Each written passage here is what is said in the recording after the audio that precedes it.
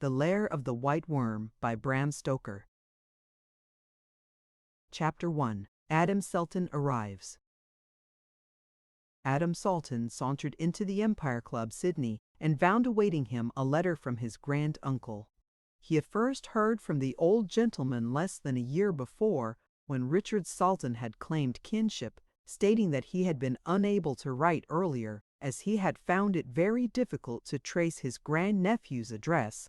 Adam was delighted and replied cordially. He had often heard his father speak of the older branch of the family with whom his people had long lost touch. Some interesting correspondence had ensued. Adam eagerly opened the letter, which had only just arrived, and conveyed a cordial invitation to stop with his grand uncle at Lesser Hill for as long a time as he could spare. "Indeed," Richard Sultan went on, "I am in hopes that you will make your permanent home here. You see, my dear boy, you and I are all that remain of our race, and it is but fitting that you should succeed me when the time comes. In this year of grace, 1860, I am close on 80 years of age, and though we have been a long-lived race, the span of life cannot be prolonged beyond reasonable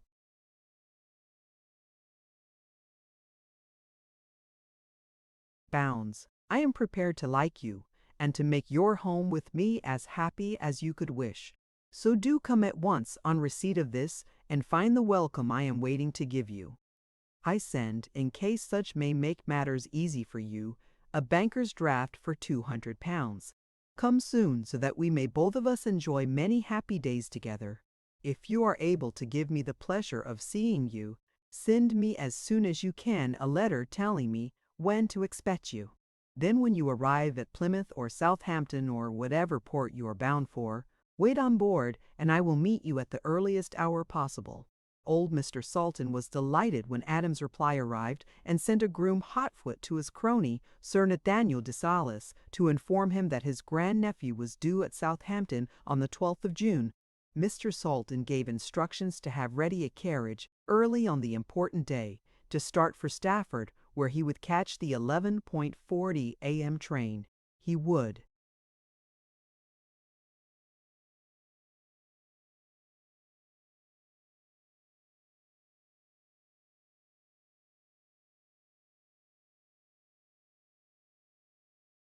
stay that night with his grandnephew, either on the ship, which would be a new experience for him, or, if his guests should prefer it, at a hotel. In either case they would start in the early morning for home. He had given instructions to his bailiff to send the postilion carriage on to Southampton to be ready for their journey home, and to arrange for relays of his own horses to be sent on at once. He intended that his grandnephew, who had been all his life in Australia, should see something of rural England on the drive. He had plenty of young horses of his own breeding and breaking, and could depend on a journey memorable to the young man. The luggage would be sent on by rail to Stafford, where one of his carts would meet it. Mr. Sultan, during the journey to Southampton, often wondered if his grandnephew was as much excited as he was at the idea of meeting so near a relation for the first time, and it was with an effort that he controlled himself. The endless railway lines and switches round the Southampton docks fired his anxiety afresh.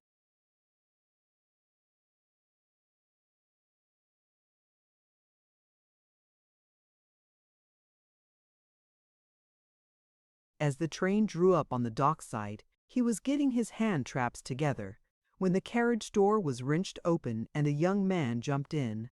"How are you, uncle? I recognized you from the photo you sent me.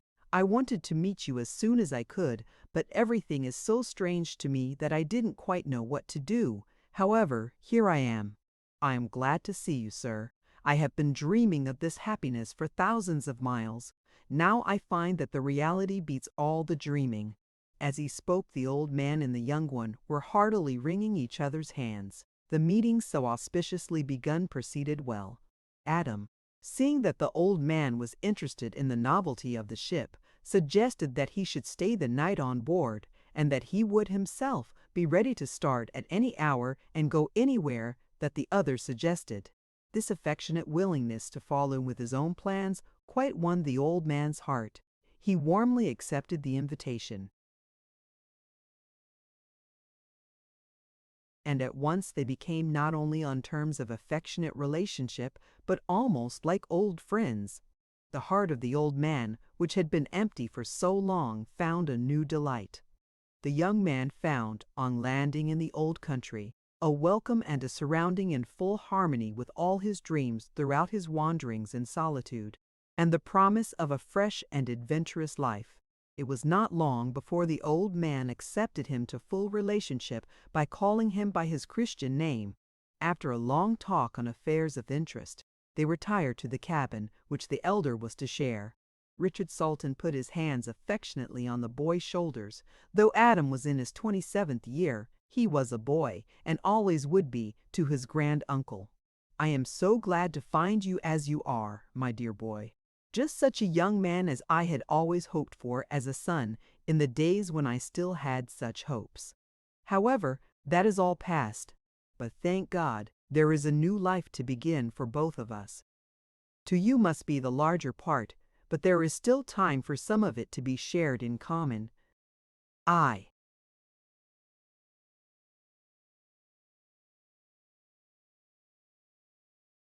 have waited till we should have seen each other to enter upon the subject, for I thought it better not to tie up your young life to my old one till we should have sufficient personal knowledge to justify such a venture. Now I can, so far as I am concerned, enter into it freely, since from the moment my eyes rested on you, I saw my son as he shall be, God willing, if he chooses such a course himself. Indeed I do, sir, with all my heart. Thank you, Adam, for that." The old man's eyes filled and his voice trembled. Then, after a long silence between them, he went on, "When I heard you were coming, I made my will. It was well that your interest should be protected from that moment on. Here is the deed. Keep it, Adam. All I have shall belong to you, and if love and good wishes, or the memory of them, can make life sweeter, yours shall be a happy one. Now, my dear boy, let us turn in. We start early in the morning and have a long drive before us. I hope you don't mind driving?" I was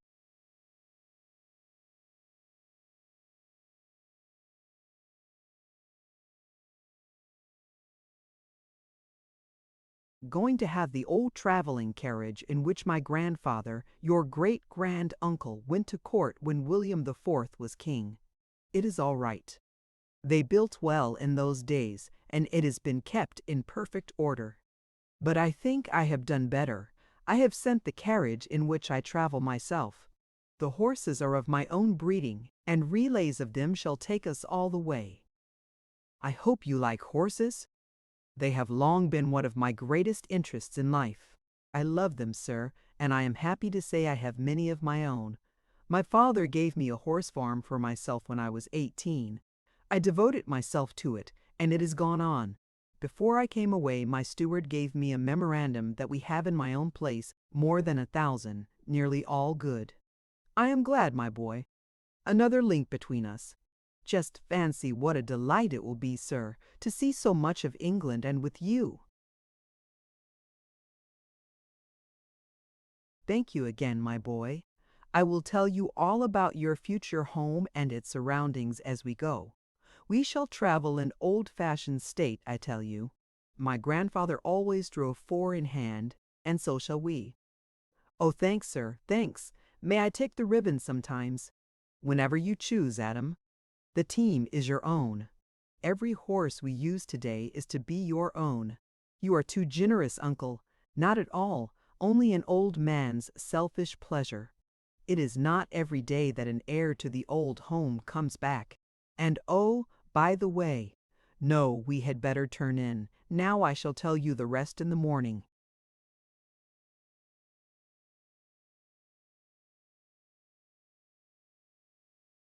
Chapter 2. The Caspels of Castra Regis. Mr. Sultan had all his life been an early riser and necessarily an early waker. But early as he woke on the next morning, and although there was an excuse for not prolonging sleep in the constant whir and rattle of the donkey engine winches of the great ship, he met the eyes of Adam fixed on him from his berth. His grandnephew had given him the sofa, occupying the lower berth himself. The old man, despite his great strength and normal activity, was somewhat tired by his long journey of the day before, and the prolonged and exciting interview which followed it. So he was glad to lie still and rest his body, whilst his mind was actively exercised in taking in all he could of his strange surroundings. Adam, too, after the pastoral habit to which he had been bred, woke with the dawn, and was ready to enter on the experiences of the new day whenever it might suit his elder companion. It was little wonder, then, that, so soon as each realized the other's readiness, they simultaneously jumped up and began to dress. The steward had by previous instructions early breakfast prepared, and it was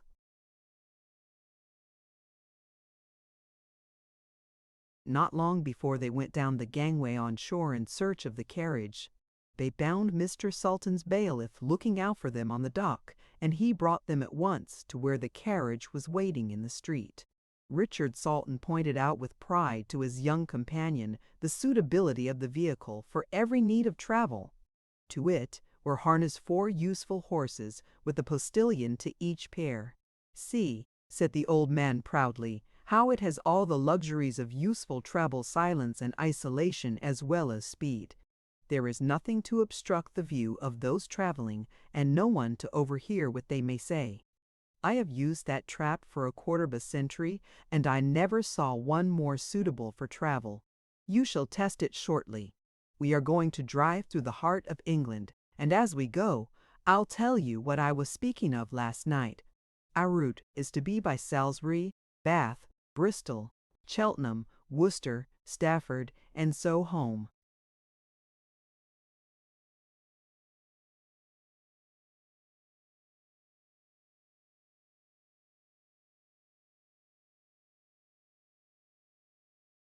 Adam remained silent a few minutes, during which he seemed all eyes, for he perpetually ranged the whole circle of the horizon.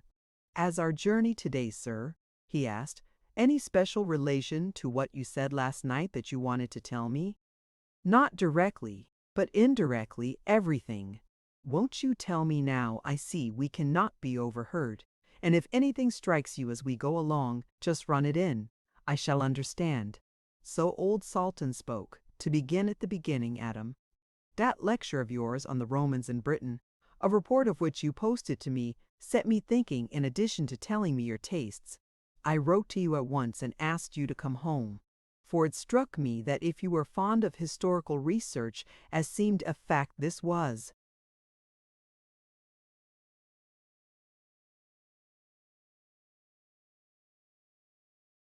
exactly the place for you, in addition to its being the home of your own forebears.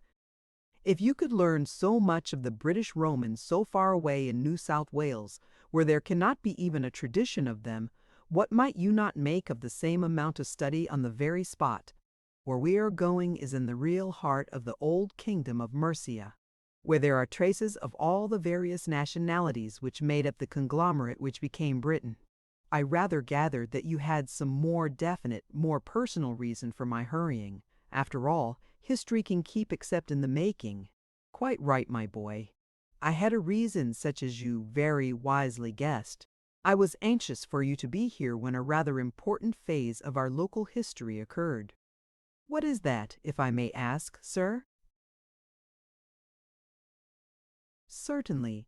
The principal landowner of our part of the county is on his way home, and there will be a great homecoming, which you may care to see. The fact is, for more than a century, the various owners in the succession here, with the exception of a short time, have lived abroad." "How is that, sir, if I may ask?" "The great house and estate in our part of the world is Castra Regis, the family seat of the Caswall family. The last owner who lived here was Edgar Caswall, grandfather of the man who is coming here, and he was the only one who stayed even a short time. This man's grandfather, also named Edgar, they keep the tradition of the family Christian name, quarreled with his family and went to live abroad, not keeping up any intercourse, good or bad, with his relatives, although this particular Edgar, as I told you, did visit his family estate. Yet his son was born and lived and died abroad, while his grandson, the latest inheritor, was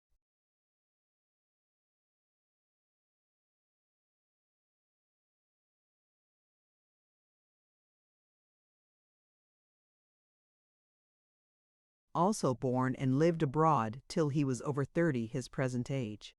This was the second mine of absentees.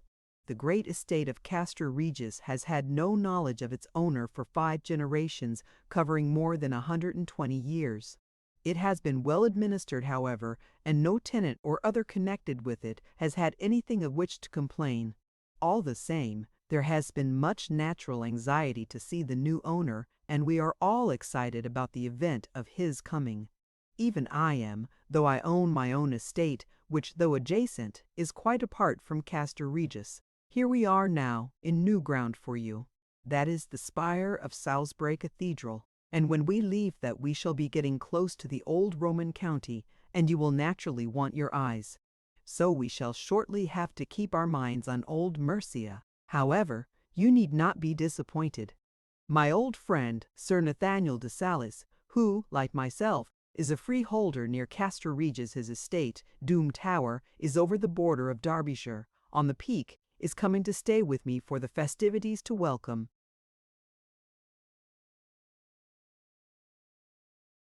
Edgar Caswall. He is just the sort of man you will like. He is devoted to history and is president of the Mercian Archaeological Society.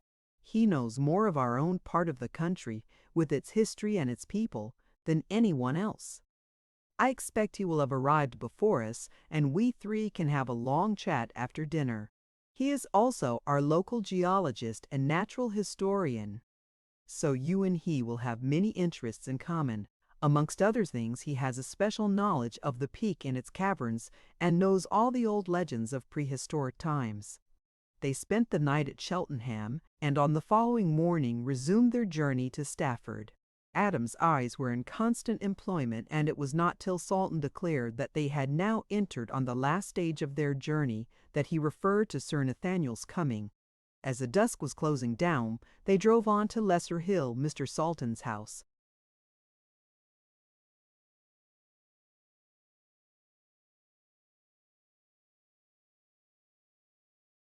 It was now too dark to see any details of their surroundings.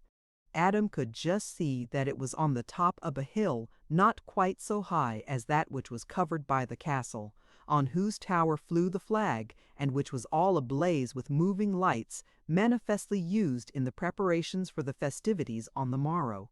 So Adam deferred his curiosity till daylight. His grand uncle was met at the door by a fine old man who greeted him warmly. "I came over early, as you wished. I suppose this is your grand-nephew. I am glad to meet you, Mr. Adam Salton. I am Nathaniel de Salis, and your uncle is one of my oldest friends." Adam, from the moment of their eyes meeting, felt as if they were already friends. The meeting was a new note of welcome to those that had already sounded in his ears. The cordiality with which Sir Nathaniel and Adam met made the imparting of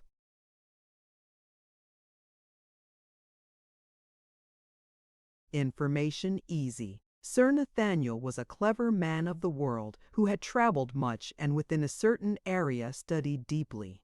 He was a brilliant conversationalist, as was to be expected from a successful diplomatist, even under unstimulating conditions. But he had been touched, and to a certain extent fired by the younger man's evident admiration and willingness to learn from him. Accordingly, the conversation, which began on the most friendly basis, soon warmed to an interest above proof, as the old man spoke of it next day to Richard Salton. He knew already that his old friend wanted his grand-nephew to learn all he could of the subject in hand, and so had during his journey from the Peak put his thoughts in sequence for narration and explanation. Accordingly, Adam had only to listen, and he must learn much that he wanted to know. When dinner was over, and the servants had withdrawn, leaving the 3 men at their wine, Sir Nathaniel began. "I gather from your uncle, by the way, I suppose we had better speak of you as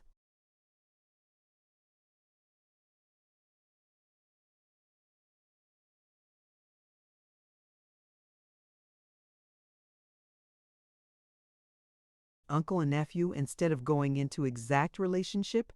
In fact, your uncle is so old and dear a friend that with your permission I shall drop formality with you altogether and speak of you and to you as Adam, as though you were his son." "I should like," answered the young man, Nothing better. The answer warmed the hearts of both the old men, but, with the usual avoidance of Englishmen of emotional subjects personal to themselves, they instinctively returned to the previous question. Sir Nathaniel took the lead. I understand, Adam, that your uncle has posted you regarding the relationships of the Caswall family. Partly, sir, but I understood that I was to hear minuter details from you if you would be so good.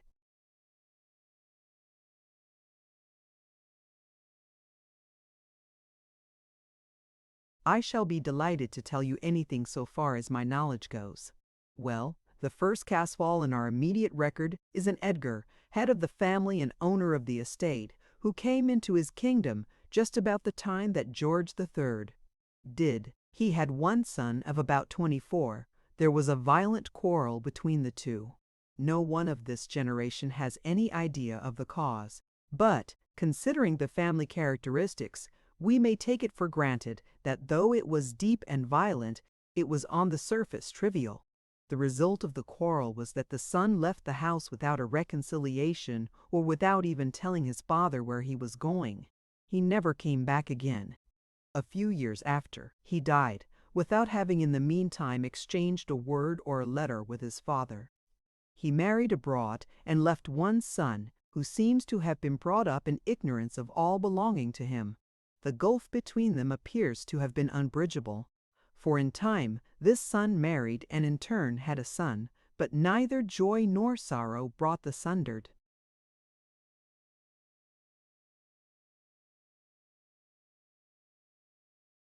together. Under such conditions, no rapprochement was to be looked for, and an utter indifference, founded at best on ignorance, took the place of family affection, even on community of interests. It was only due to the watchfulness of the lawyers that the birth of this new heir was ever made known. He actually spent a few months in the ancestral home. After this, the family interest merely rested on heirship of the estate. As no other children have been born to any of the newer generations in the intervening years, all hopes of heritage are now centered in the grandson of this man. Now, it will be well for you to bear in mind the prevailing characteristics of this race. These were well preserved and unchanging. One and all they are the same: cold, selfish, dominant, reckless of consequences in pursuit of their own will. It was not that they did not keep faith, though that was a matter which gave them little concern, but that they took care to think beforehand of what they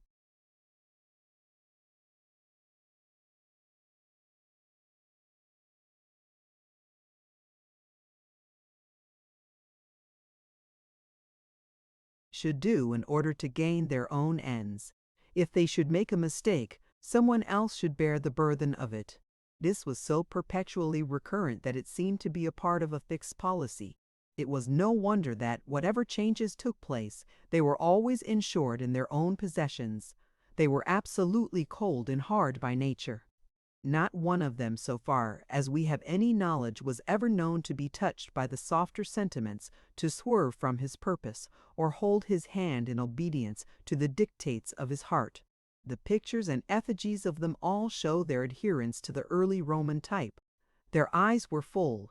Their hair of raven blackness grew thick and close and curly. Their figures were massive and typical of strength. The thick black hair, growing low down on the neck, told of vast physical strength and endurance. But the most remarkable characteristic is the eyes, black, piercing, almost unendurable. They seem to contain in themselves a remarkable willpower which there is no gainsaying. It is a power that is partly racial and partly individual, a power impregnated with some mysterious quality, partly hypnotic, partly mesmeric, which seems to take away from eyes that meet them all, power of resistance, nay, all power of wishing to resist.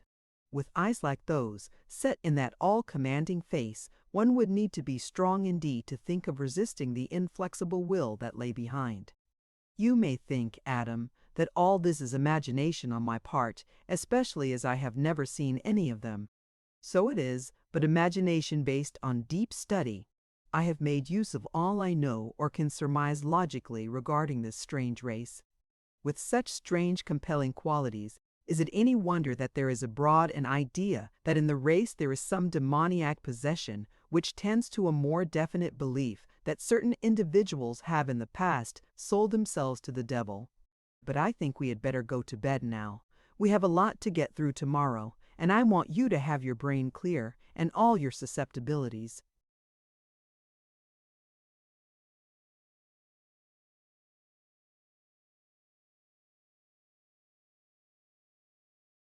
fresh.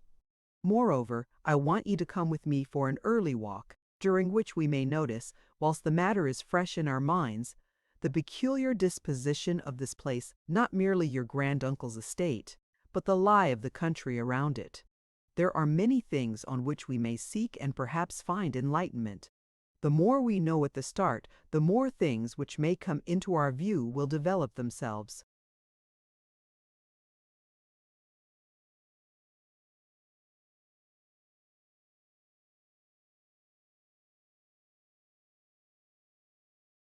Chapter 3. Diana's Grove. Curiosity took Adam Salton out of bed in the early morning, but when he had dressed and gone downstairs, he found that, early as he was, Sir Nathaniel was ahead of him. The old gentleman was quite prepared for a long walk, and they started at once. Sir Nathaniel, without speaking, led the way to the east, down the hill. When they had descended and risen again, they found themselves on the eastern brink of a steep hill. It was of lesser height than that on which the castle was situated, but it was so placed that it commanded the various hills that crowned the ridge. All along the ridge the rock cropped out, bare and bleak, but broken in rough natural castellation. The form of the ridge was a segment of a circle, with the higher points inland to the west. In the center rose the castle on the highest point of all. Between the various rocky excrescences were groups of trees of various sizes and heights, amongst some of which were what, in the early morning light, looked like ruins. These, whatever they were, of massive gray stone, probably limestone, rudely cut if indeed they were not shaped naturally. The fall of the ground was steep all along the ridge, so steep that here and there both trees and rocks and buildings seemed to overhang the plain far below, through which ran many streams. Sir Nathaniel stopped and looked around, as though to lose nothing of the effect. The sun had climbed the eastern sky and was making all details clear. He pointed with a sweeping gesture, as though calling Adam's attention to the extent of the view. Having done so, he covered the ground more slowly, as though inviting attention to detail. Adam was a willing and attentive pupil, and followed his motions exactly, missing or trying to miss nothing. I have brought you here, Adam, because it seems to me that this is the spot on which to begin our investigations. You have now in front of you almost the whole of the ancient kingdom of Mercia. In fact, we see the whole of it except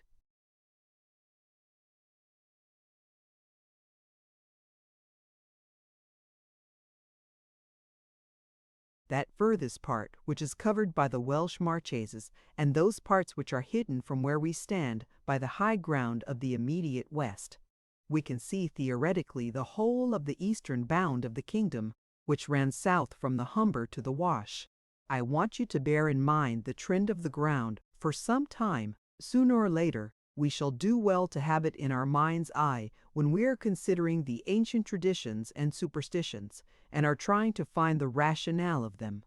Each legend, each superstition which we receive, will help in the understanding and possible elucidation of the others, and as all such have a local basis, we can come closer to the truth or the probability by knowing the local conditions as we go along. It will help us to bring to our aid such geological truth as we may have between us. For instance, the building materials used in various ages can afford their own lessons to understanding eyes. The very heights and shapes and materials of these hills, nay, even of the wide plain that lies between us and the sea, have in themselves the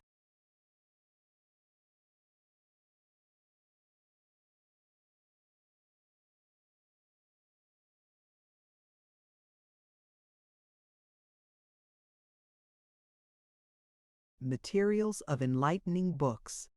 For instance, sir, said Adam, venturing a question. Well, look at those hills which surround the main one, where the site for the castle was wisely chosen on the highest ground. Take the others. There is something ostensible in each of them, and in all probability something unseen and unproved, but to be imagined also.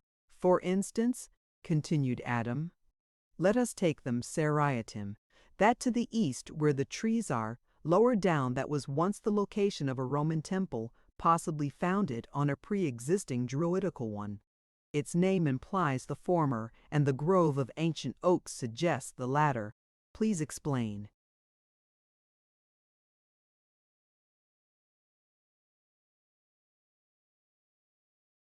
The old name translated means Diana's Grove.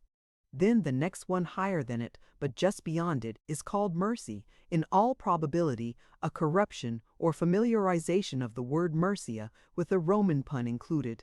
We learned from early manuscripts that the place was called Velula Misericordia. It was originally a nunnery, founded by Queen Bertha, but done away with by King Penda, the reactionary to paganism after St. Augustine. Then comes your uncle's place, Lesser Hill.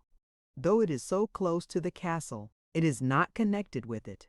It is a freehold, and, so far as we know, of equal age. It has always belonged to your family. Then there only remains the castle. That is all. But its history contains the histories of all the others. In fact, the whole history of early England. Sir Nathaniel, seeing the expectant look on Adam's face, went on.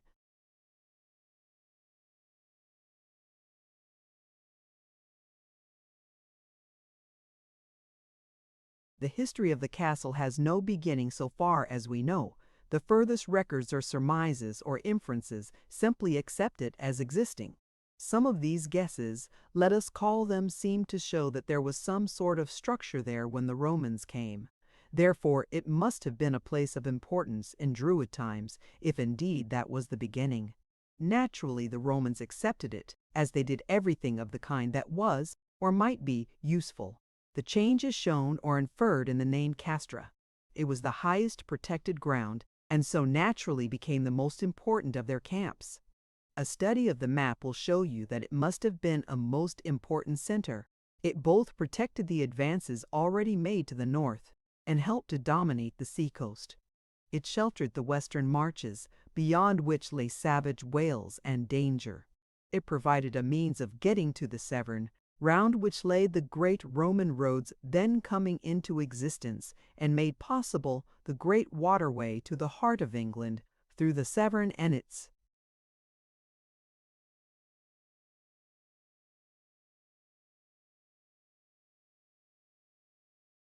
tributaries.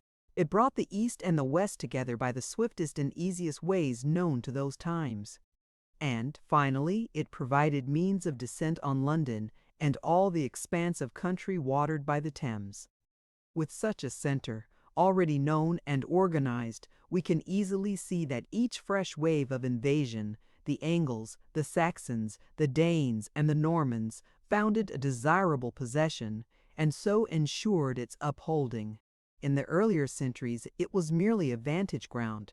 But when the victorious Romans brought with them the heavy, solid fortifications impregnable to the weapons of the time, its commanding position alone ensured its adequate building and equipment.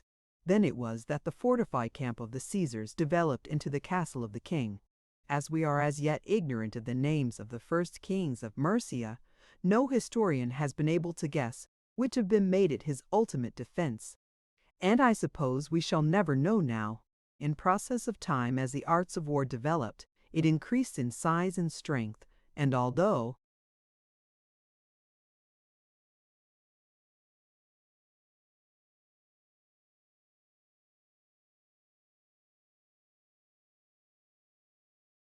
recorded details are lacking, the history is written not merely in the stone of its building, but is inferred in the changes of structure. Then the sweeping changes which followed the Norman conquest wiped out all lesser records than its own. Today we must accept it as one of the earliest castles of the conquest, probably not later than the time of Henry I. Roman and Norman were both wise in their retention of places of approved strength or utility. So it was that these surrounding heights, already established and to a certain extent proved, were retained. Indeed, such characteristics as already pertained to them were preserved, and today afford to us lessons regarding things which have themselves long since passed away. So much for the fortified heights. But the hollows too have their own story. But how the time passes! We must hurry home, or your uncle will wonder what has become of us.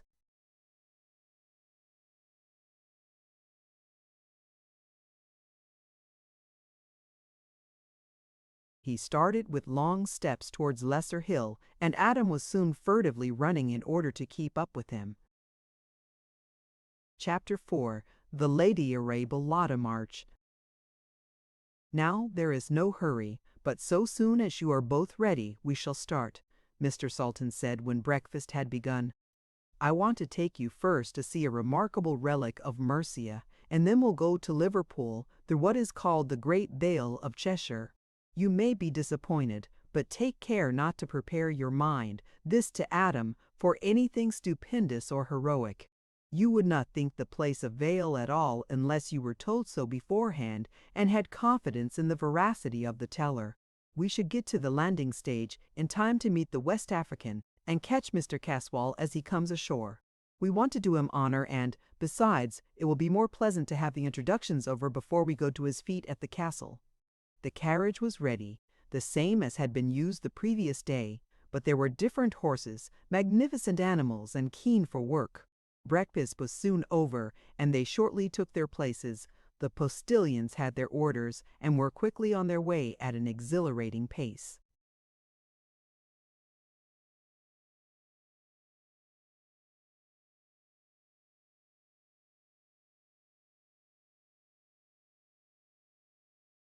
Presently, in obedience to Mr. Sultan's signal, the carriage drew up opposite a great heap of stones by the wayside. "Here, Adam," he said, "is something that you of all men should not pass by unnoticed. That heap of stones brings us at once to the dawn of the Anglian kingdom. It was begun more than 1,000 years ago, in the latter part of the 7th century, in memory of a murder. Wulfhere, king of Mercia, nephew of Penda, here murdered his 2 sons for embracing Christianity. As was the custom of the time, each passer-by added a stone to the memorial heap. Penda represented heathen reaction after St. Augustine's mission. Sir Nathaniel can tell you as much as you want about this, and put you, if you wish, on the track of such accurate knowledge as there is." Whilst they were looking at the heap of stones, they noticed that another carriage had drawn up beside them, and the passenger there was only one was.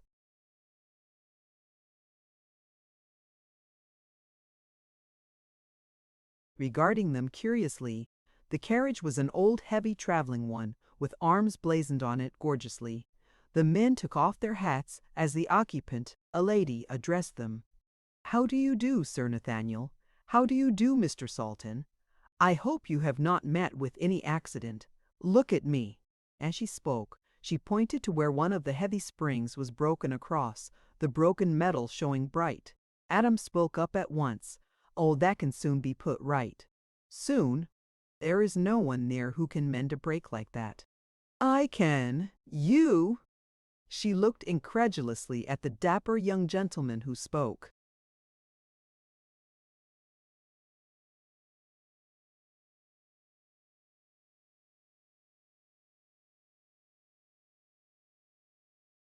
"You? Why, it's a workman's job." "All right, I am a workman, though that is not the only sort of work I do. I am an Australian, and as we have to move about fast, we are all trained to farriery and such mechanics as come into travel. I am quite at your service. I hardly know how to thank you for your kindness, of which I gladly avail myself. I don't know what else I can do, as I wish to meet Mr. Caswall of Castra Regis, who arrives home from Africa today. It is a notable homecoming. All the countryside want to do him honor." She looked at the old man and quickly made up her mind as to the identity of the stranger. "You must be Mr. Adam Sultan of Lesser Hill. I am Lady Arabella March of Diana's Grove." As she spoke, she turned slightly to Mr. Salton, who took the hint and made a formal introduction. So soon as this was done, Adam took some tools from his uncle's carriage and at once began work on the broken spring. He was an expert workman, and the breach was soon made good. Adam was gathering the tools which he had been using, which, after the manner of all workmen, had been scattered about, when he noticed that several black snakes had crawled out from the heap of stones and were gathering round him. This naturally occupied his mind, and he was not thinking of anything else when he noticed Lady Arabella, who had opened the door of the carriage, slip from it with a quick gliding motion. She was already among the snakes when he called out to warn her, but there seemed to be no need of warning. The snakes had turned and were wriggling back to the mound as quickly as they could. He laughed to himself behind his teeth as he whispered, "No need to fear there. They seem much more afraid of her than she of them." All the same, he began to beat on the ground with a stick which was lying close to him, with the instinct of one used to such vermin. In an instant he was alone beside the mound with Lady Arabella, who appeared quite unconcerned at the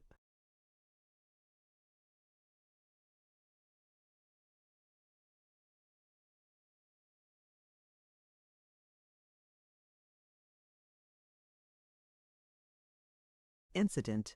Then he took a long look at her, and her dress alone was sufficient to attract attention. She was clad in some kind of soft white stuff, which clung close to her form, showing to the full every movement of her sinuous figure. She wore a close-fitting cap of some fine fur of dazzling white. Coiled round her white throat was a large necklace of emeralds, whose profusion of color dazzled when the sun shone on them. Her voice was peculiar, very low and sweet, and so soft that the dominant note was of sibilation. Her hands, too, were peculiar long, flexible, white, with a strange movement as of waving gently to and fro. She appeared quite at ease, and, after thanking Adam, said that if any of his uncle's party were going to Liverpool, she would be most happy to join forces. "Whilst you are staying here, Mr. Salton, you must look on the grounds of Diana's Grove as your own, so that you may come and go just as you do in Lesser Hill. There are some fine views and not a few natural curiosities which are sure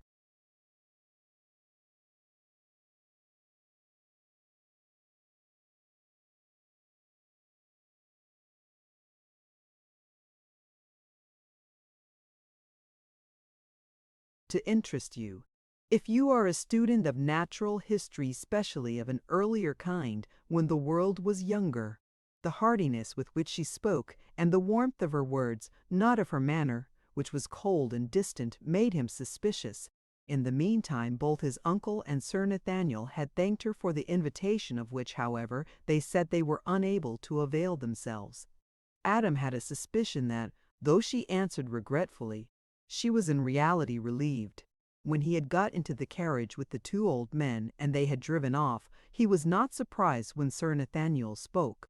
"I could not but feel that she was glad to be rid of us. She can play her game better alone." "What is her game?" asked Adam unthinkingly. "All the county knows it, my boy. Caswall is a very rich man. Her husband was rich when she married him, or seemed to be. When he committed suicide, it was found that he had nothing left, and the estate was mortgaged up to the hilt. Her only hope is in a rich marriage. I suppose I need not draw any conclusion. You can do that as well as I can." Adam remained silent nearly all the time they were traveling through the alleged Vale of Cheshire. He thought much during that journey and came to several conclusions, though his lips were unmoved. One of these conclusions was that he would be very careful about paying any attention to Lady Arabella. He was himself a rich man. How rich, not even his uncle had the least idea, and would have been surprised had he known. The remainder of the journey was uneventful, and upon arrival at Liverpool they went aboard the West African, which had just come to the landing stage.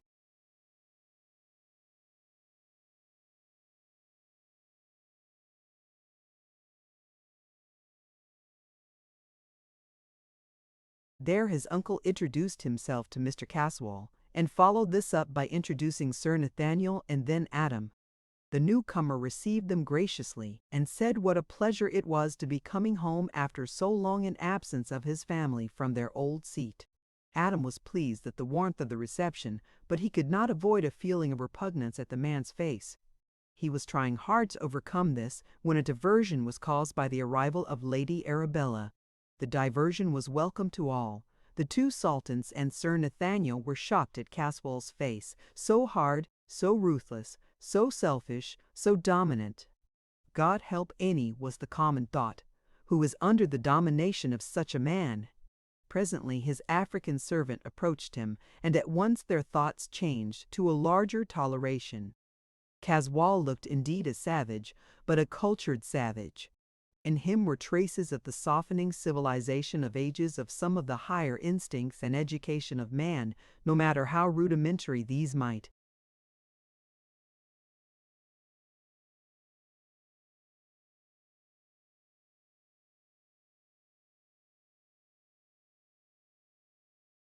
be. But the face of Ulonga, as his master called him, was unreformed, unsoftened savage, and inherent in it were all the hideous possibilities of a lost, devil-written child of the forest and the swamp, the lowest of all created things that could be regarded as in some form ostensibly human. Lady Arabella and Ulonga arrived almost simultaneously, and Adam was surprised to notice what effect their appearance had on each other. The woman seemed as if she could not condescend to exhibit any concern or interest in such a creature. On the other hand, the Negro's bearing was such as in itself to justify her pride. He treated her not merely as a slave treats his master, but as a worshipper would treat a deity. He knelt before her with his hands outstretched and his forehead in the dust. So long as she remained, he did not move.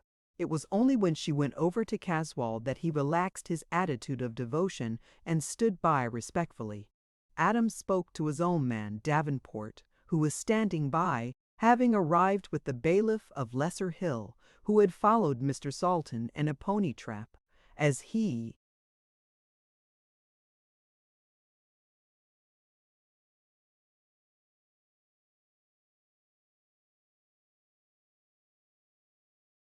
spoke, he pointed to an attentive ship's steward, and presently the two men were conversing. "I think we ought to be moving," Mr. Sultan said to Adam. "I have some things to do in Liverpool, and I am sure that both Mr. Caswall and Lady Arabella would like to get under way for Castra Regis." "I too, sir, would like to do something," replied Adam. "I want to find out where Ross, the animal merchant, lives. I want to take a small animal home with me, if you don't mind. He is only a little thing and will be no trouble." "Of course not, my boy. What kind of animal is it that you want?" "A mongoose." "A mongoose? What on earth do you want it for?"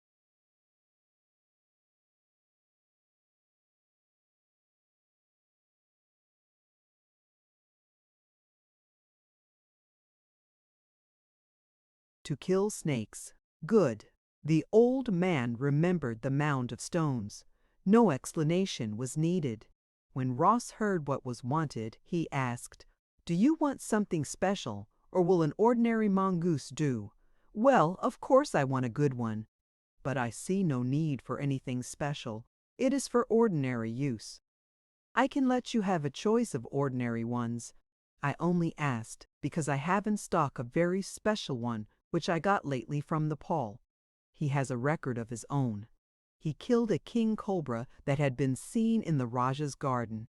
But I don't suppose we have any snakes of the kind in this cold climate. I dare say an ordinary one will do."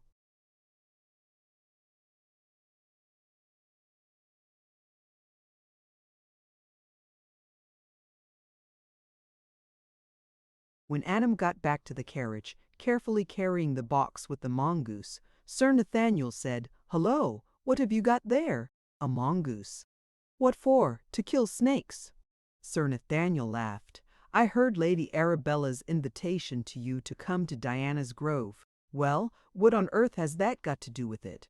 "Nothing directly that I know of. But we shall see." Adam waited, and the old man went on. Have you by any chance heard the other name which was given long ago to that place? No, sir. It was called Look Here. This subject wants a lot of talking over. Suppose we wait till we are alone and have lots of time before us. All right, sir. Adam was filled with curiosity, but he thought it better not to hurry matters. All would come in good time. Then the three men returned home, leaving Mr. Caswall to spend the night in Liverpool. The following day, the Lesser Hill party set out for Castor Regis, and for the time Adam thought no more of Diana's Grove, or of what mysteries it had contained, or might still contain. The guests were crowding in, and special places were marked for important people. Adam, seeing so many persons of varied degree, looked round for Lady Arabella, but could not locate her. It was only when he saw the old-fashioned,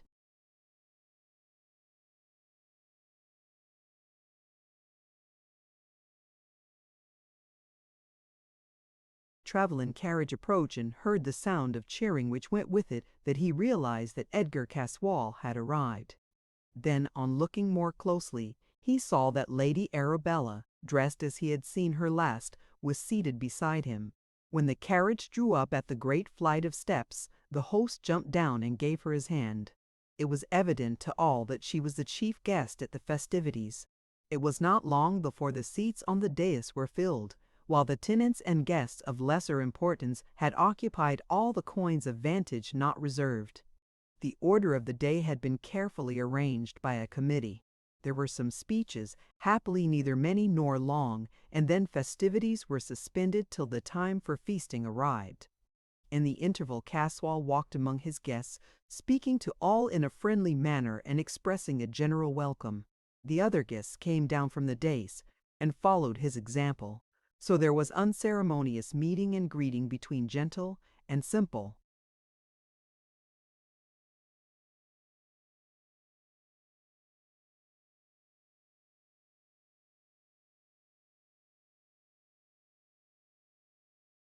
Adam Salton naturally followed with his eyes all that went on within their scope, taking note of all who seemed to afford any interest.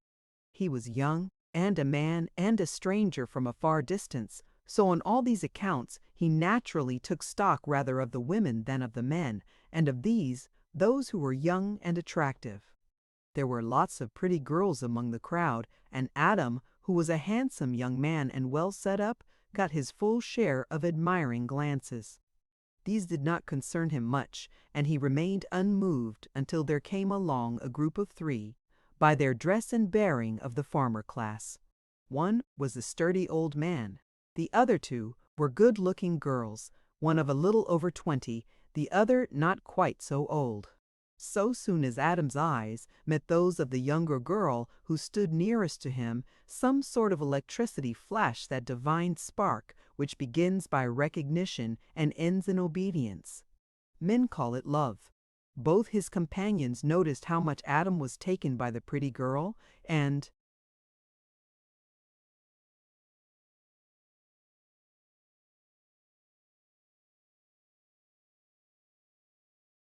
spoke of her to him in a way which made his heart warm to them.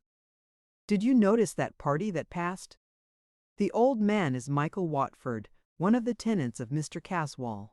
He occupies Mercy Farm, which Sir Nathaniel pointed out to you today.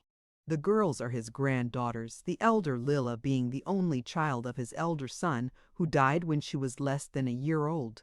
His wife died on the same day. She is a good girl, as good as she is pretty. The other is her first cousin, the daughter of Watford's second son. He went for a soldier when he was just over 20, and was drafted abroad. He was not a good correspondent, though he was a good enough son. A few letters came, and then his father heard from the colonel of his regiment that he had been killed by dacoits in Burma. He heard from the same source that his boy had been married to a Burmese and that there was a daughter only a year old. Watford had the child brought home, and she grew up beside Lilla. The only thing that they heard of her birth was that her name was Mimi. The two children adored each other.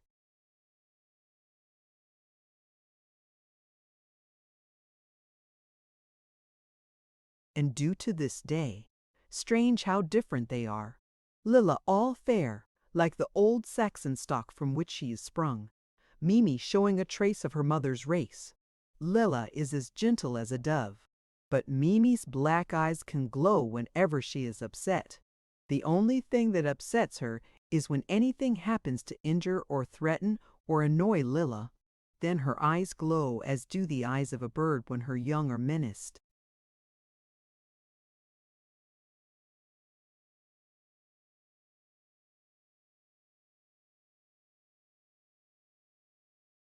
Chapter 5. The White Worm. Mr. Salton introduced Adam to Mr. Watford and his granddaughters, and they all moved on together. Of course, neighbors in the position of the Watfords knew all about Adam Salton, his relationship, circumstances, and prospects. So it would have been strange indeed if both girls did not dream of possibilities of the future. In agricultural England, eligible men of any class are rare. This particular man was specially eligible, for he did not belong to a class in which barriers of caste were strong.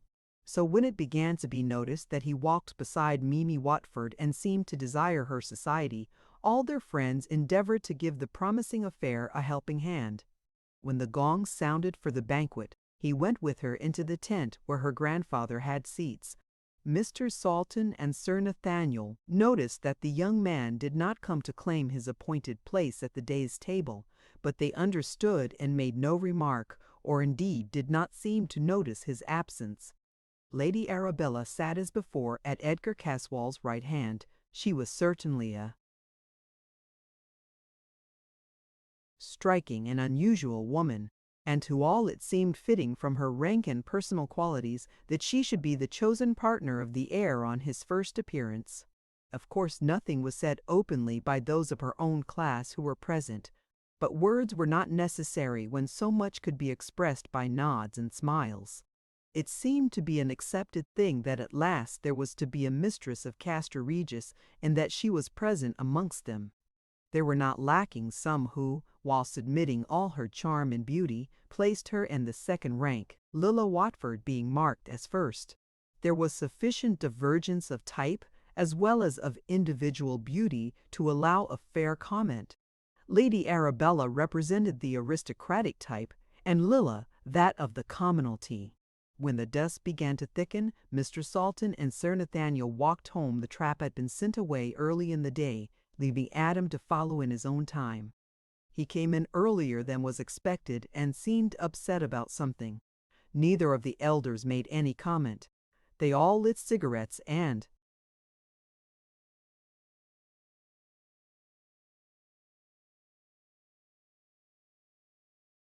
as dinner time was close at hand, went to their rooms to get ready.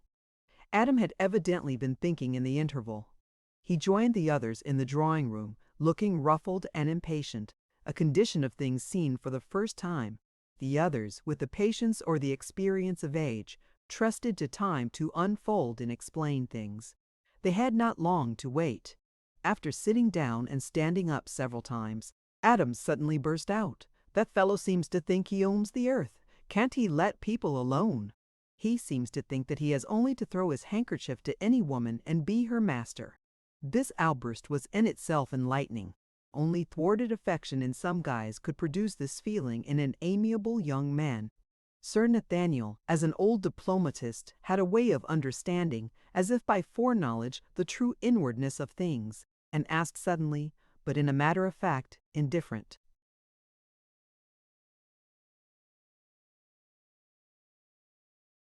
voice, "Was he after Lilla?" "Yes, and the fellow didn't lose any time either. Almost as soon as they met, he began to butter her up and tell her how beautiful she was. Why, before he left her side, he had asked himself to tea tomorrow at Mercy Farm. Stupid ass! He might see that the girl isn't his sort. I never saw anything like it. It was just like a hawk and a pigeon." As he spoke, Sir Nathaniel turned and looked at Mr. Salton, a keen look which implied a full understanding. "Tell us all about it, Adam. There are still a few minutes before dinner, and we shall all have better appetites when we have come to some conclusion on this matter."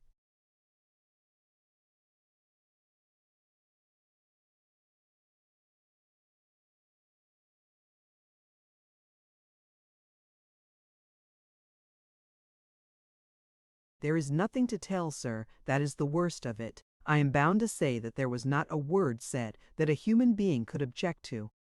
He was very civil, and all that was proper, just what a landlord might be to a tenant's daughter, yet, well, I don't know how it was, but it made my blood boil. How did the hawk and the pigeon come in? Sir Nathaniel's voice was soft and soothing, nothing of contradiction or overdone curiosity in it, a tone eminently suited to win confidence. I can hardly explain. I can only say that he looked like a hawk and she like a dove. And, now that I think of it, that is what they each did look like, and do look like in their normal condition. That is so, came the soft voice of Sir Nathaniel.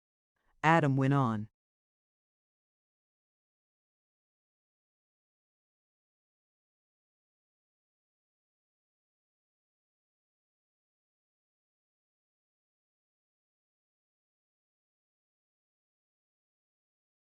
Perhaps that early Roman look of his set me off, but I wanted to protect her. She seemed in danger. She seems in danger, in a way, from all you young men. I couldn't help noticing the way that even you looked as if you wished to absorb her. I hope both you young men will keep your heads cool, put in Mr. Salton. You know, Adam, it won't do to have any quarrel between you, especially so soon after his homecoming and your arrival here. We must think of the feelings and happiness of our neighbors, mustn't we? I hope so, sir. I assure you that, whatever may happen, or even threaten, I shall obey your wishes in this as in all things. Hush! Whispered Sir Nathaniel, who heard the servants in the passage bringing dinner. After dinner, over the walnuts and the wine, Sir Nathaniel returned to the subject of the local legends.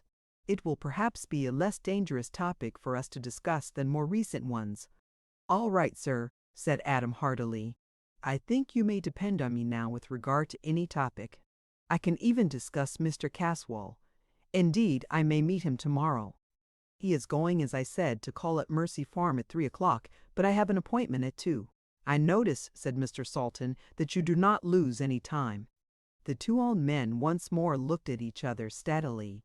Then, lest the mood of his listener should change with delay, Sir Nathaniel began at once. I don't propose to tell you all the legends of Mercia, or even to make a selection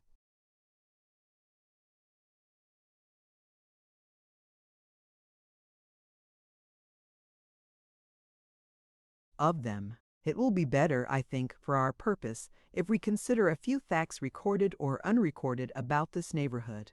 I think we might begin with Diana's Grove.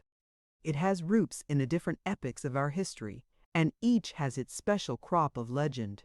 The Druid and the Roman are too far off for matters of detail, but it seems to me the Saxon and the Angles are near enough to yield material for legendary lore.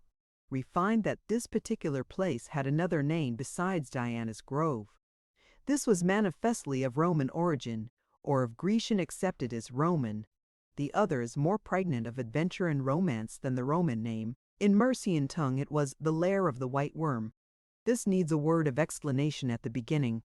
In the dawn of the language, the word worm had a somewhat different meaning from that in use today.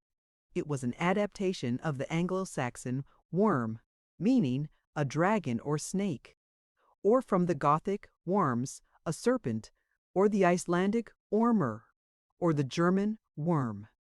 We gather that it conveyed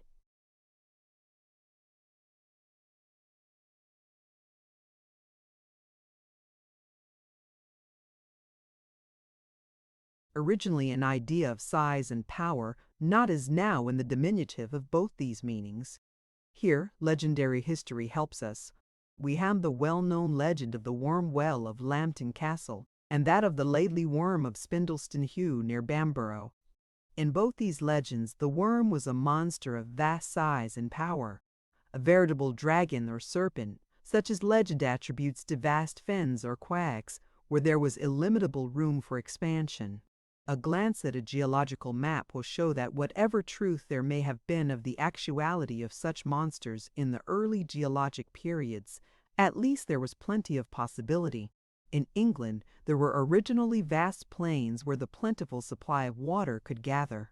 The streams were deep and slow, and there were holes of abysmal depth where any kind and size of antediluvian monster could find a habitat. And places, which now we can see from our windows, were mud holes 100 or more feet deep. Who can tell us when the age of the monsters which flourished in slime came to an end? There must have been places and conditions which made for greater longevity, greater size, greater strength than was usual. Such overlappings may have come down even to our earlier centuries. Nay, are there not now creatures of a vastness of bulk regarded by the generality of men as impossible? Even in our own day there are seen the traces of animals, if not the animals themselves, of stupendous size, veritable survivals from earlier ages, preserved by some special qualities in their habitats. I remember meeting a distinguished man in India who had the reputation of being a great shikaree, who told me that the greatest temptation he had ever had in his life was to shoot a giant snake which he had come across in the Terai of Upper India. He was on a tiger shooting expedition, and as his elephant was crossing a nullah, it squealed. He looked down from his howdah and saw that the elephant had stepped across the body of a snake, which was dragging itself through the jungle. So far as I could see, he said, it must have been 80 or 100 feet in length. Fully 40 or 50 feet was on each side of the track, and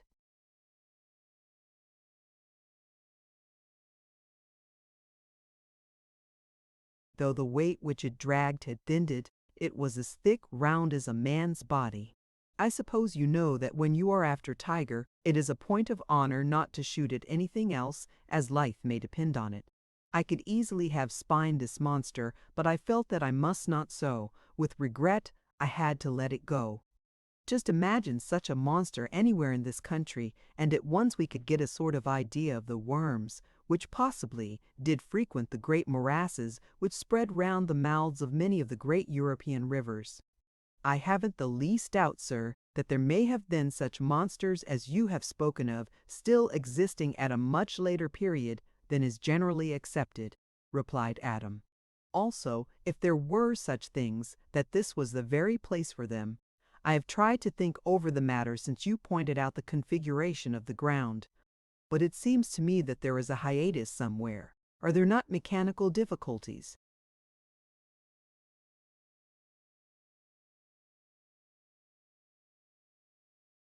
In what way? Well, our antique monster must have been mighty heavy, and the distances he had to travel were long and the ways difficult. From where we are now sitting down to the level of the mud holes is a distance of several hundred feet. I am leaving out of consideration altogether any lateral distance. Is it possible that there was a way by which a monster could travel up and down, and yet no chance recorder have ever seen him? Of course we have the legends, but is not some more exact evidence necessary in the scientific investigation? My dear Adam, all you say is perfectly right, and were we starting on such an investigation, we could not do better than follow your reasoning. But, my dear boy, you must remember that all this took place thousands of years ago. You must remember, too, that all records of the kind that would help us are lacking. Also, that the places to be considered were desert, so far as human habitation or population are considered. In the vast desolation of such a place as complied with the necessary conditions, there must have been such profusion of natural growth as would bar the progress of men formed as we are. The lair of such a monster would not have been disturbed for hundreds or thousands of years. Moreover, these creatures must have occupied places quite inaccessible to man. A snake who could make himself comfortable in a quagmire, 100 feet deep, would be protected on the outskirts by such stupendous morasses as now no longer exist, or which, if they exist anywhere at all, can be on very few places on the earth's surface. Far be it from me to say that in more elemental times such things could not have been. The condition belongs to the geologic age, the great birth and growth of the world, when natural forces ran riot, when the struggle for existence was so savage that no vitality which was not founded in a gigantic form could have even a possibility of survival. That such a time existed, we have evidences in geology, but they're only We can never expect proofs such as this age.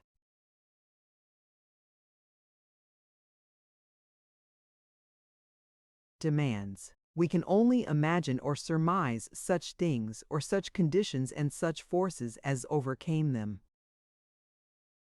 Chapter 6. Howcay and Pigyon. At breakfast time next morning, Sir Nathaniel and Mr. Salton were seated when Adam came hurriedly into the room. "Any news?" asked his uncle mechanically. For what?" asked Sir Nathaniel. "Snakes," said Adam, helping himself to a grilled kidney. "For snakes? I don't understand." "Mongoose," said Adam, and then added explanatorily, "I was out with the mongoose just after 3. 4 snakes in one morning. Why, I didn't know there were so many on the brow, the local name for the western cliff." "I hope that wasn't the consequence."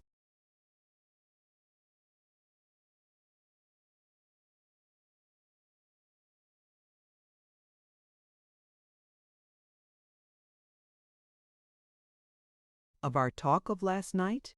It was, sir. But not directly. But God bless my soul. You didn't expect to get a snake like the Lambton worm, did you?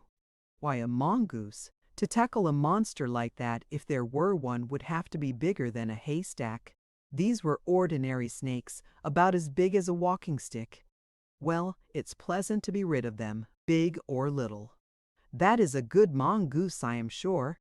He'll clear out all such vermin round here," said Mr. Salton. Adam went quietly on with his breakfast. Killing a few snakes in a morning was no new experience to him. He left the room the moment breakfast was finished and went to the study that his uncle had arranged for him. Both Sir Nathaniel and Mr. Salton took it that he wanted to be by himself so as to avoid any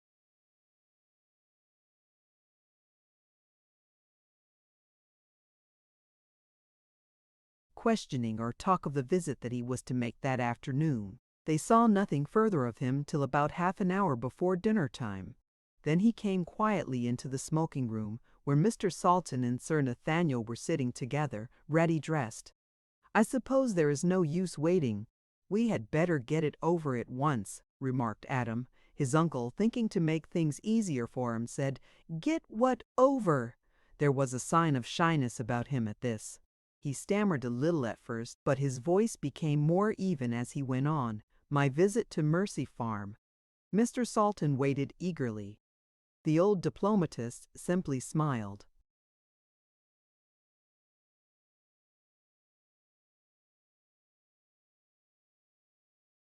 "I suppose you both know that I was much interested yesterday in the Watfords?" There was no denial or fending off the question. Both the old men smiled acquiescence. Adam went on, "I meant you to see it, both of you.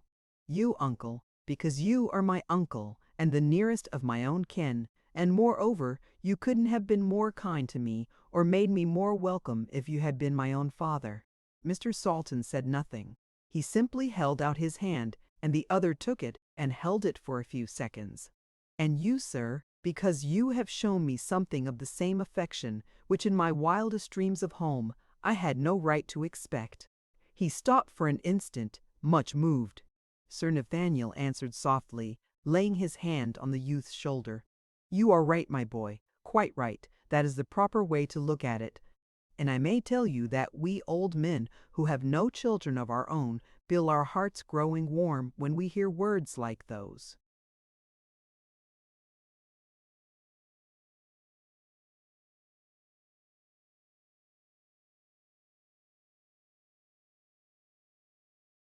Then Adam hurried on, speaking with a rush, as if he wanted to come to the crucial point. "Mr. Point, Watford had not come in, but Lilla and Mimi were at home, and they made me feel very welcome. They have all a great regard for my uncle. I am glad of that anyway, for I like them all much. We were having tea when Mr. Caswall came to the door, attended by the negro. Lilla opened the door herself. The window of the living room at the farm is a large one, and from within you cannot help seeing anyone coming. Mr. Caswall said he had ventured to call, as he wished to make the acquaintance of all his tenants in a less formal way, and more individually than had been possible to him on the previous day. The girls made him welcome. They're very sweet girls, though, sir, someone will be very happy some day there with either of them. And that man may be you, Adam, said Mr. Sultan heartily.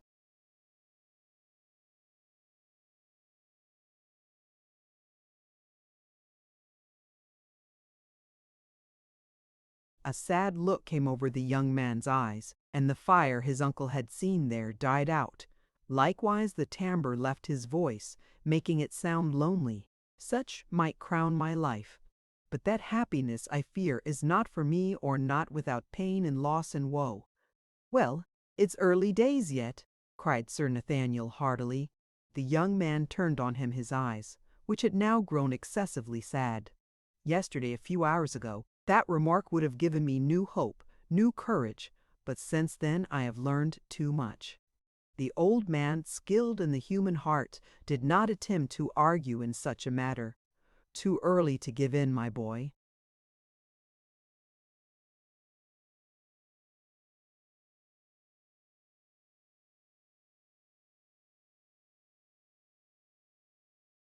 I am not of a giving-in kind, replied the young man earnestly. But, after all, it is wise to realize a truth. And when a man, though he is young, feels as I do, as I have felt ever since yesterday, when I first saw Mimi's eyes, his heart jumps. He does not need to learn things. He knows. There was silence in the room, during which the twilight stole on imperceptibly. It was Adam who again broke the silence. Do you know, uncle, if we have any second sight in our family? No, not that I ever heard about. Why? Because, he answered slowly, I have a conviction which seems to answer all the conditions of second sight. And then, asked the old man, much perturbed.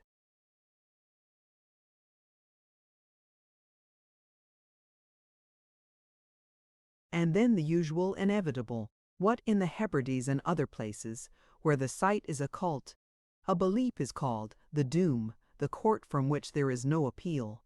I have often heard of second sight. We have many Western Scots in Australia, but I have realized more of its true inwardness in an instant of this afternoon than I did in the whole of my life previously, a granite wall stretching up to the very heavens, so high and so dark that the eye of God himself cannot see beyond. Well, if the doom must come, it must, that is all. The voice of Sir Nathaniel broke in, smooth and sweet and grave. Can there not be a fight for it? There can for most things. For most things, yes, but for the doom, no. What a man can do, I shall do. There must be a fight. When and where and how I know not, but a fight there will be. But, after all, what is a man in such a case?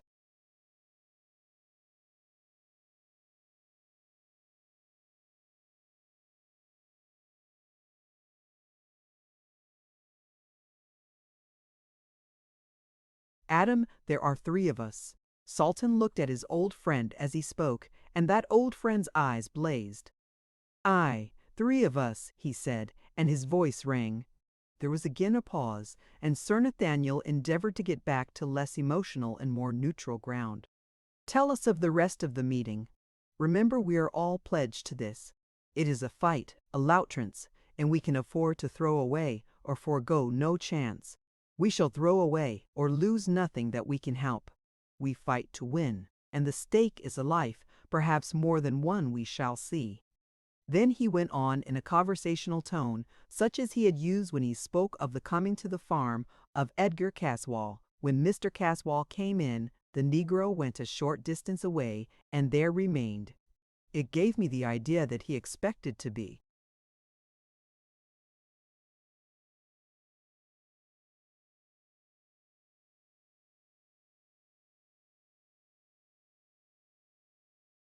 called and intended to remain in sight or within hail. Then Mimi got another cup and made fresh tea, and we all went on together. Was there anything uncommon? Were you all quite friendly? Asked Sir Nathaniel quietly. Quite friendly. There was nothing that I could notice out of the common except, he went on with a slight hardening of the voice, except that he kept his eyes fixed on Lilla in a way which was quite intolerable to any man who might hold her dear. "Now in what way did he look?" asked Sir Nathaniel. "There was nothing in itself offensive, but no one could help noticing it. You did. Miss Watford herself, who was the victim, and Mr. Caswall, who was the offender, are out of range as witnesses. Was there anyone else who noticed?"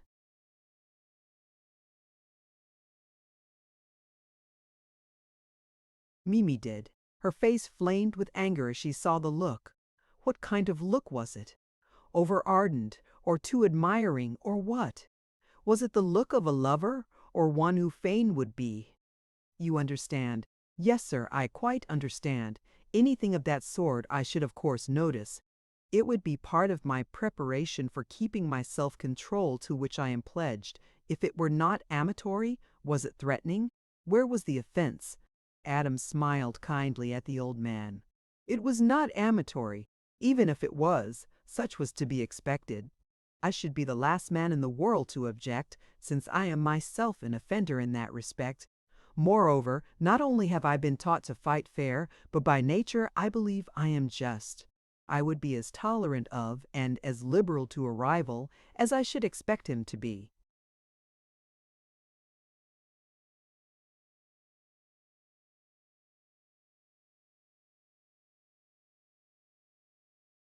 To me, no, the look I mean was nothing of that kind, and so long as it did not lack proper respect, I should not of my own part condescend to notice it.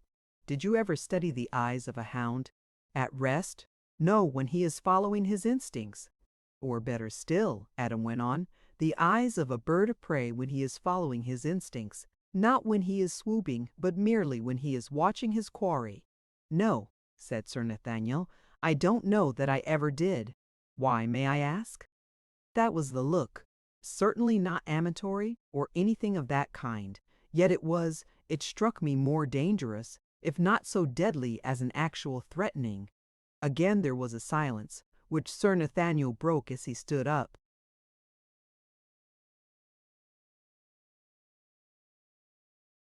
I think it would be well if we all thought over this by ourselves. Then we can renew the subject. Chapter 7. Olanga. Mr. Salton had an appointment for 6 o'clock at Liverpool. When he had driven off, Sir Nathaniel took Adam by the arm. "May I come with you for a while to your study? I want to speak to you privately without your uncle knowing about it, or even what the subject is. You don't mind, do you? It is not idle curiosity. No, no, it is on the subject to which we are all committed. Is it necessary to keep my uncle in the dark about it? He might be offended. It is not necessary, but it is advisable. It is for his sake that I asked. My friend is an old man, and it might concern him unduly, even alarm him. I promise you there shall be nothing that could cause him anxiety in our silence, or at which he could take umbrage." "Go on, sir," said Adam simply. "You see, your uncle is now an old man. I know it, for we were boys together. He has led an uneventful and somewhat self-contained life, so that any such condition of things as has now arisen is apt to perplex him from its very strangeness. In fact, any new matter is trying to old people. It has its own disturbances and its own anxieties, and neither of these things are good for lives that should be restful. Your uncle is a strong man, with a very happy and placid nature. Given health and ordinary conditions of life, there is no reason why he should not live to be 100. You and I, therefore, who both love him, though in different ways, should make it our business to protect him from all disturbing influences. I am sure you will agree with me that any labor to this end would be well spent. All right, my boy, I see your answer in your eyes, so we need say no more of that. And now," here his voice changed, "tell me all that took place at that interview. There are strange things in front of us, how strange we cannot at present even guess. Doubtless some of the difficult things to understand which lie behind the veil will in time be shown to us to see and to understand. In the meantime, all we can do is to work patiently, fearlessly and unselfishly, to an end that we think is right. You had got so far as where Lilla opened the door to Mr. Caswall and the Negro. You also observed that Mimi was disturbed in her mind at the way Mr. Caswall looked at her cousin. Certainly, though, disturbed is a poor way of expressing her objection. Can you remember well enough to describe Caswall's eyes and how Lilla looked and what Mimi said and did? Also Olanga, Caswall's West African servant. I'll do what I can, sir. All the time Mr. Caswall was staring, he kept his eyes fixed and motionless, but not as if he was in a trance. His forehead was wrinkled up, as it is when one is trying to see through or into something. At the best of times, his face has not a gentle expression. But when it was screwed up like that, it was almost diabolical. It frightened poor Lilla so that she trembled, and after a bit got so pale that I thought she had fainted. However, she held up and tried to stare back, but in a feeble kind of way. Then Mimi came close and held her hand. That braced her up, and still, never ceasing her return stare, she got color again and seemed more like herself. Did he stare too? More than ever. The weaker Lilla seemed, the stronger he became, just as if he were feeding on her strength. All at once she turned round, threw up her hands, and fell down in a faint. I could not see what else happened just then, for Mimi had thrown herself on her knees beside her and hid her from me. Then there was something like a black shadow between us, and there was the nigger, looking more like a malignant devil than ever. I am not usually a patient man, and the sight of that ugly devil is enough to make one's blood boil. When he saw my face, he seemed to realize danger, immediate danger, and slunk out of the room as noiselessly as if he had been blown out. I learned one thing, however: he is an enemy, if ever a man had one. That still leaves us 3-2, put in Sir Nathaniel. Then Caswall slunk out, much as the nigger had done. When he had gone, Lilla recovered at once. "Now," said Sir Nathaniel, anxious to restore peace, "have you found out anything yet regarding the Negro? I am anxious to be posted regarding him. I fear there will be, or may be, grave trouble with him." "Yes, sir, I've heard a good deal about him. Of course it is not official, but hearsay must guide us at first. You know my man Davenport, private secretary, confidential man of business, and general factotum. He is devoted to me, and has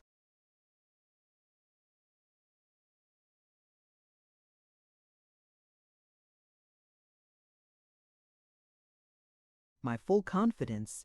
I asked him to stay on board the West African and have a good look round, and find out what he could about Mr. Caswall. Naturally, he was struck with the aboriginal savage. He found one of the ship's stewards who had been on the regular voyages to South Africa. He knew Oolanga and had made a study of him. He is a man who gets on well with niggers, and they open their hearts to him. It seems that this Oolanga is quite a great person in the nigger world of the African West Coast. He has the two things which men of his own color respect: he can make them afraid. And he is lavish with money. I don't know whose money, but that does not matter. They are always ready to trumpet his greatness. Evil greatness it is, but neither does that matter. Briefly, this is his history. He was originally a witch finder about as low an occupation as exists amongst aboriginal savages. Then he got up in the world and became an Obi man, which gives an opportunity to wealth via blackmail. Finally, he reached the highest honor in hellish service. He became a user of voodoo, which seems to be a service of the utmost baseness and cruelty. I was told some of his deeds of cruelty, which are simply sickening. They made me long for an opportunity of helping to drive him back to hell. You might think to look at him that you could measure in some way the extent of his vileness, but it would be a vain hope. Monsters such as he is belong to an earlier and more rudimentary stage of barbarism. He is in his way a clever fellow for a nigger, but is none the less dangerous or the less hateful for that. The men in the ship told me that he was a collector. Some of them had seen his collections. Such collections! All that was potent for evil in bird or beast, or even in fish. Beaks that could break and rend and tear all the birds represented were of a predatory kind. Even the fishes are those which are born to destroy, to wound, to torture. The collection, I assure you, was an object lesson in human malignity. This being has enough evil in his face to frighten even a strong man. It is little wonder that the sight of it put that poor girl into a dead faint. Nothing more could be done at the moment, so they separated. Adam was up in the early morning and took a smart walk round the brow. As he was passing Diana's grove, he looked in on the short avenue of trees and noticed the snakes killed on the previous morning by the mongoose. They all lay in a row, straight and rigid, as if they had been placed by hands. Their skins seemed damp and sticky, and they were covered all over with ants and other insects. They looked loathsome, so after a glance he passed on. A little later, when his steps took him, naturally enough, past the entrance to Mercy Farm, he was passed by the negro moving quickly under the trees wherever there was shadow. Laid across one extended arm, looking like dirty towels across a rail, he had the horrid-looking snakes. He did not seem to see Adam. No one was to be seen at Mercy except a few workmen in the farmyard. So, after waiting on the chance of seeing Mimi, Adam began to go slowly home.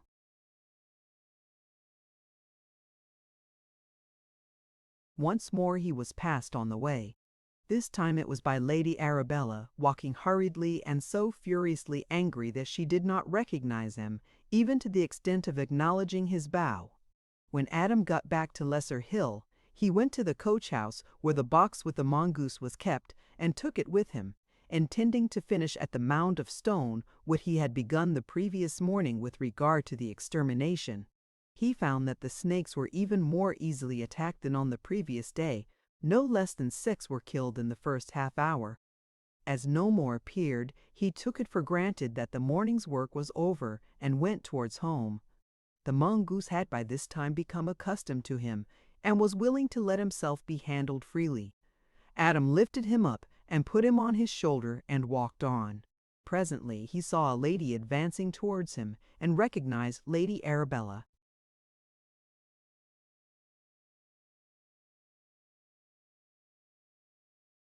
Hitherto the mongoose had been quiet, like a playful, affectionate kitten. But when the two got close, Adam was horrified to see the mongoose, in a state of the wildest fury, with every hair standing on end, jump from his shoulder and run towards Lady Arabella. It looked so furious and so intent on attack that he called a warning. "Look out! Look out! The animal is furious and means to attack." Lady Arabella looked more than ever disdainful and was passing on. The mongoose jumped at her in a furious attack. Adam rushed forward with his stick, the only weapon he had. But just as he got within striking distance, the lady drew out a revolver and shot the animal, breaking his backbone. Not satisfied with this, she poured shot after shot into him till the magazine was exhausted. There was no coolness or hauteur about her now. She seemed more furious even than the animal, her face transformed with hate, and as determined to kill as he had.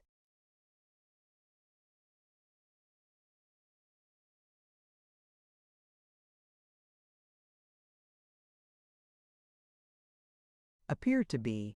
Adam, not knowing exactly what to do, lifted his hat in apology and hurried on to Lesser Hill. Chapter 8. Survivals. At breakfast, Sir Nathaniel noticed that Adam was put out about something, but he said nothing. The lesson of silence is better remembered in age than in youth. When they were both in the study, where Sir Nathaniel followed him, Adam at once began to tell his companion of what had happened. Sir Nathaniel looked graver and graver as the narration proceeded, and when Adam had stopped he remained silent for several minutes before speaking. "This is very grave. I have not formed any opinion yet, but it seems to me at first impression that this is worse than anything I had expected." "Why, sir?" said Adam. "Is the killing of a mongoose, no matter by whom, so serious a thing as all that?" His companion smoked on quietly for quite another few minutes before he spoke.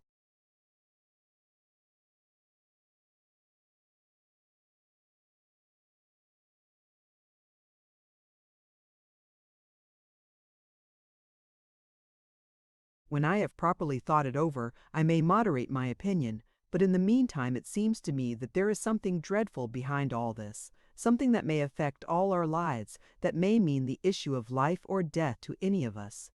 Adams sat up quickly. Do tell me, sir, what is in your mind, if, of course, you have no objection, or do not think it better to withhold it. I have no objection, Adam. In fact, if I had, I should have to overcome it. I fear there can be no more reserved thoughts between us. Indeed, sir, that sounds serious, worse than serious. Adam, I greatly fear that the time has come for us, for you and me at all events, to speak out plainly to one another. Does not there seem something very mysterious about this? I have thought so, sir, all along. The only difficulty one has is what one is to think and where to begin. Let us begin with what you have told me. First, take the conduct of the mongoose. He was quiet, even friendly and affectionate with you. He only attacked the snakes, which is, after all, his business in life. That is so. Then we must try to find some reason why he attacked Lady Arabella. May it not be that a mongoose may have merely the instinct to attack, that nature does not allow or provide him with the fine reasoning powers to discriminate who he is to attack?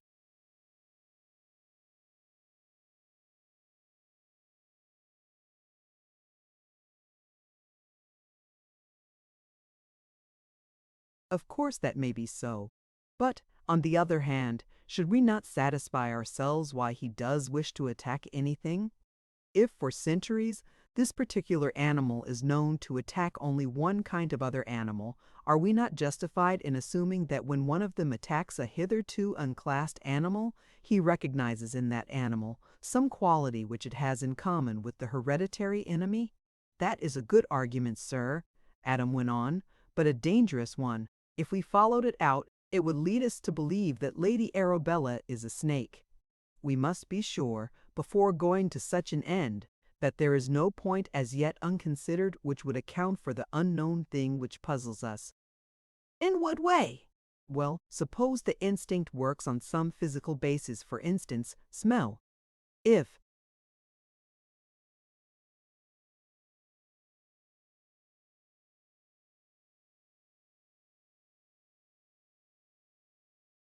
there were anything in recent juxtaposition to the attack which would carry the scent, surely that would supply the missing cause. Of course, Adams spoke with conviction.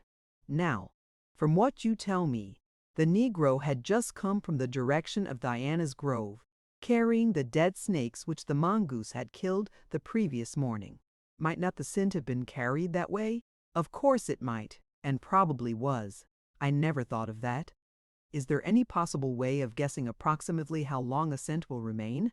You see, this is a natural scent, and may derive from a place where it has been effective for thousands of years. Then does a scent of any kind carry with it any form or quality of another kind, either good or evil? I ask you because one ancient name of the house lived in by the lady who was attacked by the mongoose was the Lair of the White Worm. If any of these things be so, our difficulties have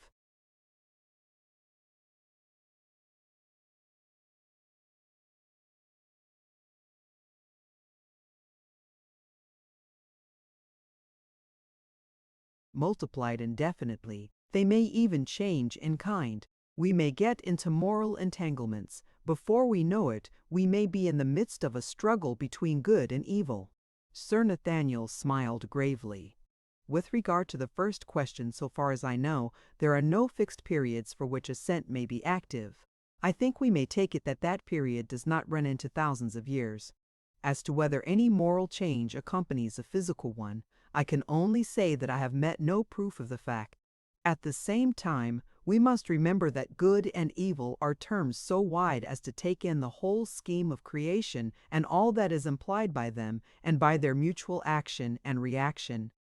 Generally, I would say that in the scheme of a first cause, anything is possible. So long as the inherent forces or tendencies of any one thing are veiled from us, we must expect mystery.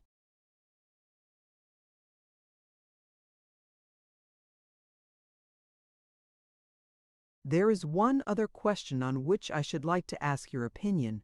Suppose that there are any permanent forces appertaining to the past, what we may call survivals. Do these belong to good as well as to evil?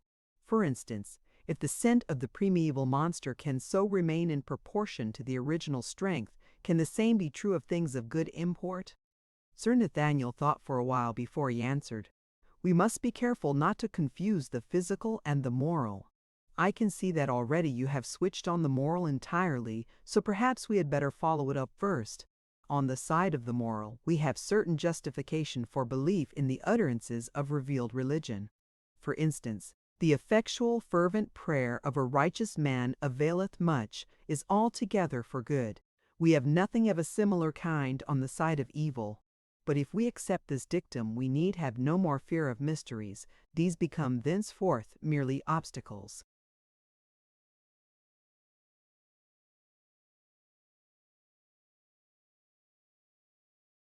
Adam suddenly changed to another phase of the subject. And now, sir, may I turn for a few minutes to purely practical things, or rather to matters of historical fact? Sir Nathaniel bowed acquiescence. We have already spoken of the history, so far as it is known, of some of the places round us, Castor Regis, Diana's Grove, and the lair of the white worm. I would like to ask if there is anything not necessarily of evil import about any of the places. Which? Asked Sir Nathaniel shrewdly. Well, for instance, this house and Mercy Farm. Here we turn, said Sir Nathaniel, to the other side, the light side of things.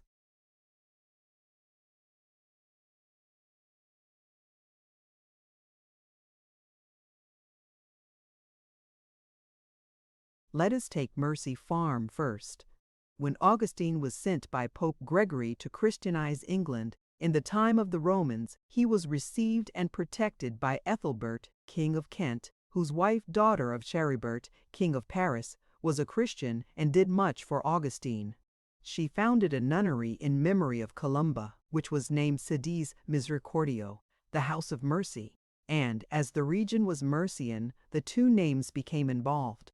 As Columba is the Latin for dove, the dove became a sort of signification of the nunnery. She seized on the idea and made the newly founded nunnery a house of doves.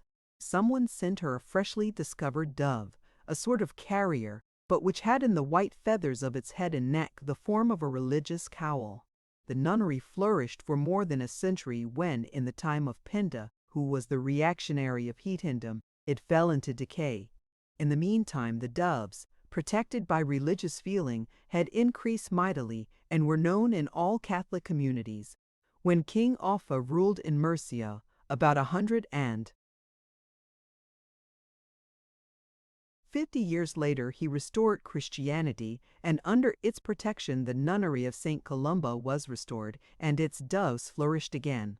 In process of time, this religious house again fell into desuetude, but before it disappeared, it had achieved a great name for good works, and in especial for the piety of its members. If deeds and prayers and hopes and earnest thinking leave anywhere any moral effect, Mercy Farm and all around it have almost the right to be considered holy ground. Thank you, sir, said Adam earnestly, and was silent. Sir Nathaniel understood. After lunch that day, Adam casually asked Sir Nathaniel to come for a walk with him. The keen-witted old diplomatist guessed that there must be some motive behind the suggestion, and he at once agreed. As soon as they were free from observation, Adam began.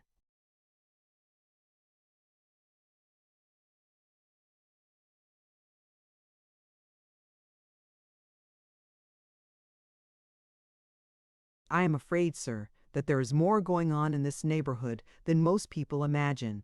I was out this morning, and on the edge of the small wood, I came upon the body of a child by the roadside.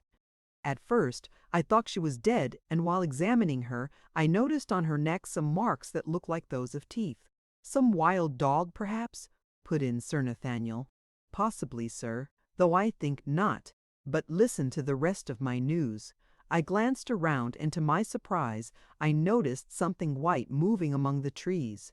I placed the child down carefully and followed, but I could not find any further traces. So I returned to the child and resumed my examination, and to my delight, I discovered that she was still alive. I chafed her hands, and gradually she revived, but to my disappointment she remembered nothing except that something had crept up quietly from behind and had gripped her round the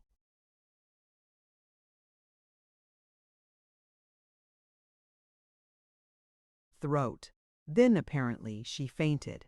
Gripped her round the throat. Then it cannot have been a dog.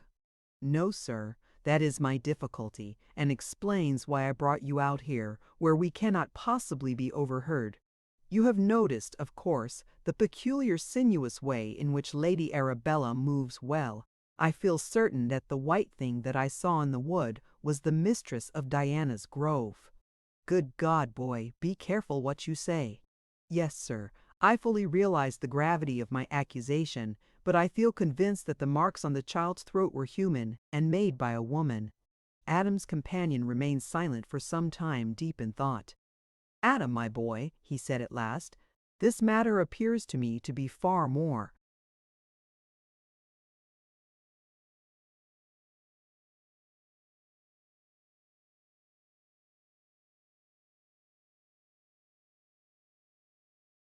serious even than you think.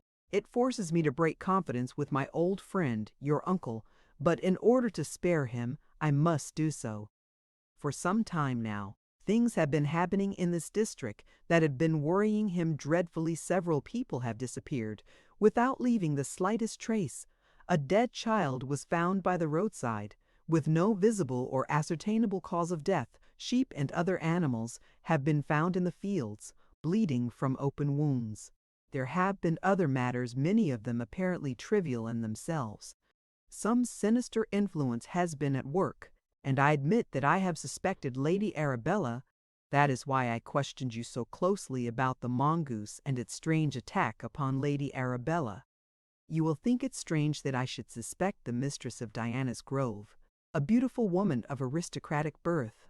Let me explain. The family seat is near my own place, Doom Tower, and at one time I knew the family well. When still a young girl, Lady Arabella wandered into a small wood near her home and did not return. She was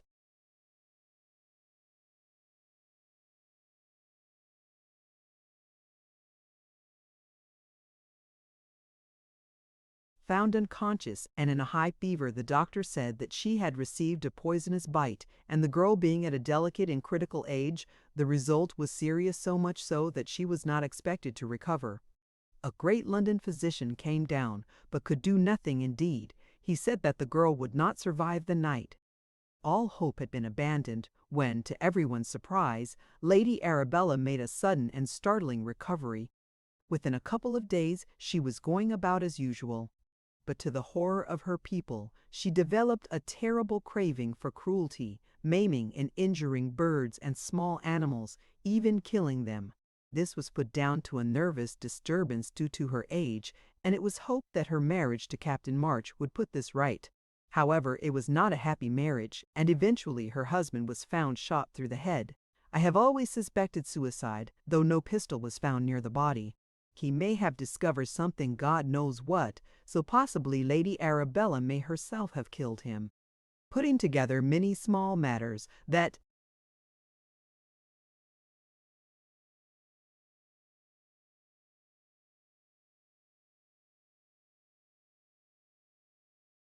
have come to my knowledge, I have come to the conclusion that the foul white worm obtained control of her body just as her soul was leaving its earthly tenement.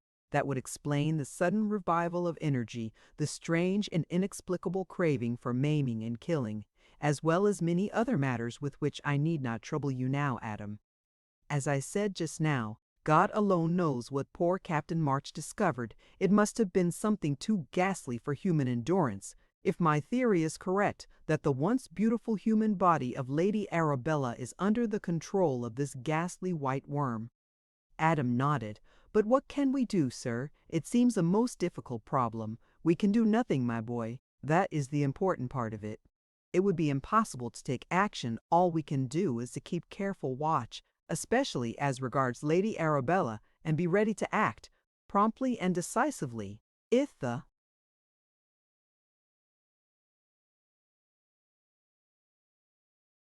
opportunity occurs. Adam agreed, and the two men returned to Lesser Hill. Chapter 9. Assimilating Death. Adam Salton, though he talked little, did not let the grass grow under his feet in any matter which he had undertaken, or in which he was interested. He had agreed with Sir Nathaniel that they should not do anything with regard to the mystery of Lady Arabella's fear of the mongoose, but he steadily pursued his course in being prepared to act whenever the opportunity might come. He was in his own mind perpetually casting about for information or clues which might lead to possible lines of action. Baffled by the killing of the mongoose, he looked around for another line to follow. He was fascinated by the idea of there being a mysterious link between the woman and the animal, but he was already preparing a second string to his bow. His new idea was to use the faculties of Olonga, so far as he could, in the service of discovery. His first move was to send Davenport to Liverpool to try to find the steward of the West African, who had told him about Oolanga, and if possible secure any further information, and then try to induce by bribery or other means the nigger to come to the brow. So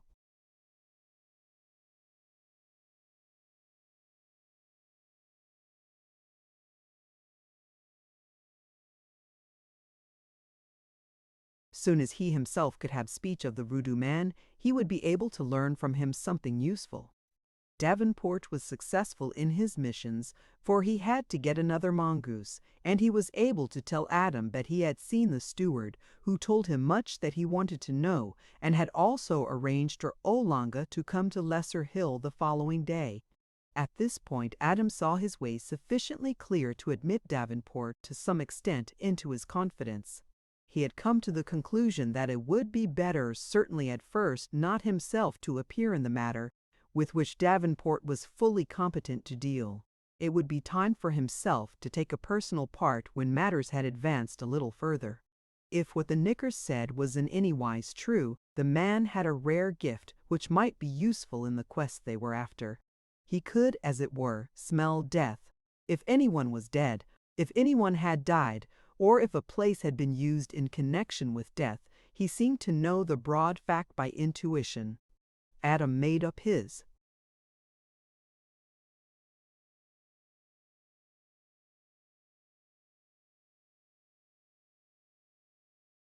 mind that to test this faculty with regard to several places would be his first task. Naturally, he was anxious, and the time passed slowly.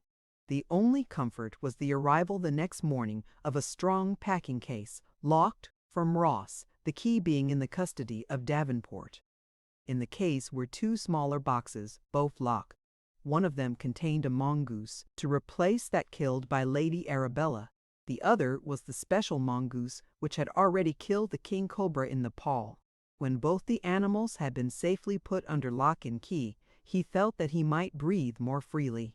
No one was allowed to know the secret of their existence in the house except himself and Davenport. He arranged that Davenport should take Olanga round the neighborhood for a walk, stopping at each of the places which he designated. Having gone all along the brow, he was to return the same way and induce him to touch on the same subjects in talking with Adam, who was to meet them, as if by chance, at the farthest part that beyond Mercy Farm.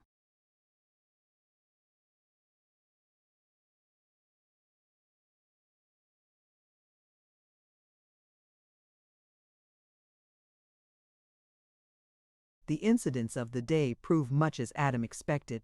At Mercy Farm, at Diana's Grove, at Castor Regis, and a few other spots, the Negro stopped and, opening his wide nostrils as if to sniff boldly, said that he smelled death.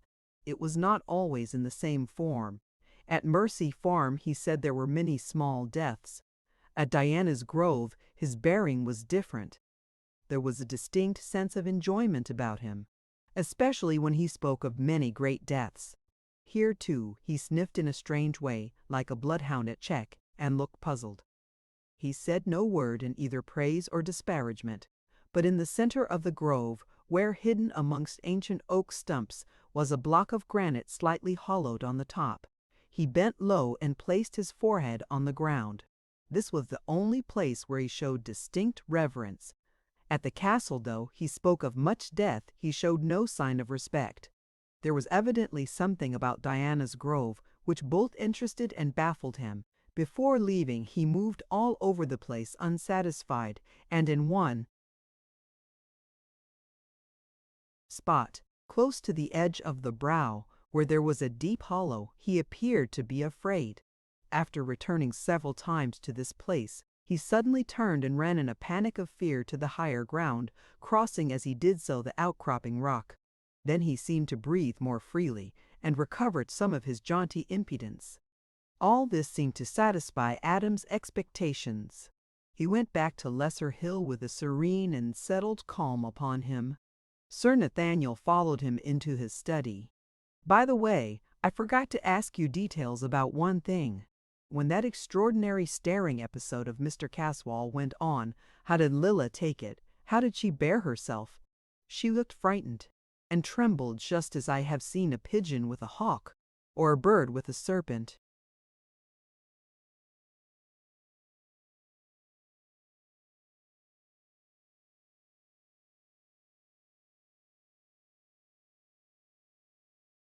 "Thanks. It is just as I expected. There have been circumstances in the Caswall family which lead one to believe that they have had from the earliest times some extraordinary mesmeric or hypnotic faculty. Indeed, a skilled eye could read so much in their physiognomy. That shot of yours, whether by instinct or intention, of the hawk and the pigeon, was peculiarly apposite. I think we may settle on that as a fixed trait to be accepted throughout our investigation." When dusk had fallen, Adam took the new mongoose, not the one from Nepal, and carrying the box slung over his shoulder, strolled towards Diana's Grove. Close to the gateway he met Lady Arabella, clad as usual in tightly fitting white, which showed off her slim figure. To his intense astonishment, the mongoose allowed her to pet him, take him up in her arms, and fondle him. As she was going in his direction, they walked on together.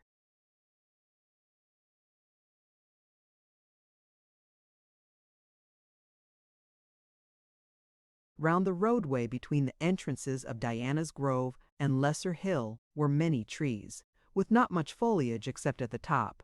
In the dusk, this place was shadowy, and the view was hampered by the clustering trunks.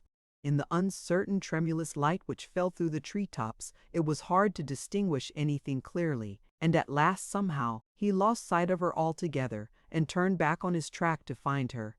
Presently he came across her close to her own gate. She was leaning over the paling of split oak branches which formed the paling of the avenue. He could not see the mongoose, so he asked her where it had gone. "He slipped out of my arms while I was petting him," she answered, and disappeared under the hedges.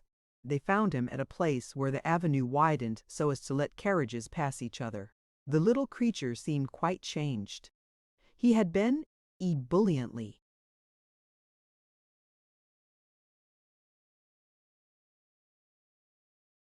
active. Now he was dull and spiritless, seemed to be dazed. He allowed himself to be lifted by either of the pair, but when he was alone with Lady Arabella he kept looking round him in a strange way, as though trying to escape. When they had come out on the roadway, Adam held the mongoose tight to him and, lifting his hack to his companion, moved quickly towards Lesser Hill. He and Lady Arabella lost sight of each other in the thickening gloom. When Adam got home, he put the mongoose in his box and locked the door of the room. The other mongoose, the one from Nepal, was safely locked in his own box, but he lay quiet and did not stir. When he got to his study, Sir Nathaniel came in, shutting the door behind him. "I have come," he said, "while we have an opportunity of being alone, to tell you something of the Caswall family which I think will interest you. There is, or used to be, a belief in this part of the world that the Caswall family had some strange,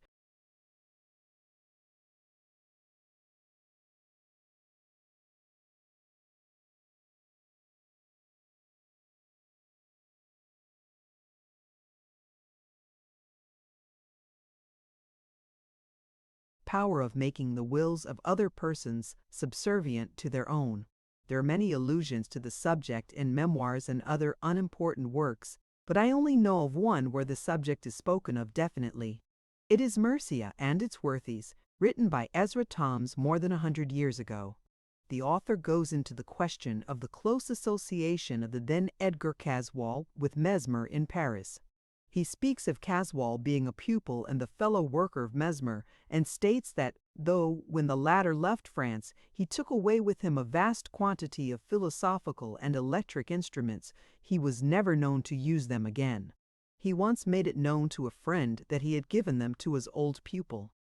The term he used was odd, for it was bequeathed. But no such bequest of Mesmer was ever made known. At any rate, the instruments were missing and never turned up. A servant came into the room to tell Adam that there was some strange noise coming from the locked room into which he had gone. When he came in, he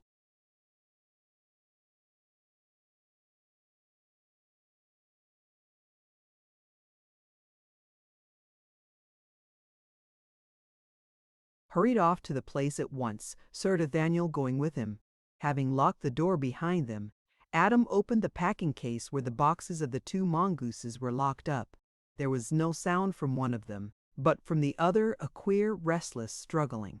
Having opened both boxes, he found that the noise was from the Nepal animal, which, however, became quiet at once. In the other box, the new mongoose lay dead, with every appearance of having been strangled.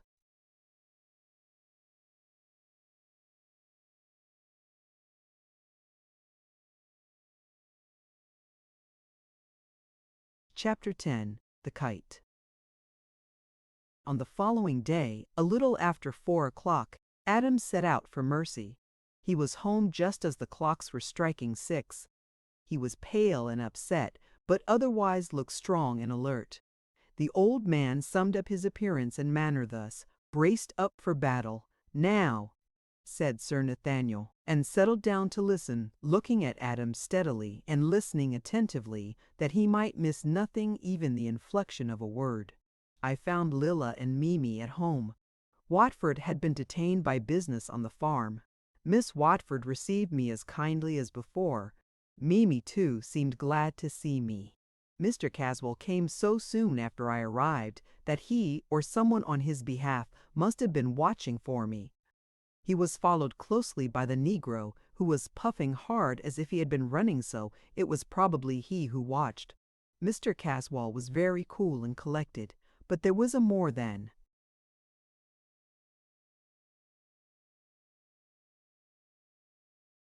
usually iron look about his face that I did not like. However, we got on very well. He talked pleasantly on all sorts of questions. The nigger waited a while, and then disappeared as on the other occasion. Mr. Caswall's eyes were as usual fixed on Lilla. True, they seemed to be very deep and earnest, but there was no offense in them. Had it not been for the drawing down of the brows and the stern set of the jaws, I should not at first have noticed anything. But the stare, when presently it began, increased in intensity. I could see that Lilla began to suffer from nervousness, as on the first occasion, but she carried herself bravely. However, the more nervous she grew, the harder Mr. Caswall stared. It was evident to me that he had come prepared for some sort of mesmeric or hypnotic battle.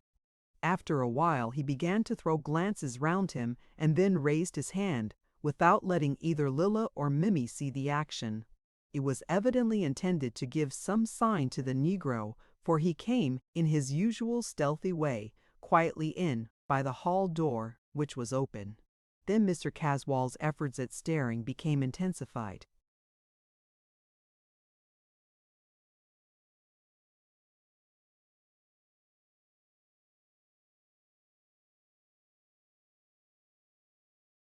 And poor Lilla's nervousness grew greater. Mimi, seeing that her cousin was distressed, came close to her, as if to comfort or strengthen her with the consciousness of her presence. This evidently made a difficulty for Mr. Caswall, for his efforts, without appearing to get feebler, seemed less effective. This continued for a little while, to the gain of both Lilla and Mimi. Then there was a diversion. Without word or apology, the door opened, and Lady Arabella March entered the room. I had seen her coming through the great window. Without a word, she crossed the room and stood beside Mr. Caswall.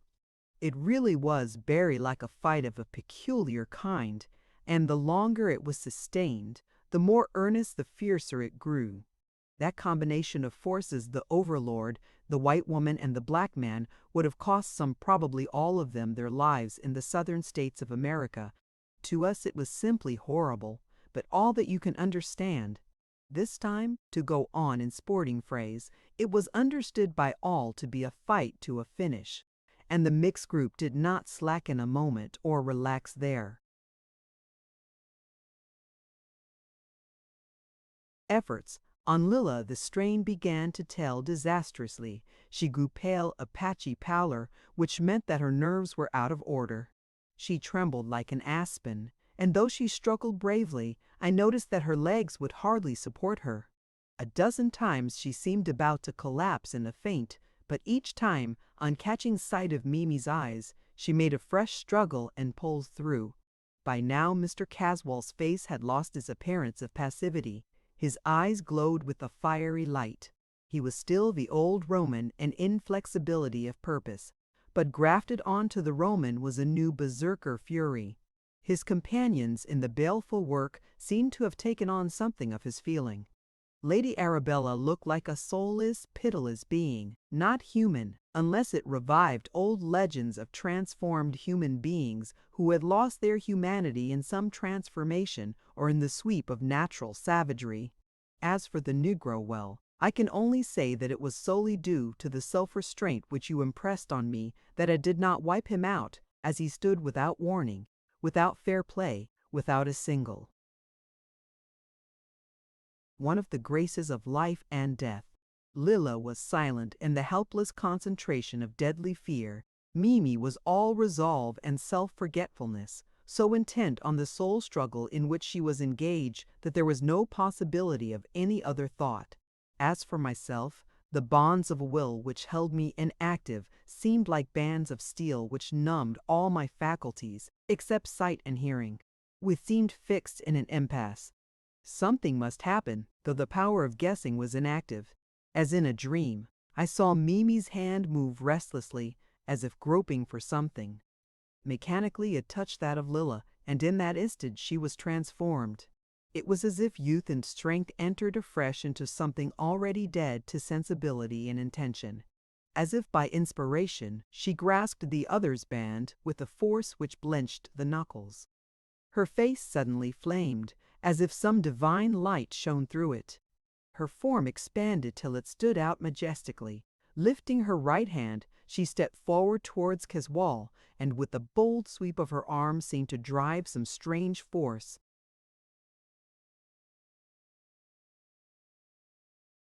towards him. Again and again was the gesture repeated, the man falling back from her at each movement. Towards the door he retreated, she following. There was a sound as of the cooing sob of doves, which seemed to multiply and intensify with each second. The sound from the unseen source rose and rose as he retreated, till finally it swelled out in a triumphant peal, as she, with a fierce sweep of her arm, seemed to hurl something at her foe, and he, moving his hands blindly before his face, appeared to be swept through the doorway and out into the open sunlight. All at once my own faculties were fully restored. I could see and hear everything, and be fully conscious of what was going on. Even the figures of the baleful group were there, though dimly seen as through a veil, a shadowy veil. I saw Lilla sink down in a swoon, and Mimi throw up her arms in a gesture of triumph. As I saw her through the great window, the sunshine flooded the landscape, which, however, was momentarily becoming eclipsed by an onrush of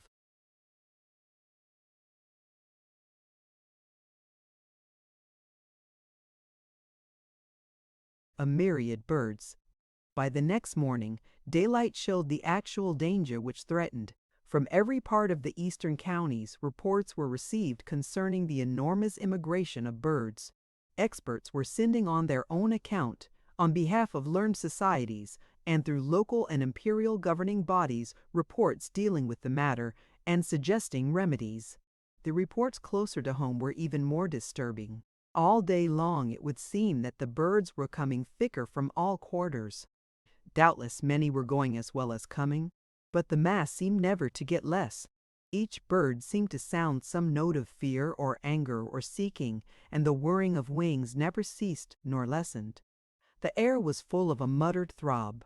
No window or barrier could shut out the sound, till the ears of any listener became dulled by the ceaseless murmur. So monotonous it was, so cheerless, so disheartening, so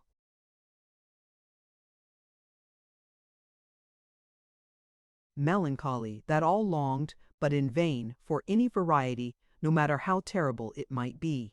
The second morning, the reports from all the districts round were more alarming than ever. Farmers began to dread the coming of winter as they saw the dwindling of the timely fruitfulness of the earth. And as yet it was only a warning of evil, not the evil accomplished. The ground began to look bare whenever some passing sound temporarily frightened the birds.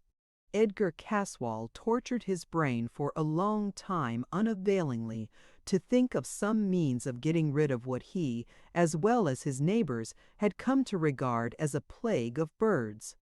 At last he recalled a circumstance which promised a solution of the difficulty. The experience was of some years ago in China, far up country towards the headwaters of the Yangtze Kiang, where the smaller tributaries spread out in a sort of natural irrigation scheme to supply the wilderness of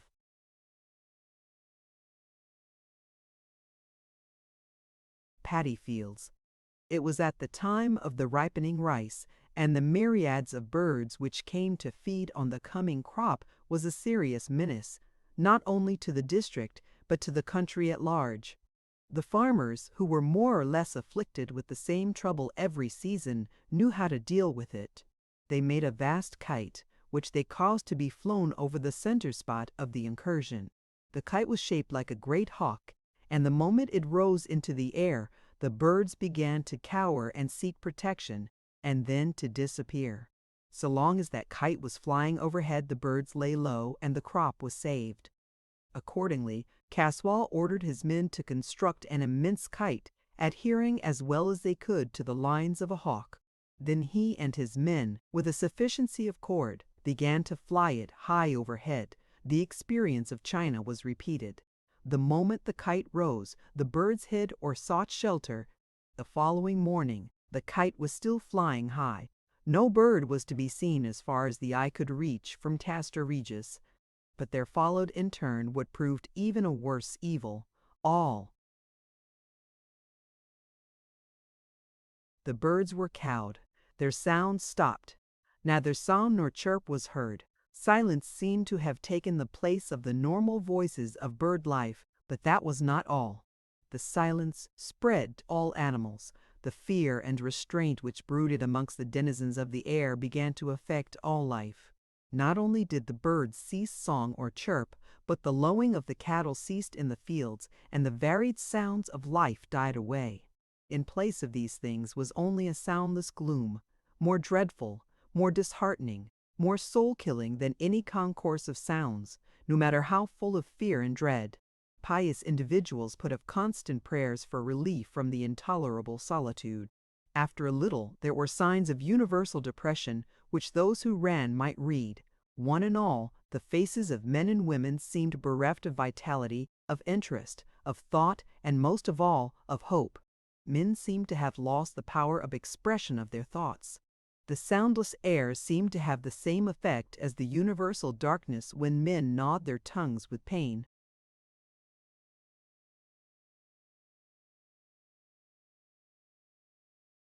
From this infliction of silence there was no relief. Everything was affected. Gloom was the predominant note. Joy appeared to have passed away as a factor of life, and this creative impulse had nothing to take its place. That giant spot in high air was a plague of evil influence. It seemed like a new misanthropic belief which had fallen on human beings, carrying with it the negation of all hope. After a few days, men began to grow desperate. Their very words as well as their senses seemed to be in chains. Edgar Caswall again tortured his brain to find any antidote or palliative of this greater evil than before. He would gladly have destroyed the kite or caused its flying to cease, but the instant it was pulled down, the birds rose up in even greater numbers. All those who depended in any way on agriculture sent pitiful protests to Castra Regis. It was strange indeed what influence that weird kite seemed to exercise. Even human beings were affected by it, as if both it and they were realities. As for the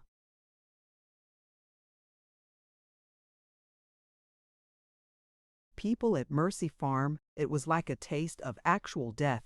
Lilla felt it most. If she had been indeed a real dove, with a real kite hanging over her in the air, she could not have been more frightened or more affected by the terror this created.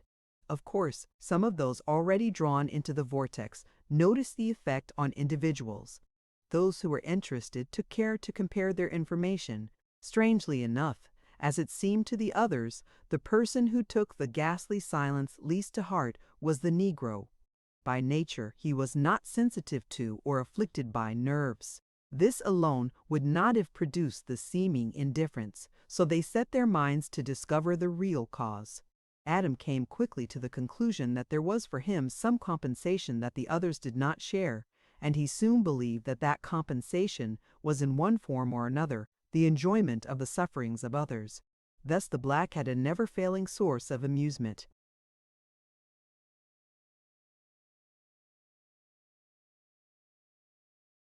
Lady Arabella's cold nature rendered her immune to anything in the way of pain or trouble concerning others.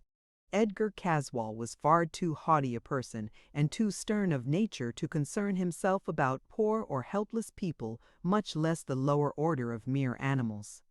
Mr. Watford, Mr. Sultan, and Sir Nathaniel were all concerned in the issue, partly from kindness of heart, for none of them could see suffering, even of wild birds, unmoved and partly on account of their property, which had to be protected, or ruin would stare them in the face before long. Lilla suffered acutely. As time went on, her face became pinched, and her eyes dull with watching and crying. Mimi suffered too on account of her cousin's suffering, but as she could do nothing, she resolutely made up her mind to self-restraint and patience. Adam's frequent visits comforted her.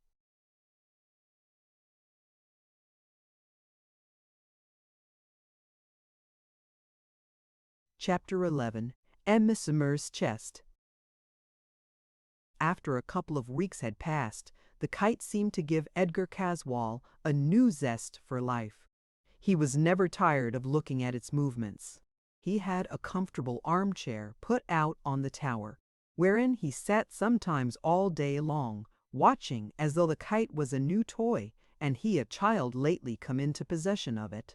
He did not seem to have lost interest in Lilla, for he still paid an occasional visit at Mercy Farm. Indeed, his feeling towards her, whatever it had been at first, had now so far changed that it had become a distinct affection of a purely animal kind. Indeed, it seemed as though the man's nature had become corrupted, and that all the baser and more selfish and more reckless qualities had become more conspicuous. There was not so much sternness apparent in his nature, because there was less self-restraint. Determination had become indifference. The visible change in Edgar was that he grew morbid, sad, silent. The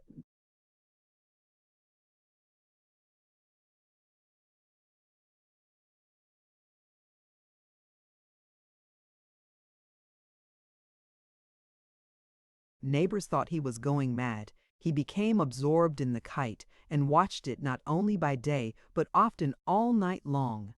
It became an obsession to him.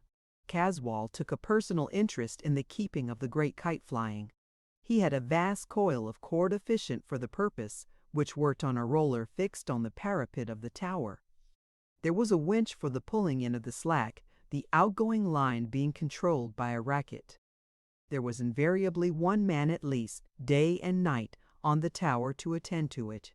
At such an elevation there was always a strong wind, and at times the kite rose to an enormous height, as well as traveling for great distances laterally. In fact, the kite became, in a short time, one of the curiosities of Castra Regis and all around it. Edgar began to attribute to it in his own mind almost human qualities. It became to him a separate entity with a mind and a soul of its own. Being idle-handed all day, he began to apply to what he considered the service of the kite some of his spare time and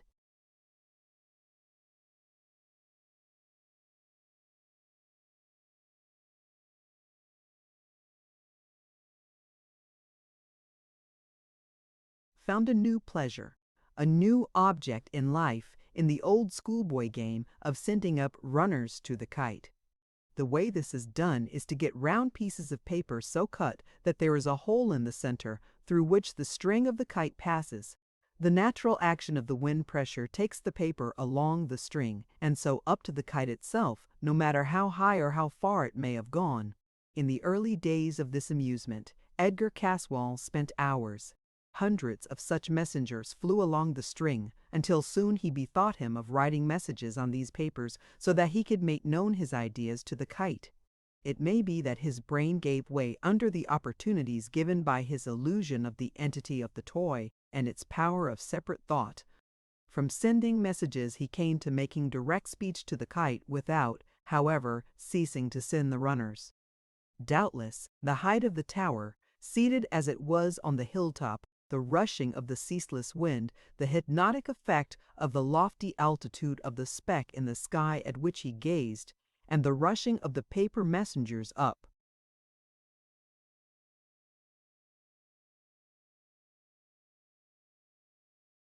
The string till sight of them was lost in distance, all helped to further affect his brain, undoubtedly giving way under the strain of beliefs and circumstances which were at once stimulating to the imagination, occupative of his mind, and absorbing. The next step of intellectual decline was to bring to bear on the main idea of the conscious identity of the kite all sorts of subjects which had imaginative force or tendency of their own. He had in Castra Regis a large collection of curious and interesting things formed in the past by his forebears, of similar tastes to his own. There were all sorts of strange anthropological specimens, both old and new, which had been collected through various travels in strange places, ancient Egyptian relics from tombs and mummies, curios from Australia, New Zealand, and the South Seas, idols and images from Tartar icons to ancient Egyptian, Persian, Indian objects of the idolics.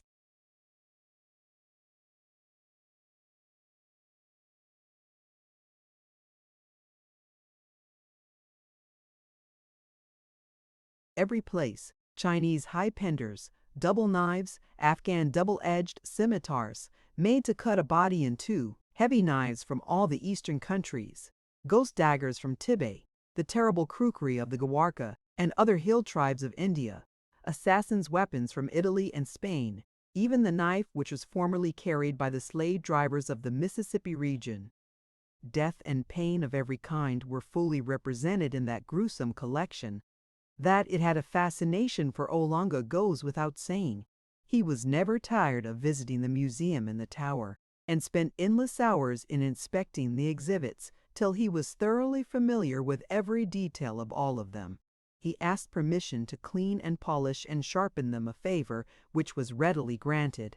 In addition to the above objects, there were many things of a kind to awaken human fear.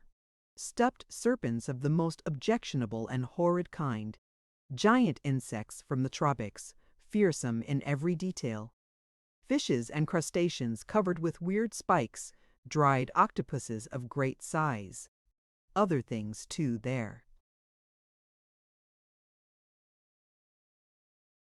were, not less deadly though seemingly innocuous, dried fungi, traps intended for birds, beasts, fishes, reptiles, and insects, machines which could produce pain of any kind and degree, and the only mercy of which was the power of producing speedy death. Caswall, who had never before seen any of these things, except those which he had collected himself, found a constant amusement and interest in them. He studied them, their uses, their mechanism where there was such, and their places of origin, until he had an ample and real knowledge of all concerning them. Many were secret and intricate, but he never rested till he found out all the secrets. When once he had become interested in strange objects and the way to use them, he began to explore various likely places for similar finds. He began to inquire of his household where strange lumber was kept. Several of the men spoke of old Simon Chester as one who knew everything in and about the house. Accordingly, he sent for the old man, who came at once. He was very old, nearly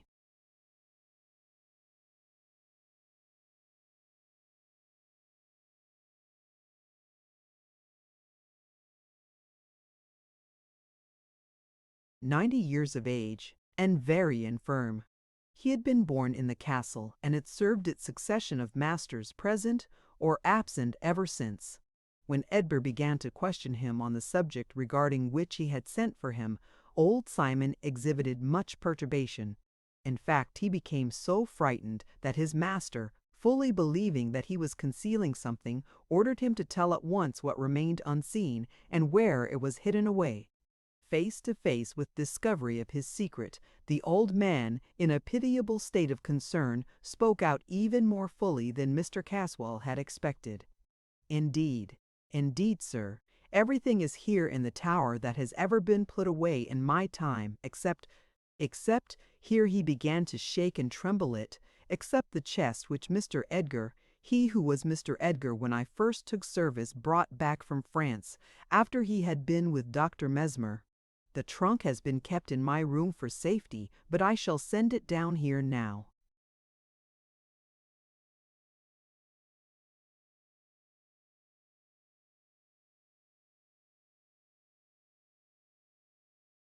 What is in it? Asked Edgar sharply. That I do not know. Moreover, it is a peculiar trunk without any visible means of opening. Is there no lock? I suppose so, sir, but I do not know. There is no keyhole. Send it here, and then come to me yourself. The trunk, a heavy one with steel bands round it but no lock or keyhole, was carried in by 2 men. Shortly afterwards old Simon attended his master. When he came into the room, Mr. Caswall himself went and closed the door. Then he asked, "How do you open it?"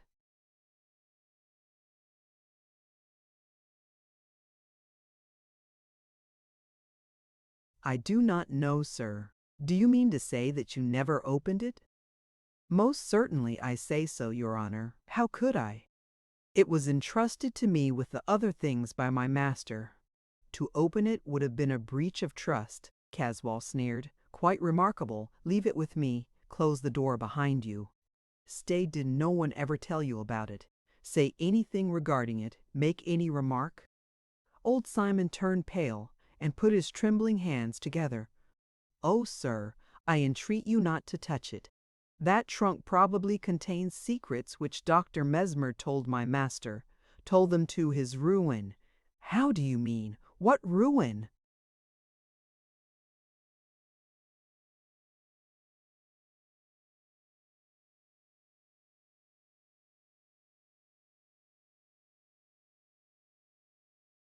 Sir, it was who, men said, sold his soul to the evil one. I had thought that that time and the evil of it had all passed away. That will do. Go away, but remain in your own room or within call. I may want you. The old man bowed deeply and went out trembling, but without speaking a word. Chapter 12. The chest opened. Left alone in the turret room, Edgar Caswall carefully locked the door and hung the handkerchief over the keyhole. Next he inspected the windows and saw that they were not overlooked from any angle of the main building. Then he carefully examined the trunk, going over it with a magnifying glass. He found it intact. The steel bands were flawless. The whole trunk was compact. After sitting opposite to it for some time and the shades of evening beginning to melt into darkness, he gave up the task and went to his bedroom, after locking the door of the turret room behind him and taking away the key. He woke in the morning at daylight and resumed his patient but unavailing study of the metal trunk. This he continued during the whole day with the same result, humiliating disappointment, which overwrought his nerves and made his head ache. The result of the long strain was seen later in the afternoon, when he sat locked within the turret room before the still baffling trunk, distrait, listless and yet agitated, sunk in a settled gloom. As the dusk was falling, he told the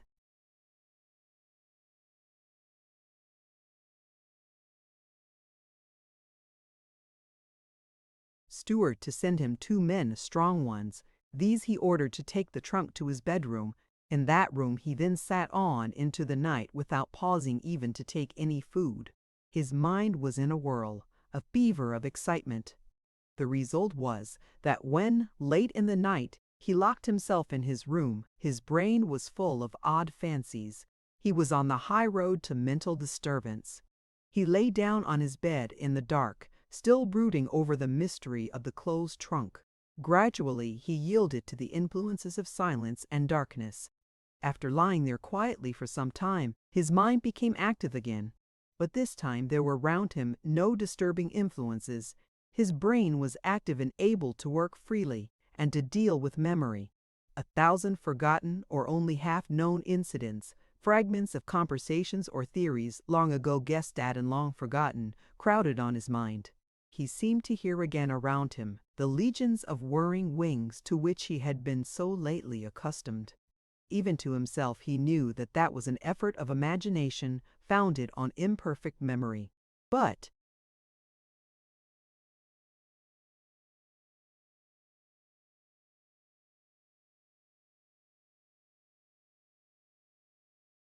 he was content that imagination should work, for out of it might come some solution of the mystery which surrounded him.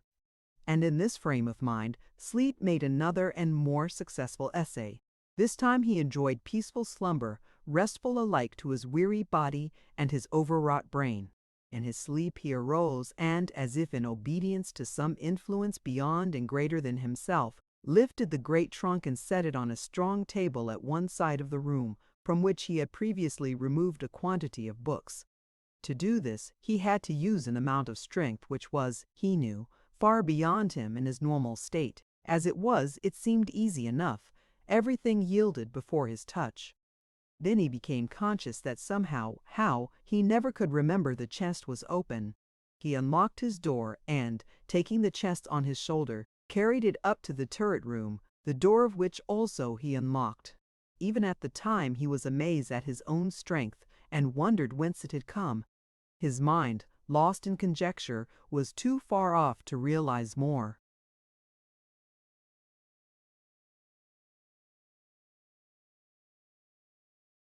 Immediate things. He knew that the chest was enormously heavy.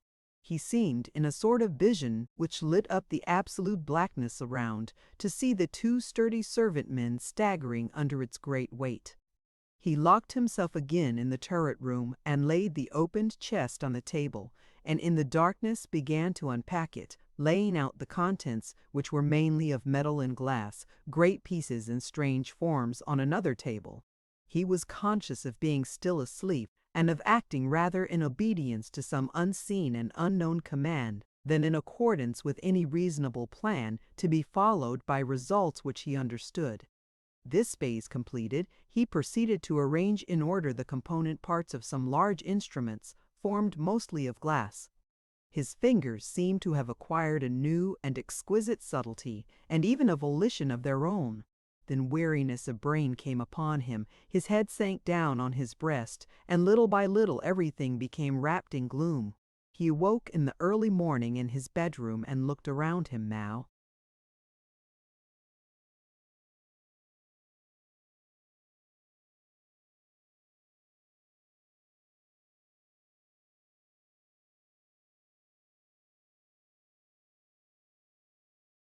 Clear-headed in amazement. In its usual place on the strong table stood the great steel-hooped chest without lock or key, but it was now locked. He arose quietly and stole to the turret room. There, everything was as it had been on the previous evening. He looked out of the window where high an air flew, as usual, the giant kite. He unlocked the wicket gate of the turret stair and went out on the roof. Close to him was the great coil of cord on its reel. It was humming in the morning breeze, and when he touched the string it sent a quick thrill through hand and arm.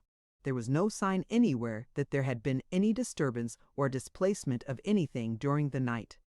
Utterly bewildered, he sat down in his room to think. Now for the first time, he felt that he was asleep and dreaming. Presently he fell asleep again, and slept for a long time. He awoke hungry and made a hearty meal. Then towards evening, having locked himself in, he fell asleep again. When he woke he was in darkness, and was quite at sea as to his whereabouts. He began feeling about the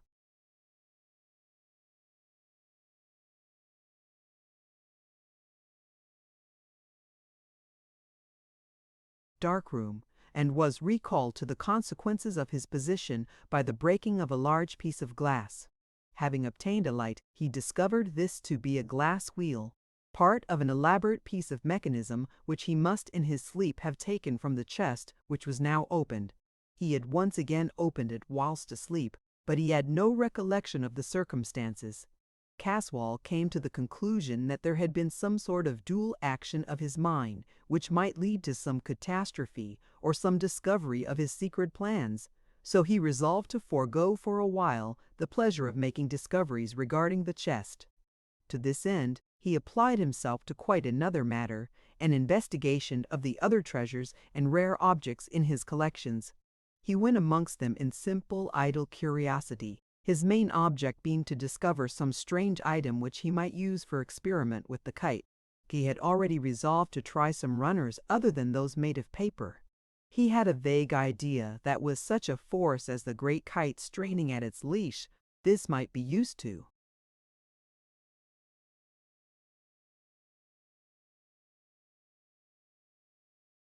lift to the altitude of the kite itself heavier articles.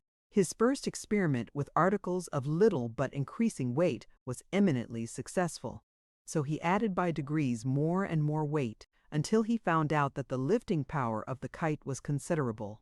He then determined to take a step further and sent to the kite some of the articles which lay in the still hooped chest.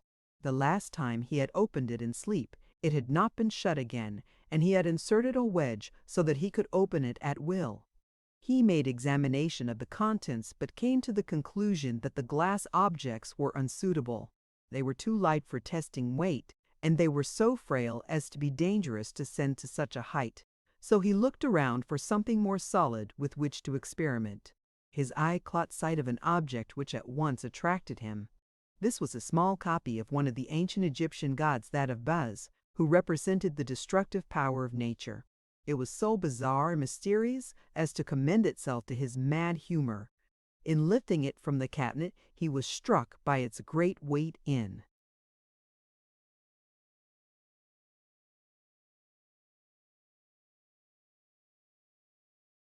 proportion to its size. He made accurate examination of it by the aid of some instruments and came to the conclusion that it was carved from a lump of lodestone. He remembered that he had read somewhere of an ancient Egyptian god cut from a similar substance, and, thinking it over, he came to the conclusion that he must have read it in Sir Thomas Browne's Popular Sarers, a book of the 17th century. He got the book from the library and looked out the passage. A great example we have from the observation of our learned friend Mr. Graves, an innate Egyptian idol cut out of lodestone and found among the mummies, which still retains its attraction, though probably taken out of the mine about 2,000 years ago. The strangeness of the figure, and its being so close akin to his own nature, attracted him. He made from thin wood a large circular runner, and in front of it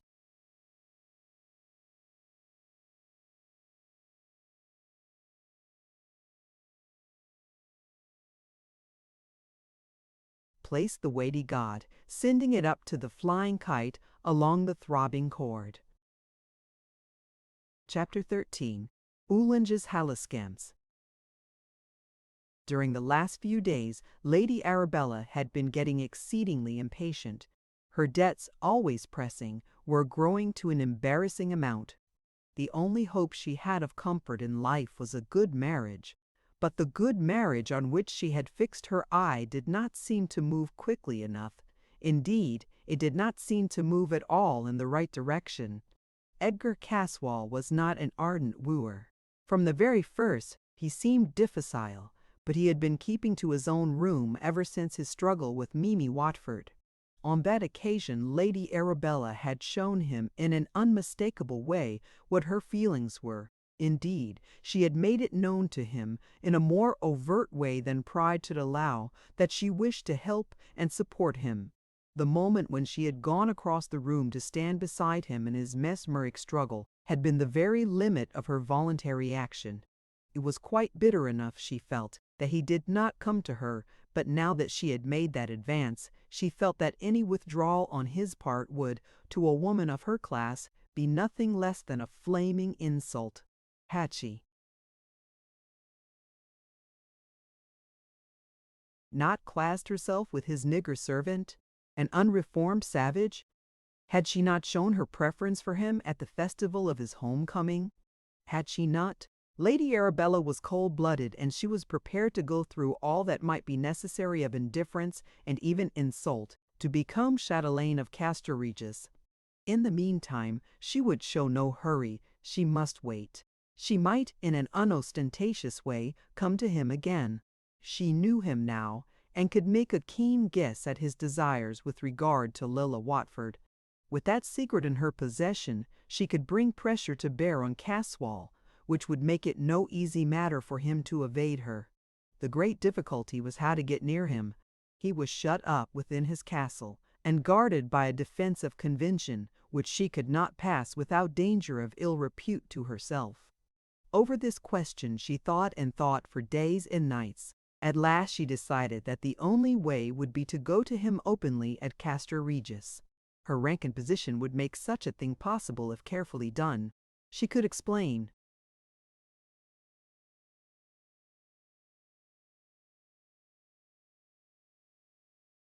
Matters afterwards if necessary. Then when they were alone, she would use her arts and her experience to make him commit himself. After all, he was only a man, with a man's dislike of difficult or awkward situations. She felt quite sufficient confidence in her own womanhood to carry her through any difficulty which might arise. From Diana's Grove she heard each day the luncheon gong from Castor Regis sound, and knew the hour when the servants would be in the back of the house. She would enter the house at that hour, and, pretending that she could not make anyone hear her, would seek him in his own rooms. The tower was, she knew, away from all the usual sounds of the house, and moreover she knew that the servants had strict orders not to interrupt him when he was in the turret chamber. She had found out, partly by the aid of an opera glass and partly by judicious questioning, that several times lately a heavy chest had been carried to and from his room, and that it rested in the room each night. She was, therefore,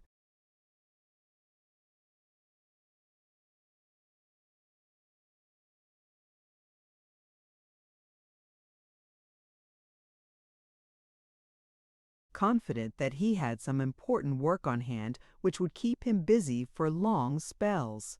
Meanwhile, another member of the household at Castor Regis had schemes which he thought were working to fruition. A man in the position of a servant has plenty of opportunity of watching his betters and forming opinions regarding them. Oolanga was in his way, a clever, unscrupulous rogue, and he felt that with things moving round him in this great household, there should be opportunities of self-advancement. Being unscrupulous and stealthy and a savage, he looked to dishonest means. He saw plainly enough that Lady Arabella was making a dead set at his master, and he was watchful of the slightest sign of anything which might enhance this knowledge. Like the other men in the house, he knew of the carrying to and fro of the great chest, and had got it into his head that the care exercised in its porterage indicated that it was full of treasure. He was forever lurking around the turret rooms on the chance of making some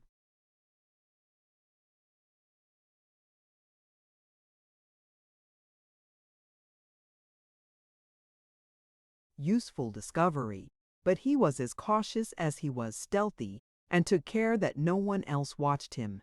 It was thus that the Negro became aware of Lady Arabella's venture into the house, as she thought, unseen. He took more care than ever, since he was watching another, that the positions were not reversed. More than ever he kept his eyes and ears open and his mouth shut. Seeing Lady Arabella gliding up the stairs towards his master's room, he took it for granted that she was there for no good, and doubled his watching intentness and caution. Oolanga was disappointed, but he dared not exhibit any feeling lest it should betray that he was hiding. Therefore he slunk downstairs again noiselessly, and waited for a more favorable opportunity of furthering his plans. It must be borne in mind that he thought that the heavy trunk was full of valuables, and that he believed that Lady Arabella had come to try to steal it. His purpose of using for his own advantage the combination of these two ideas was seen later in the day. Oolanga secretly followed her home. He was an expert at this game and succeeded admirably on this occasion. He watched her enter the private gate of Diana's Grove, and then, taking a roundabout course and keeping out of her sight, he at last overtook her in a thick part of the grove where no one could see the meeting. Lady Arabella was much surprised.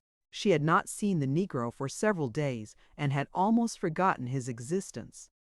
Oolanga would have been startled had he known and been capable of understanding the real value placed on him, his beauty, his worthiness, by other persons, and compared it with the value in these matters in which he held himself.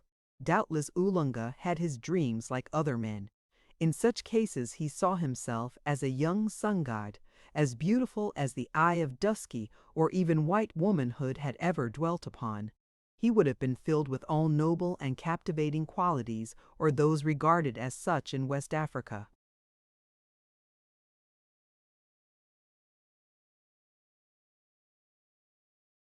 Women would have loved him, and would have told him so, in the overt and fervid manner usual in affairs of the heart, in the shadowy depths of the forest of the Gold Coast. Oolanga came close behind Lady Arabella, and in a hushed voice, suitable to the importance of his task, and in deference to the respect he had for her in the place, began to unfold the story of his love. Lady Arabella was not usually a humorous person, but no man or woman of the white race could have checked the laughter which rose spontaneously to her lips. The circumstances were too grotesque, the contrast too violent for subdued mirth. The man a debased specimen of one of the most primitive races of the earth, and of an ugliness which was simply devilish. The woman of high degree, beautiful, accomplished. She thought that her first moment's consideration of the outrage, it was nothing less, in her eyes, had given her the full material for thought. But every instant after threw new and varied lights on the affront. Her indignation was too great for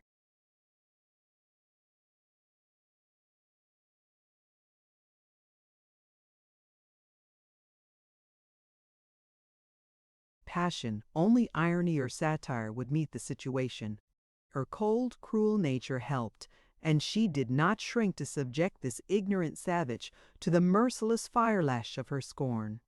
Oolanga was dimly conscious that he was being flouted, but his anger was no less keen because of the measure of his ignorance. So he gave way to it, as does a tortured beast. He ground his great teeth together, raved, stamped, and swore in barbarous tongues and with barbarous imagery. Even Lady Arabella felt that it was well she was within reach of help, or he might have offered her brutal violence, even have killed her. "Am I to understand," she said with cold disdain, so much more effective to wound than hot passion, "that you are offering me your love? Your love?" For reply he nodded his head. The scorn of her voice, in a sort of baleful hiss, sounded and felt like the lash of a whip. "And you dared, you a savage, a slave, the basest thing in the world of vermin. Take care! I don't value your worthless life more than I do that of a rat or a spider. Don't let me ever see your hideous face here again, or I shall rid the earth of you." As she was speaking, she had taken out her revolver and was pointing it at him. In the immediate presence of death his impudence forsook him, and he made a weak effort to justify himself. His speech was short, consisting of single words.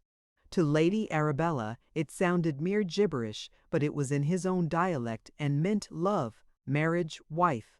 From the intonation of the words, she guessed, with her woman's quick intuition, at their meaning, but she quite failed to follow when, becoming more pressing, he continued to urge his suit in a mixture of the grossest animal passion and ridiculous threats.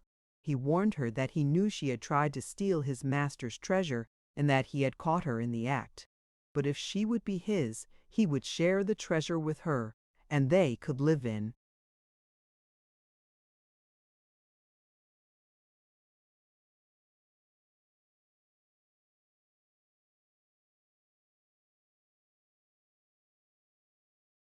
luxury in the African forests.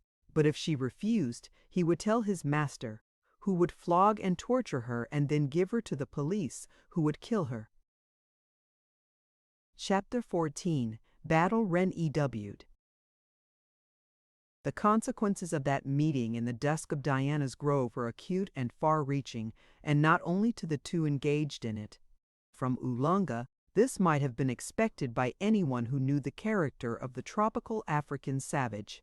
To such there are two passions that are inexhaustible and insatiable: vanity, and that which they are pleased to call love. Oolanga left the grove with an absorbing hatred in his heart. His lust and greed were afire, while his vanity had been wounded to the core. Lady Arabella's icy nature was not so deeply stirred, though she was in a seething passion. More than ever she was set upon bringing Edgar Caswall to her feet. The obstacles she had encountered, the insults she had endured, were only as fuel to the purpose of revenge which consumed her. As she sought her own rooms in Diana's Grove, she went over the whole subject again and again, always finding in the face of Lilla Watford a key to a problem which puzzled her, the problem of a way to turn Caswall's powers, his very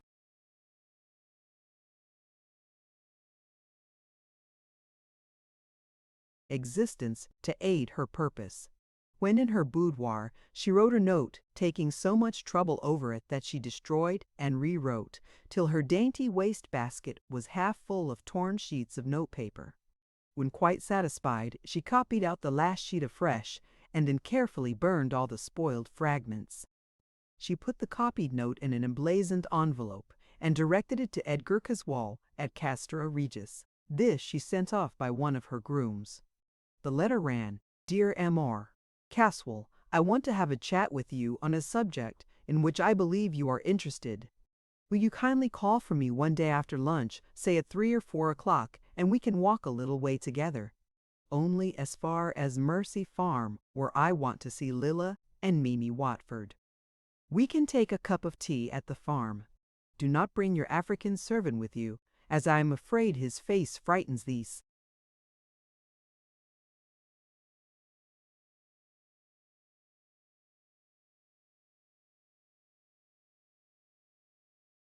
girls. After all, he is not pretty, is he? I have an idea you will be pleased with your visit this time. Yours sincerely, Arabella March." At 3:30 next day, Edgar Caswall called at Diana's Grove. Lady Arabella met him on the roadway outside the gate. She wished to take the servants into her confidence as little as possible. She turned when she saw him coming and walked beside him towards Mercy Farm, keeping step with him as they walked. When they got near Mercy, she turned and looked around her, expecting to see Oolanga or some sign of him. He was, however, not visible. He had received from his master peremptory orders to keep out of sight, an order for which the African scored a new offense up against her. They found Lilla and Mimi at home, and seemingly glad to see them, though both the girls were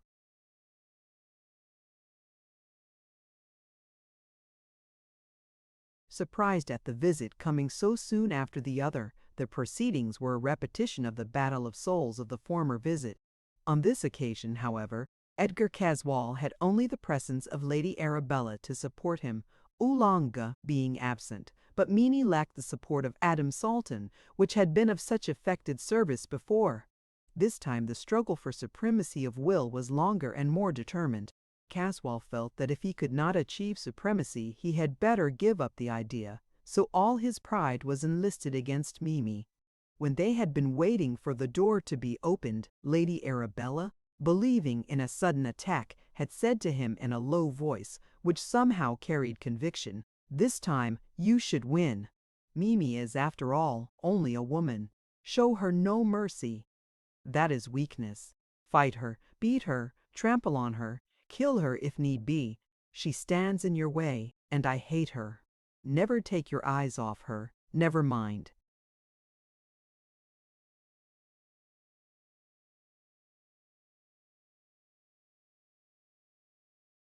"Lilla, she is afraid of you. You are already her master. Mimi will try to make you look at her cousin. There lies defeat. Let nothing take your attention from Mimi, and you will win. If she is overcoming you, take my hand and hold it hard whilst you are looking into her eyes. If she is too strong for you, I shall interfere. I'll make a diversion, and under cover of it you must retire unbeaten, even if not victorious. Hush, they are coming." The two girls came to the door together. Strange sounds were coming up over the brow from the west. It was the rustling and crackling of the dry reeds and rushes from the lowlands. The season had been an unusually dry one.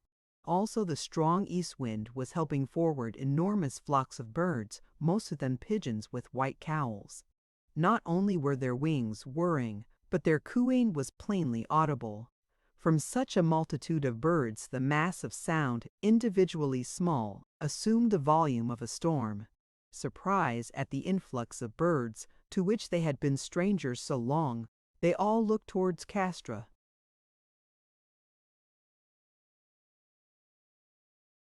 Regis, from whose high tower the great kite had been flying as usual. But even as they looked, the cord broke, and the great kite fell headlong in a series of sweeping dives. Its own weight, and the aerial force opposed to it, which caused it to rise, combined with the strong easterly breeze, had been too much for the great length of cord holding it. Somehow, the mishap to the kite gave new hope to Mimi. It was as though the side issues had been shorn away, so that the main struggle was thenceforth on simpler lines. She had a feeling in her heart as though some religious chord had been newly touched. It may, of course, have been that with the renewal of the bird voices a fresh courage, a fresh belief in the good issue of the struggle came too. In the misery of silence, from which they had all suffered for so long, any new train of thought was almost bound to be a boon. As the inrush of birds continued, their wings beating against the crackling rushes, Lady Arabella grew pale and almost fainted.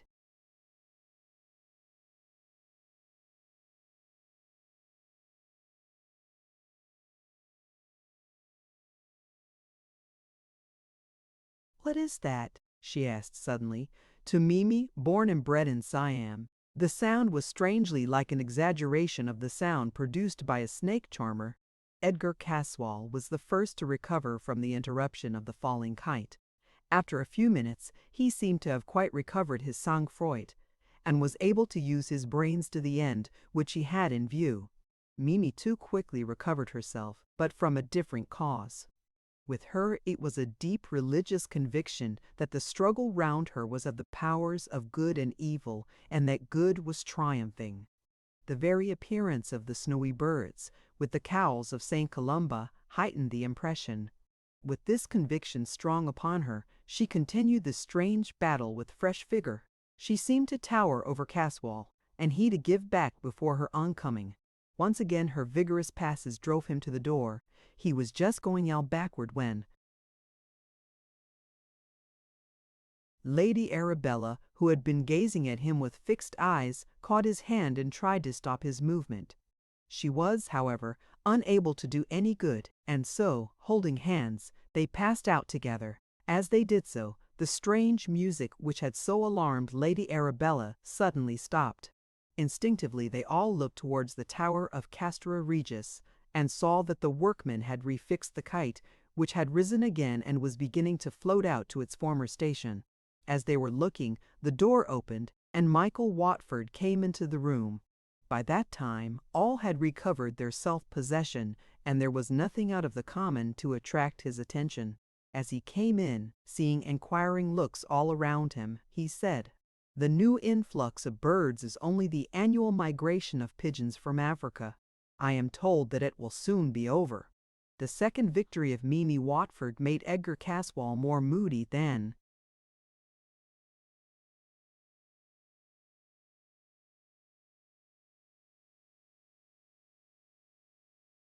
ever. He felt thrown back on himself, and this, added to his absorbing interest in the hope of a victory of his mesmeric powers, became a deep and settled purpose of revenge.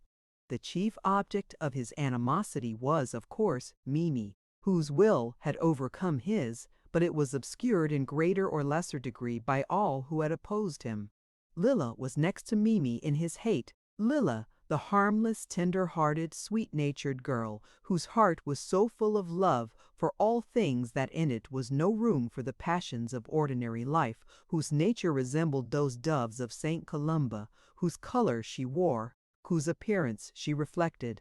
Adam Salton came next after a gap, for against him Caswall had no direct animosity. He regarded him as an interference, a difficulty to be got rid of or destroyed. The young Australian had been so discreet that the most he had against him was his knowledge of what had been. Caswall did not understand him, and to such a nature as his, ignorance was a cause of alarm, of dread. Caswall resumed his habit of watching the great kite straining at its cord.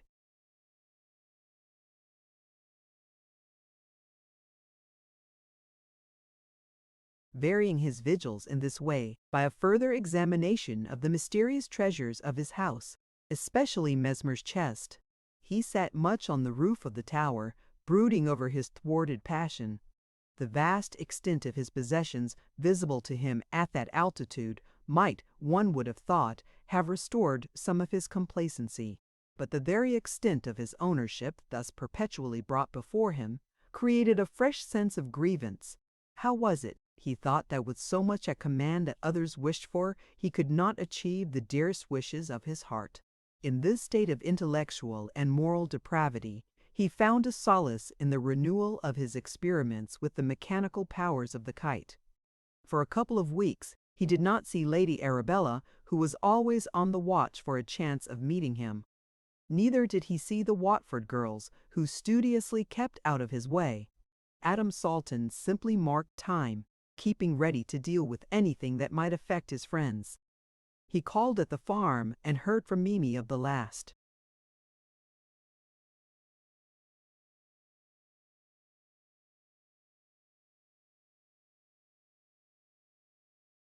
Battle of wills, but it had only one consequence.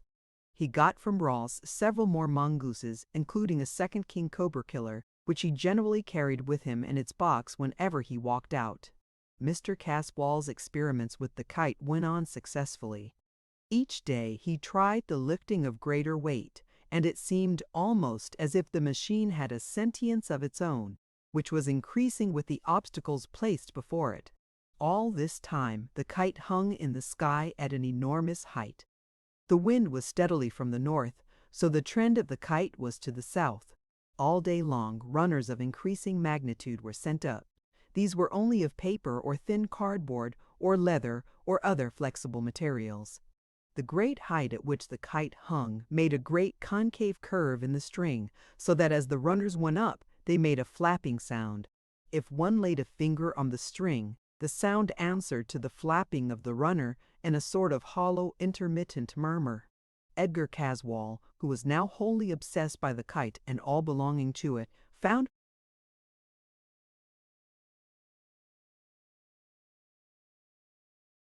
a distinct resemblance between that intermittent rumble and the snake-charming music produced by the pigeons flying through the dry reeds. One day he made a discovery in Mesmer's chest, which he thought he would utilize with regard to the runners. This was a great length of wire, fine as human hair, coiled round a finely made wheel which ran to a wondrous distance freely and as lightly. He tried this on runners and found it work admirably. Whether the runner was alone or carried something much more weighty than itself, it worked equally well. Also, it was strong enough and light enough to draw back the runner without undue strain. He tried this a good many times successfully, but it was now growing dusk, and he found some difficulty in keeping the runner in sight. So he looked for something heavy enough to keep it still. He placed the Egyptian image of Baas on the fine wire which crossed the wooden ledge which protected it. Then, the darkness growing, he went indoors and forgot all about it.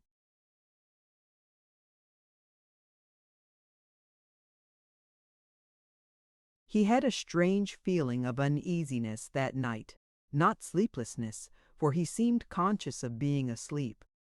At daylight he rose, and as usual looked out for the kite. He did not see it in its usual position in the sky, so looked round the points of the compass. He was more than astonished when presently he saw the missing kite struggling as usual against the controlling cord, but it had gone to the further side of the tower, and now hung and strained against the wind to the north. He thought it so strange that he determined to investigate the phenomenon, and to say nothing about it in the meantime. In his many travels, Edgar Caswall had been accustomed to use the sextant, and was now an expert in the matter. By the aid of this and other instruments, he was able to fix the position of the kite and the point over which it hung. He was startled to find that exactly under it, so far as he could ascertain, was Diana's grove. He had an inclination to take Lady Arabella into his confidence in the matter, but he thought better of it and wisely refrained, for some reason which,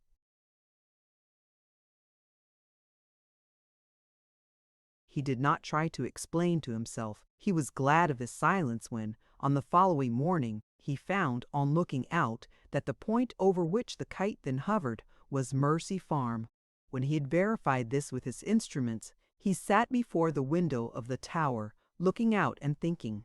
The new locality was more to his liking than the other, but the why of it puzzled him, all the same. He spent the rest of the day in the turret room, which he did not leave all day. It seemed to him that he was now drawn by forces which he could not control, of which, indeed, he had no knowledge, in directions which he did not understand, and which were without his own volition.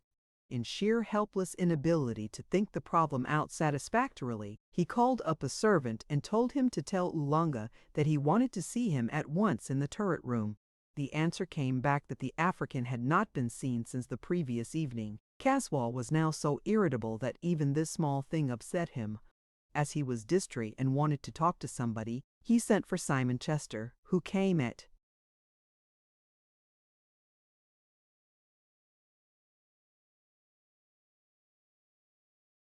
once.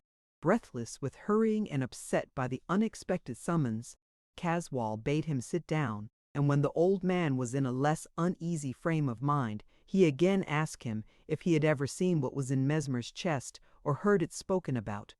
Chester admitted that he had once, in the time of the then Mr. Edgar, seen the chest open, which, knowing something of its history and guessing more, so upset him that he had fainted.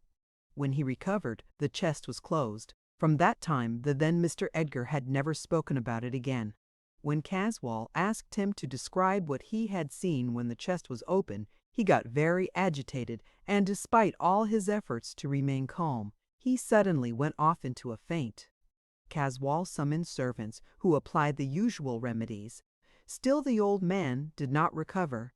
After the lapse of a considerable time, the doctor who had been summoned made his appearance. A glance was sufficient.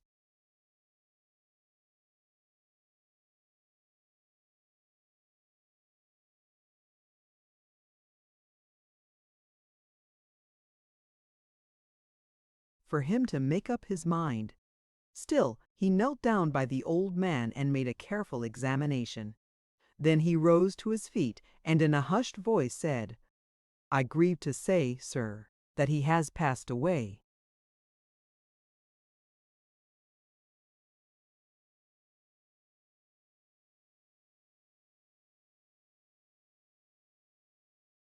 Chapter 15. On the Track. Those who had seen Edgar Caswall familiarly since his arrival, and had already estimated his cold-blooded nature at something of its true value, were surprised that he took so to heart the death of old Chester. The fact was that not one of them had guessed correctly at his character. They thought, naturally enough, that the concern which he felt was that of a master for a faithful old servant of his family. They little thought that it was merely the selfish expression of his disappointment, that he had thus lost the only remaining clue to an interesting piece of family history, one which was now and would be forever wrapped in mystery.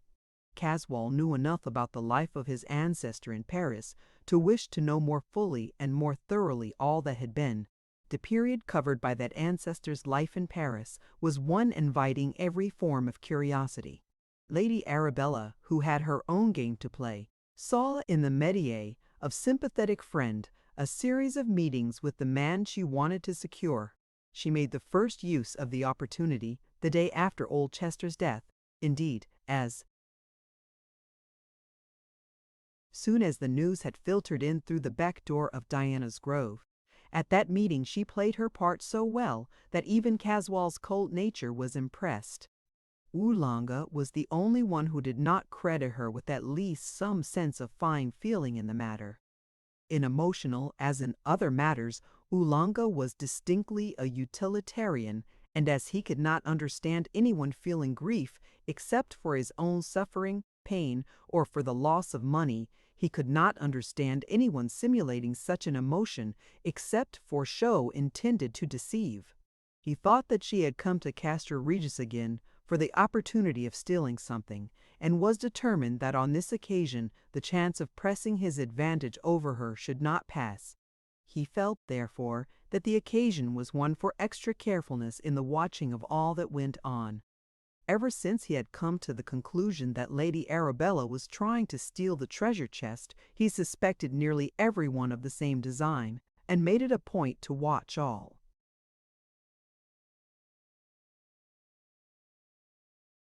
Suspicious persons and places. As Adam was engaged on his own researches regarding Lady Arabella, it was only natural that there should be some crossing of each other's tracks.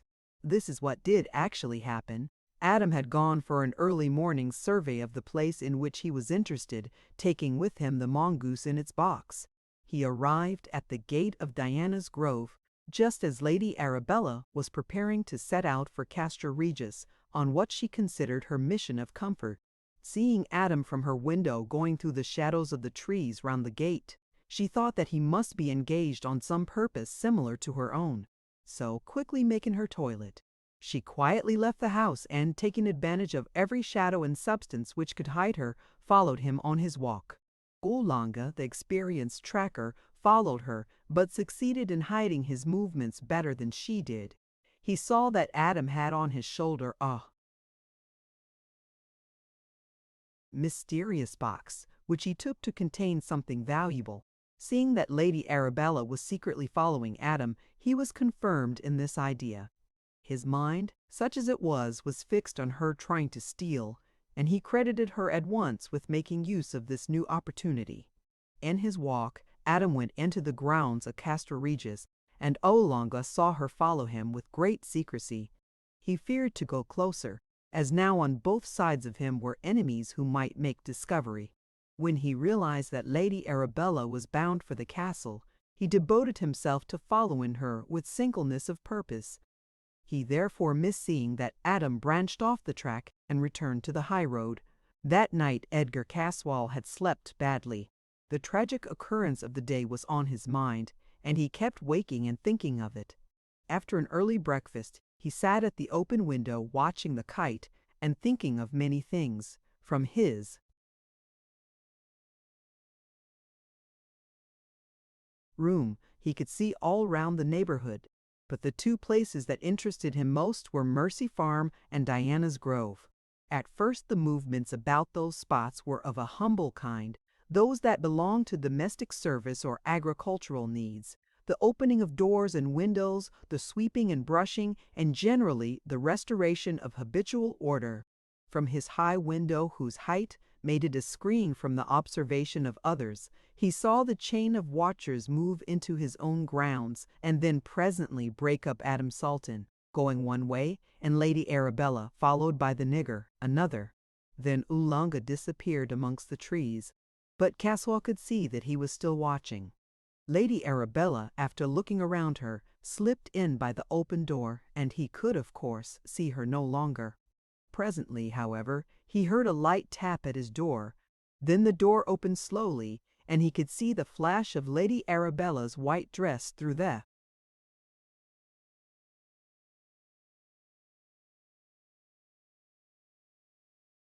opening. Chapter 16. A Visit of Sympathy.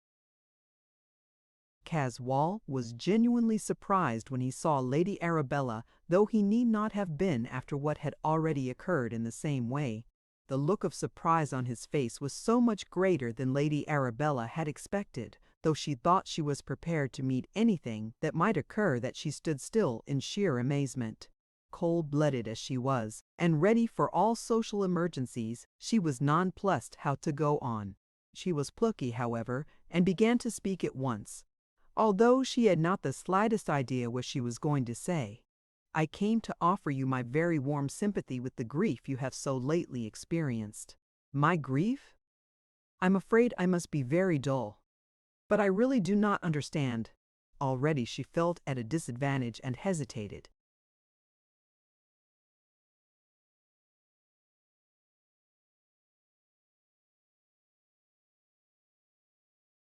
"I mean about the old man who died so suddenly, your old retainer." Caswall's face relaxed something of its puzzled concentration. Oh, he was only a servant, and he had overstayed his 70 years by something like 20 years. He must have been 90. Still, as an old servant, Caswall's words were not so cold as their inflection. "I never interfere with servants." He was kept on here merely because he had been so long on the premises. I suppose the steward thought it might make him unpopular if the old fellow had been dismissed. How on earth was she to proceed on such a task as hers, if this was the utmost geniality she could expect?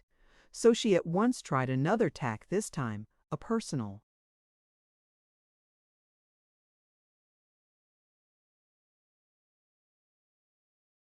1. "I am sorry I disturbed you. I am really not unconventional, though certainly no slave to convention.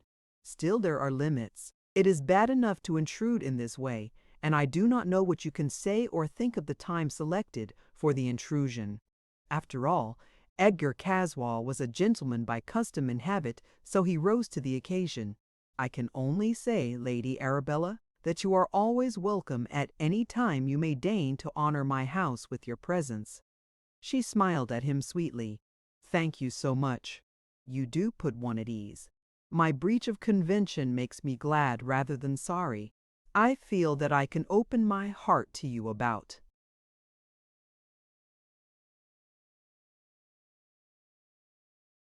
anything." Forthwith, she proceeded to tell him about Oolanga and his strange suspicions of her honesty. Caswall laughed and made her explain all the details. His final comment was enlightening. "Let me give you a word of advice. If you have the slightest fault to find with that infernal nigger, shoot him at sight.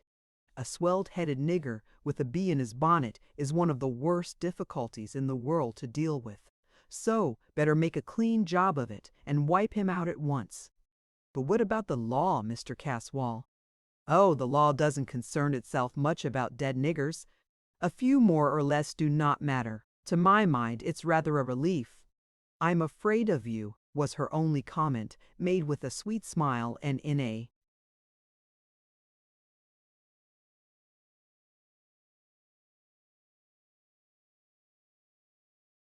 soft voice. "All right," he said. "Let us leave it at that. Anyhow, we shall be rid of one of them." "I don't love niggers any more than you do," she replied, "and I suppose one mustn't be too particular where that sort of cleaning up is concerned." Then she changed in voice and manner, and asked genially, "And now tell me, am I forgiven? You are, dear lady, if there is anything to forgive." As he spoke, seeing that she had moved to go, he came to the door with her, and in the most natural way accompanied her downstairs. He passed through the hall with her, and down the avenue. As he went back to the house, she smiled to herself.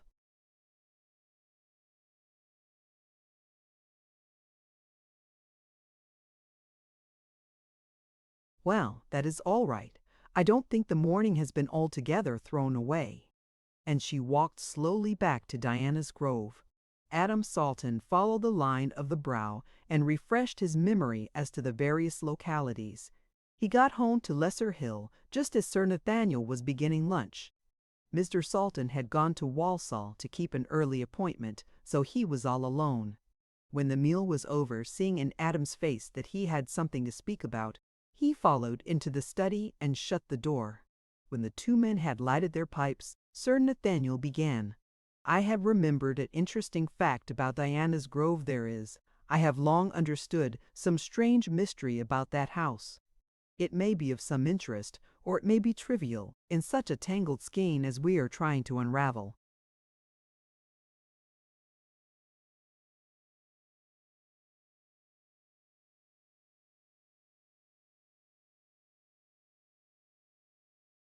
Please tell me all you know or suspect. To begin, then, of what sort is the mystery? Physical, mental, moral, historical, scientific, occult? Any kind of hint will help me." "Quite right. I shall try to tell you what I think, but I have not put my thoughts on the subject in sequence, so you must forgive me if due order is not observed in my narration. I suppose you have seen the house at Diana's Grove." "The outside of it, but I had that in my mind's eye, and I can fit into my memory whatever you may mention." "The house is very old. Probably the first house of some sort that stood there was in the time of the Romans. This was probably renewed perhaps several times at later periods. The house stands, or rather, used to stand here when Mercia was a kingdom. I do not suppose that the basement can be later than the Norman conquest. Some years ago, when I was president of the Mercian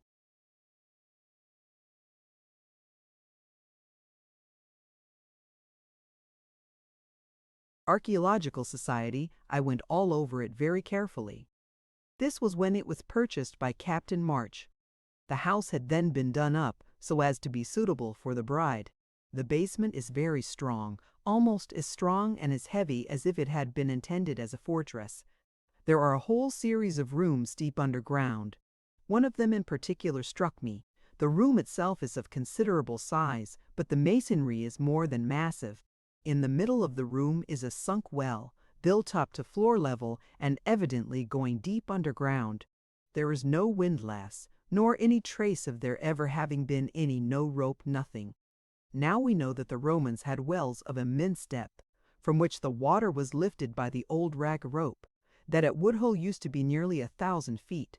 Here, then, we have simply an enormously deep well hole. The door of the room was massive, and was fastened with a lock nearly a foot square. It was evidently intended for some kind of protection to someone or something, but no one in those days had ever heard of anyone having been.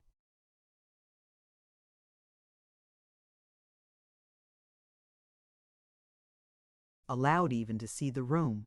All this is apropos of a suggestion on my part that the well hole was a way by which the white worm, whatever it was, went and came.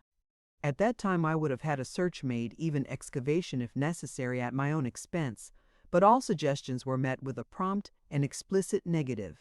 So of course I took no further step in the matter. Then it died out of recollection, even of mine. "Do you remember, sir," asked Adam, "what was the appearance of the room where the well hole was? Was there furniture, in fact, any sort of thing in the room?"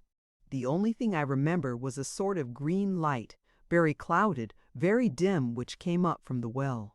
Not a fixed light, but intermittent and irregular, quite unlike anything I'd ever seen." "Do you remember how you got into the well room? Was there a separate door?"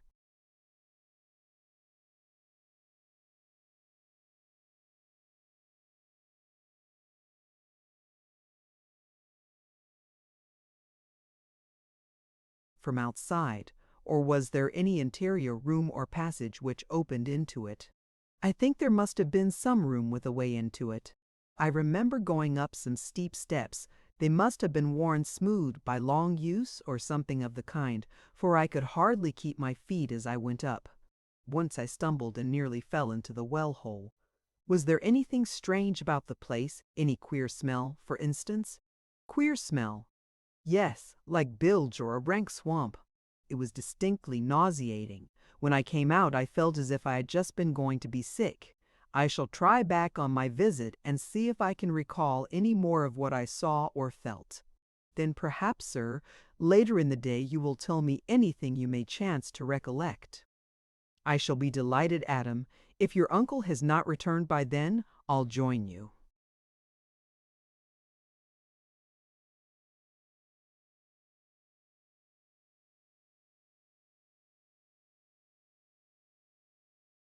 In the study after dinner, and we can resume this interesting chat. Chapter 17. The Mystery of the Groove. That afternoon Adam decided to do a little exploring. As he passed through the wood outside the gate of Diana's Grove, he thought he saw the African's face for an instant. So he went deeper into the undergrowth and followed along parallel to the avenue to the house. He was glad that there was no workman or servant about, for he did not care that any of Lady Arabella's people should find him wandering about her grounds. Taking advantage of the denseness of the trees, he came close to the house and skirted round it. He was repaid for his trouble, for on the far side of the house, close to where the rocky frontage of the cliff fell away, he saw Oolanga crouched behind the irregular trunk of a great oak. The man was so intent on watching someone or something that he did not guard against being himself watched. This suited Adam, for he could thus make scrutiny at will. The thick wood, though the trees were mostly of small girth, threw a heavy shadow, so that the steep declension, in front of which grew the tree behind,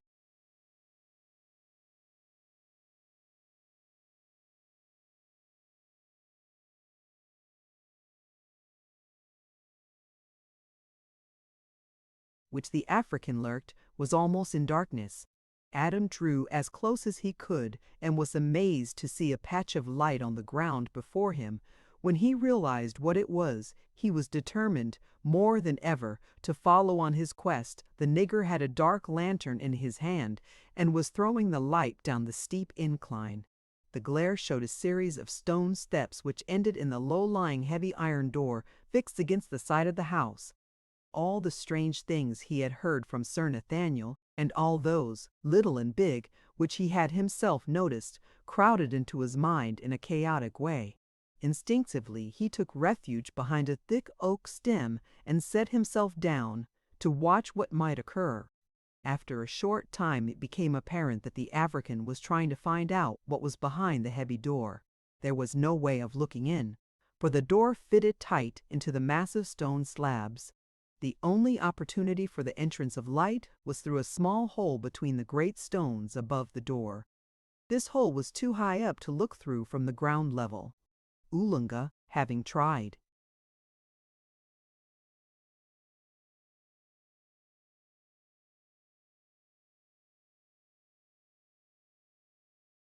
Standing tiptoe on the highest point near, and holding the lantern as high as he could, threw the light round the edges of the door to see if he could find anywhere a hole or a flaw in the metal through which he could obtain a glimpse.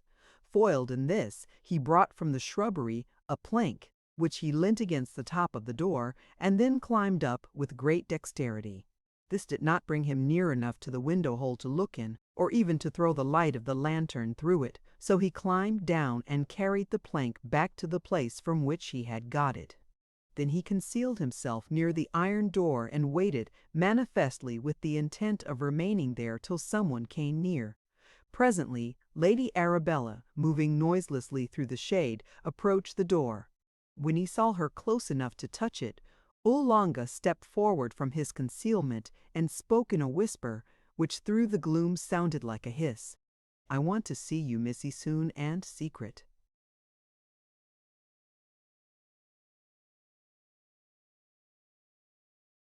"What do you want?" "You know well, Missy. I told you already."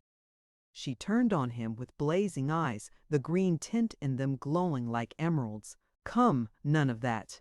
If there is anything sensible which you wish to say to me, you can see me here, just where we are, at 7 o'clock. He made no reply in words, but putting the backs of his hands together, bent lower and lower till his forehead touched the earth. Then he rose and went slowly away. Adam Salton from his hiding place saw and wondered.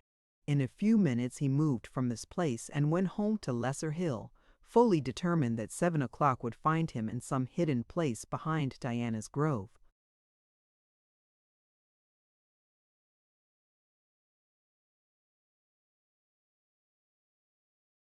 At a little before 7, Adam stole softly out of the house and took the back way to the rear of Diana's grove. The place seemed silent and deserted, so he took the opportunity of concealing himself near the spot whence he had seen Oolanga trying to investigate whatever was concealed behind the iron door. He waited perfectly still, and at last saw a gleam of white passing soundlessly through the undergrowth. He was not surprised when he recognized the color of Lady Arabella's dress.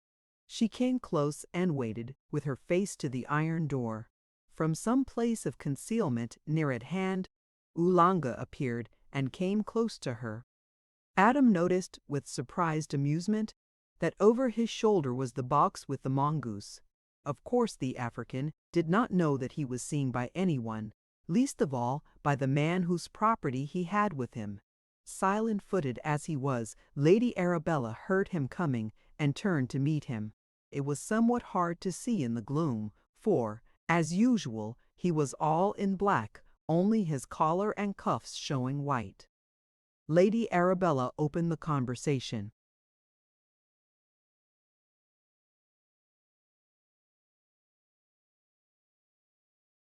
which ensued between the two. "What do you want, to rob me or murder me?" "No, to love you." This frightened her a little, and she tried to change the tone. "Is that a coffin you have with you? If so, you are wasting your time. It would not hold me." When a nigger suspects he is being laughed at, all the ferocity of his nature comes to the front, and this man was of the lowest kind. "Dis ain't no coffin for nobody. Dis box is for you. Something you lub. Me give hen to you." Still anxious to keep off the subject of affection, on which she believed him to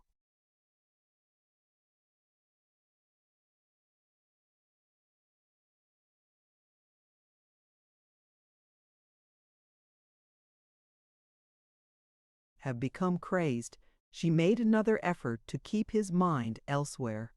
"Is this why you want to see me?" He nodded. "Then come round to the other door, but be quiet. I have no desire to be seen so close to my own house in conversation with a nigger like you." She had chosen the word deliberately. She wished to meet his passion with another kind. Such would at all events help to keep him quiet. In the deep gloom she could not see the anger which suffused his face. Rolling eyeballs and grinding teeth are, however, sufficient signs of anger to be decipherable in the dark. She moved round the corner of the house to her right. Oolanga was following her when she stopped him by raising her hand. "No, not that door," she said. "That is not for niggers. The other door will do well enough for you."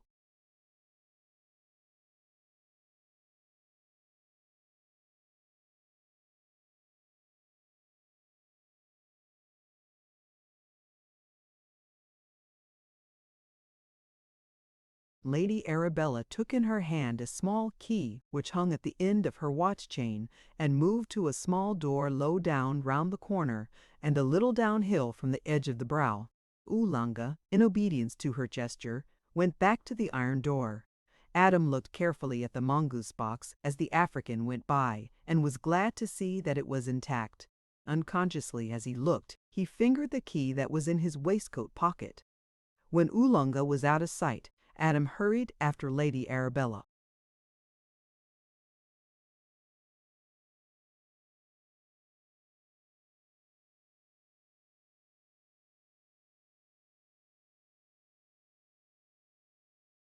Chapter 18. Exit Oolanga. The woman turned sharply as Adam touched her shoulder. "One moment whilst we are alone. You had better not trust that nigger," he whispered. Her answer was crisp and concise. "I don't. Forewarned is forearmed. Tell me if you will, it is for your own protection. Why do you mistrust him? My friend, you have no idea of that man's impudence. Would you believe that he wants me to marry him?"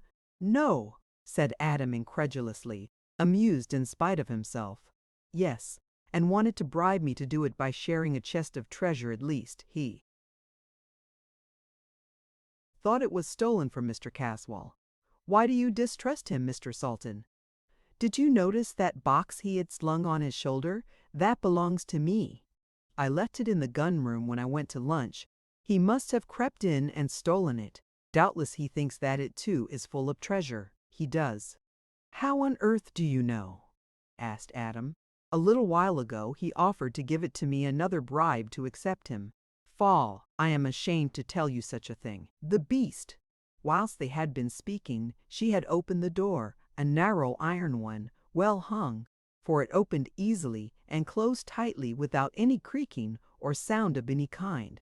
Within all was dark, but she entered as freely and with as little misgiving or restraint as if it had been broad daylight. For Adam there was just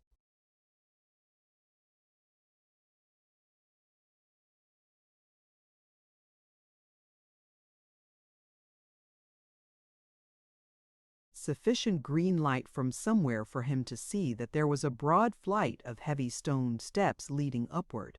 But Lady Arabella, after shutting the door behind her when it closed tightly without a clang, tripped up the steps lightly and swiftly. For an instant all was dark, but there came again the faint green light which enabled him to see the outlines of things. Another iron door, narrow like the first and fairly high, led into another large room, the walls of which were of massive stones so closely joined together as to exhibit only one smooth surface. This presented the appearance of having at one time been polished. On the far side, also smooth like the walls, was the reverse of a wide, but not high, iron door. Here there was a little more light, for the high-up aperture over the door opened to the air. Lady Arabella took from her girdle another small key, which she inserted in a keyhole in the center of a massive lock. The great bolt seemed wonderfully hung, for the moment the small key was turned, the bolts of the great lock moved.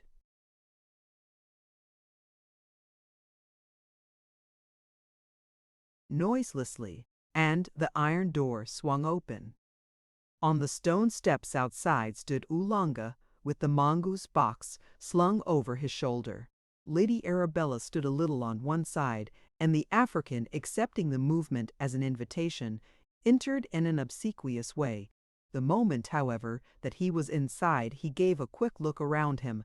Much death here, big death, many deaths, good, good. He sniffed round as if he was enjoying the scent. The matter and manner of his speech were so revolting that instinctively Adam's hand wandered to his revolver, and with his finger on the trigger, he rested satisfied that he was ready for any emergency. There was certainly opportunity for the nigger's enjoyment, for the open well hole was almost under his nose, sending up such a stench as almost made Adam sick, though Lady Arabella seemed not to mind it at all. It was like nothing that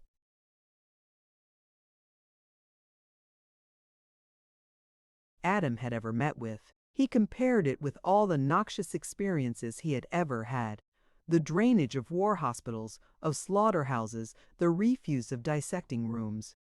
None of these was like it, though it had something of them all, with, added, the sourness of chemical waste and the poisonous effluvium of the bilge of a water-logged ship, whereon a multitude of rats had been drowned. Then, quite unexpectedly, the Negro noticed the presence of a third person, Adam Sultan. He pulled out a pistol and shot at him, happily missing. Adam was himself usually a quick shot, but this time his mind had been on something else, and he was not ready. However, he was quick to carry out an intention, and he was not a coward. In another moment both men were in grips. Beside them was the dark well-hole, with that horrid effluvium stealing up from its mysterious depths. Adam and Oolanga both had pistols. Lady Arabella, who had not one, was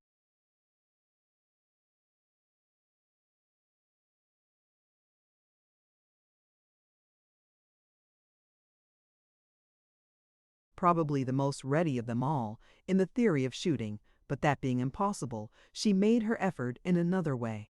Gliding forward, she tried to seize the African, but he eluded her grasp, just missing, in doing so, falling into the mysterious hole.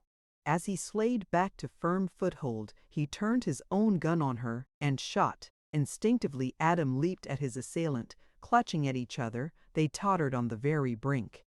Lady Arabella's anger, now fully awake, was all for Oolanga. She moved towards him with her hands extended, and had just seized him when the catch of the locked box due to some movement from within flew open, and the king cobra killer flew at her with a venomous fury impossible to describe. As it seized her throat, she caught hold of it, and with a fury superior to its own, tore it in two, just as if it had been a sheet of paper. The strength used for such an act must have been terrific. In an instant it seemed to spout blood and entrails, and was hurled into the well-hole. In another instant she had seized Oolanga, and with a swift rush had drawn him, her white arms encircling him, down with her into the gaping aperture.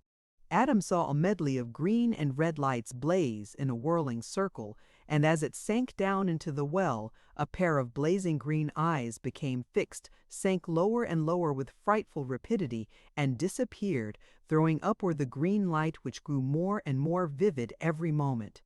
As the light sank into the noisome depths, there came a shriek which chilled Adam's blood, a prolonged agony of pain and terror which seemed to have no end. Adam Salton felt that he would never be able to free his mind from the memory of those dreadful moments. The gloom which surrounded that horrible charnel pit, which seemed to go down to the very bowels of the earth, conveyed from far down the sights and sounds of the nethermost hell. The ghastly fate of the African as he sank down to his terrible doom, his black face growing gray with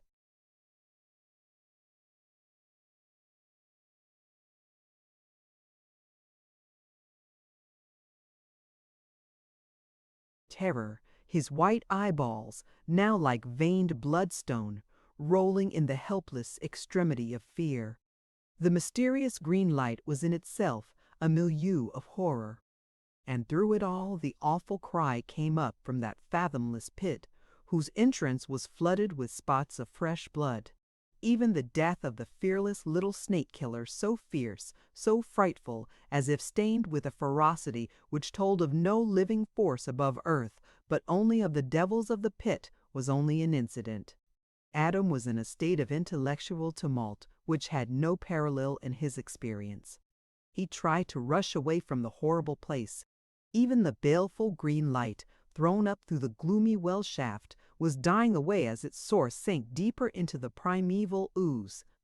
The darkness was closing in on him in overwhelming density, darkness in such a place, and with such a memory of it. He made a wild rush forward, slipped on the steps in some sticky, acrid-smelling mass that felt and smelt like blood, and, falling forward, felt his way into the inner room where the well shaft was not. Then he rubbed his eyes in sheer amazement. Up the stone steps from the narrow door by which he had entered glided the white-clad figure of Lady Arabella, the only color to be seen on her being blood marks on her face and hands and throat. Otherwise she was calm and unruffled, as when earlier she stood aside for him to pass in through the narrow iron door.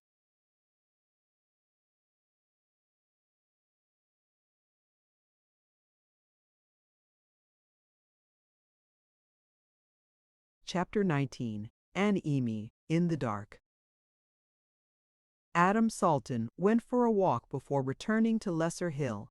He felt that it might be well not only to steady his nerves, shaken by the horrible scene, but to get his thoughts into some sort of order so as to be ready to enter on the matter with Sir Nathaniel. He was a little embarrassed as to telling his uncle, for affairs had so vastly progressed beyond his original view that he felt a little doubtful as to what would be the old gentleman's attitude when he should hear of the strange events for the first time. Mr. Salton would certainly not be satisfied at being treated as an outsider with regard to such things, most of which had points of contact with the inmates of his own house. It was with an immense sense of relief that Adam heard that his uncle had telegraphed to the housekeeper that he was detained by business at Walsall, where he would remain for the night, and that he would be back in the morning in time for lunch. When Adam got home after his walk, he found Sir Nathaniel just going to bed. He did not say anything to him then of what had happened, but contented.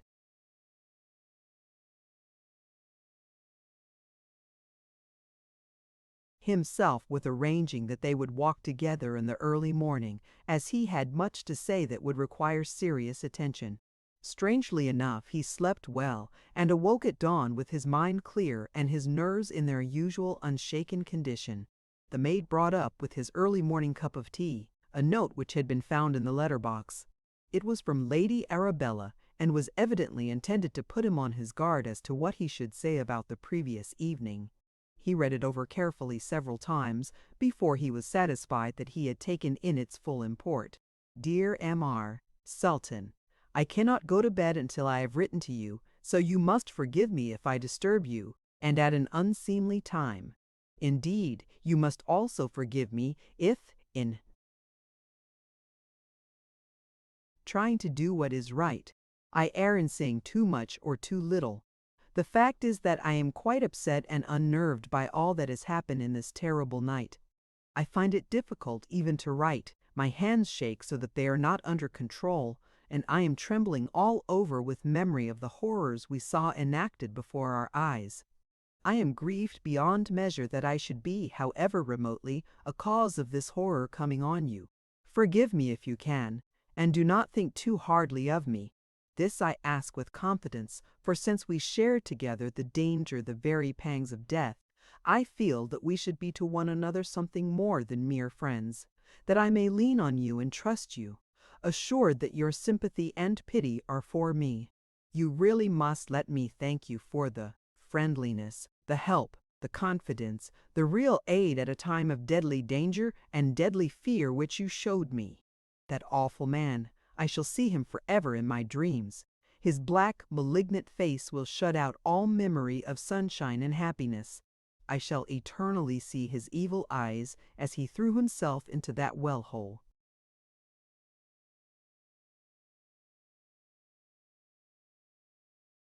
In a vain effort to escape from the consequences of his own misdoing, the more I think of it, the more apparent it seems to me that he had premeditated the whole thing, of course, except his own horrible death. Perhaps you have noticed a fur collar I occasionally wear. It is one of my most valued treasures, an ermine collar studded with emeralds. I had often seen the nigger's eyes gleam covetously when he looked at it. Unhappily, I wore it yesterday. That may have been the cause that lured the poor man to his doom.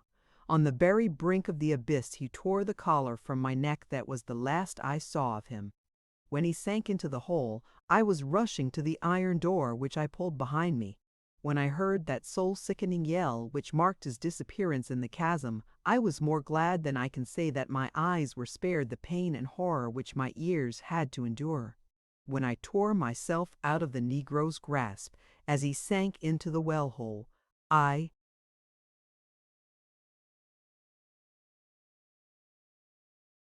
realized what freedom meant. Freedom, freedom, not only from that noisome prison house, which has now such a memory, but from the more noisome embrace of that hideous monster. Whilst I live, I shall always thank you for my freedom. A woman must sometimes express her gratitude, otherwise it becomes too great to bear. I am not a sentimental girl who merely likes to thank a man. I am a woman who knows all, of bad as well as good, that life can give. I have known what it is to love and to lose, but you must not let me bring any unhappiness into your life. I must live on as I have lived alone and, in addition, bear with other woes the memory of this latest insult and horror. In the meantime, I must get away as quickly as possible from Diana's Grove. In the morning I shall go up to town, where I shall remain for a week. I cannot stay longer, as business affairs demand my presence here. I think, however, that a week in the rush of busy London, surrounded with multitudes of commonplace people, will help to soften, I cannot expect total obliteration, the terrible images of the bygone night.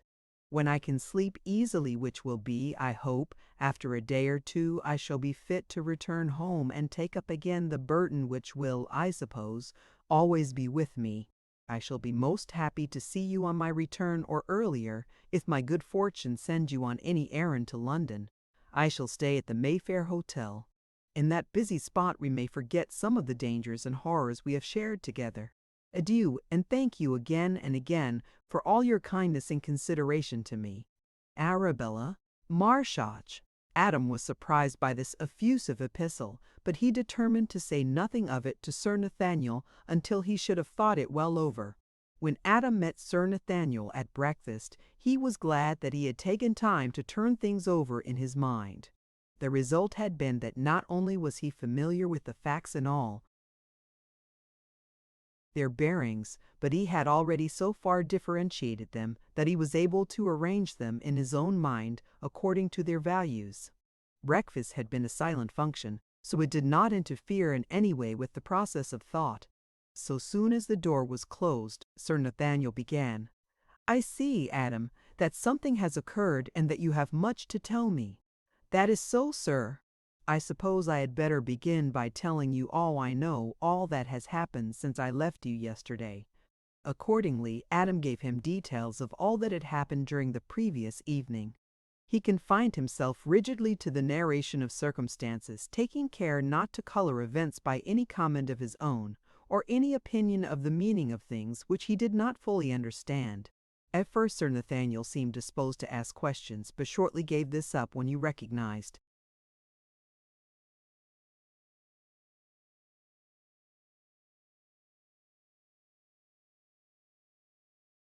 that the narration was concise and self-explanatory.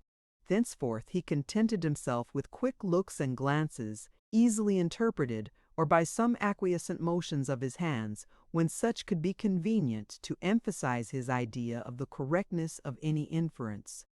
Until Adam ceased speaking, having evidently come to an end of what he had to say with regard to this section of his story, the elder man made no comment whatever. Even when Adam took from his pocket Lady Arabella's letter with the manifest intention of reading it, he did not make any comment. Finally, when Adam folded up the letter and put it, in its envelope, back in his pocket as an intimation that he had now quite finished, the old diplomatist carefully made a few notes in his pocketbook. "Your narrative, my dear Adam, is altogether admirable. I think I may now take it that we are both well versed in the actual facts, and that our conference had better take the shape of a mutual exchange of ideas. Let us both ask questions as they may arise, and I do not doubt that we shall arrive at some enlightening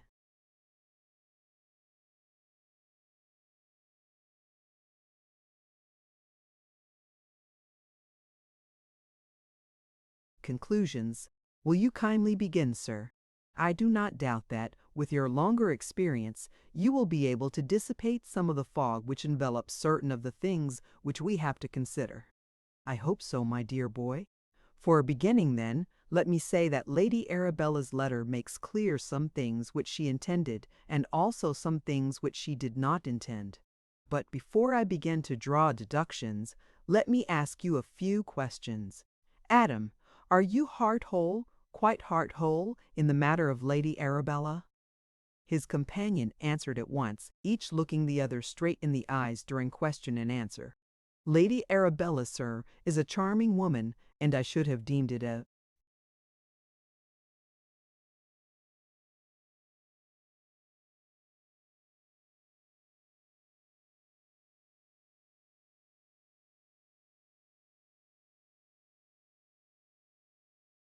privilege to meet her, to talk to her, even since I am in the confessional, to flirt a little with her. But if you mean to ask if my affections are in any way engaged, I can emphatically answer no, as indeed you will understand when presently I give you the reason. Apart from that, there are the unpleasant details we discussed the other day. Would you mind giving me the reason now? It will help us to understand what is before us in the way of difficulty." "Certainly, sir. My reason, on which I can fully depend, is that I love another woman. That clinches it. May I offer my good wishes and, I hope, my congratulations?" "I am proud of your good wishes, sir, and I thank you for them, but it is too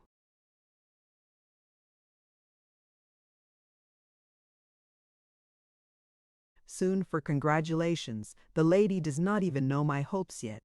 Indeed, I hardly knew them myself, as definite till this moment." "I take it then, Adam, Adam, that at the right time I may be allowed to know who the lady is." Adam laughed a low, sweet laugh, such as ripples from a happy heart. "There need not be an hour's, a minute's delay. I shall be glad to share my secret with you, sir. The lady, sir, whom I am so happy as to love, and in whom my dreams of lifelong happiness are centered, is Mimi Watford." "Then, my dear Adam, I need not wait to offer congratulations. She is indeed a very charming young lady.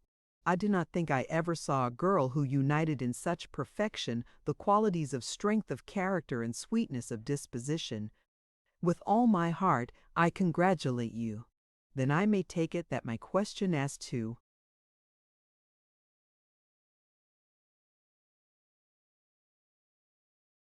your heart wholeness is answered in the affirmative." "Yes, and now, sir, may I ask in turn why the question?" "Certainly. I asked because it seems to me that we are coming to a point where my questions might be painful to you. It is not merely that I love Mimi, but I have reason to look on Lady Arabella as her enemy," Adam continued. "Her enemy? Yes. A rank and unscrupulous enemy who is bent on her destruction." Sir Nathaniel went to the door, looked outside it, and returned, locking it carefully behind him.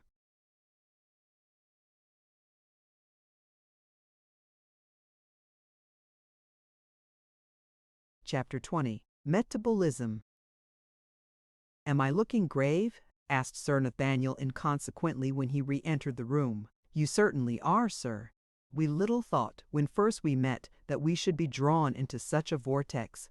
Already we are mixed up in robbery and probably murder, but 1,000 times worse than all the crimes in the calendar, in an affair of ghastly mystery which has no bottom and no end, with forces of the most unnerving kind, which had their origin in an age when the world was different from the world which we know. We are going back to the origin of superstition, to an age when dragons tore each other in their slime. We must fear nothing, no conclusion, however improbable, almost impossible it may be. Life and death is hanging on our judgment, not only for ourselves, but for others whom we love. Remember, I count on you, as I hope you count on me."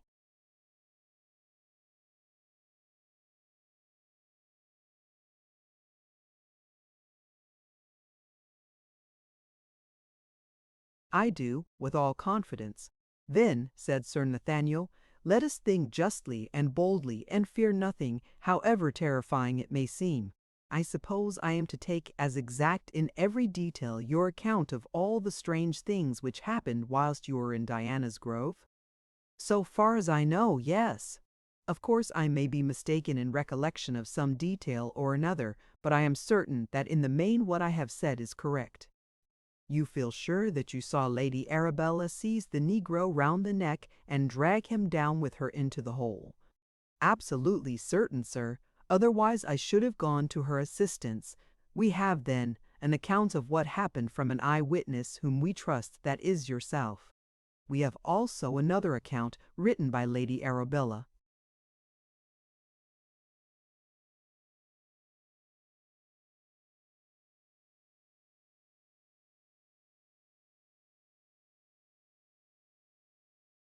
"Under her own hand. These two accounts do not agree, therefore we must take it that one of the two is lying." "Apparently, sir." "And that Lady Arabella is the liar." "Apparently, as I am not. We must, therefore, try to find a reason for her lying. She has nothing to fear from Oolanga, who is dead. Therefore the only reason which could actuate her would be to convince someone else that she was blameless. This someone could not be you, for you had the evidence of your own eyes. There was no one else present, therefore it must have been an absent person. That seems beyond dispute, sir."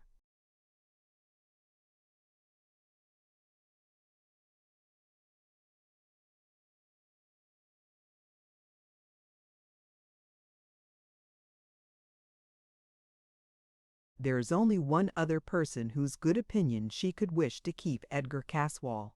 He is the only one who fills the bill. Her lies point to other things besides the death of the African. She evidently wanted it to be accepted that his falling into the well was his own act. I cannot suppose that she expected to convince you, the eye-witness. But as she wished later on to spread the story, it was wise of her to try to get your acceptance of it. That is so. Then there were other matters of untruth, that, for instance, of the ermine collar embroidered with emeralds. If an understandable reason be required for this, it would be to draw attention away from the green lights which were seen in the room, and especially in the well-hole. Any unprejudiced person would accept the green lights to be the eyes of a great snake, such as tradition pointed to living in the well-hole. In fine, therefore, Lady Arabella wanted the general belief to be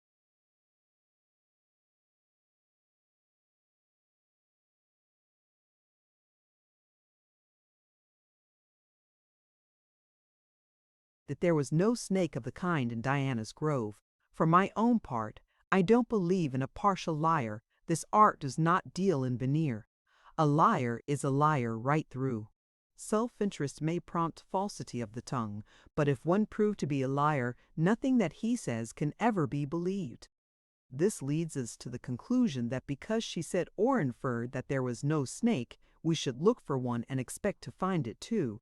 Now let me digress. I live, and have for many years lived, in Derbyshire, a county more celebrated for its caves than any other county in England. I have been through them all, and am familiar with every turn of them, as also with other great caves in Kentucky and France and Germany, and a host of other places, and many of these are tremendously deep caves of narrow aperture, which are valued by intrepid explorers, who descend narrow gullets of abysmal depth, and sometimes never return. In many of the caverns in the peak, I am convinced that some of the smaller passages were used in primeval times as the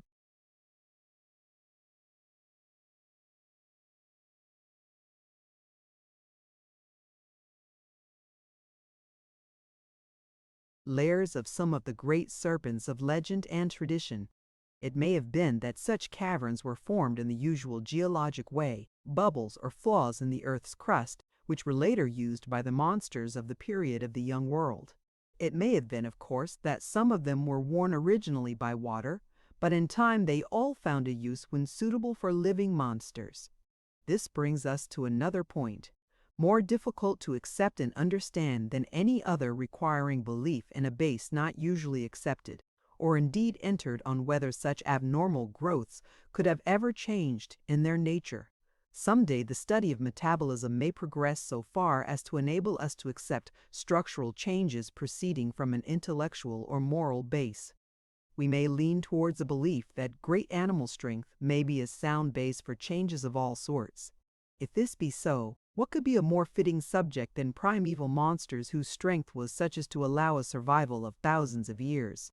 We do not know yet if brain can increase and develop independently of other parts of the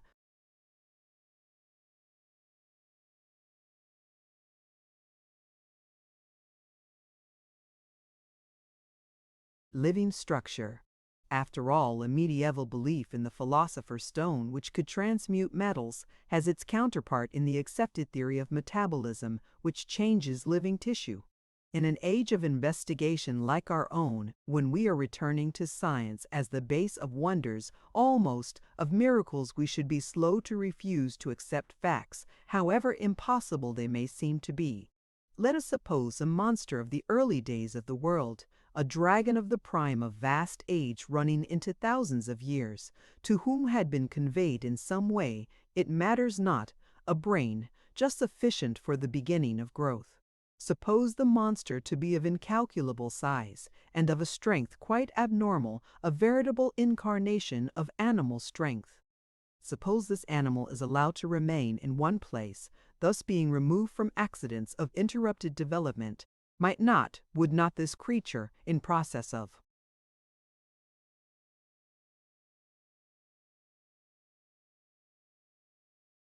time, ages, if necessary, have that rudimentary intelligence developed? There is no impossibility in this. It is only the natural process of evolution. In the beginning, the instincts of animals are confined to alimentation, self-protection, and the multiplication of their species. As time goes on and the needs of life become more complex, power follows need. We have been long accustomed to consider growth as applied almost exclusively to size in its various aspects. But nature, who has no doctrinaire ideas, may equally apply it to concentration.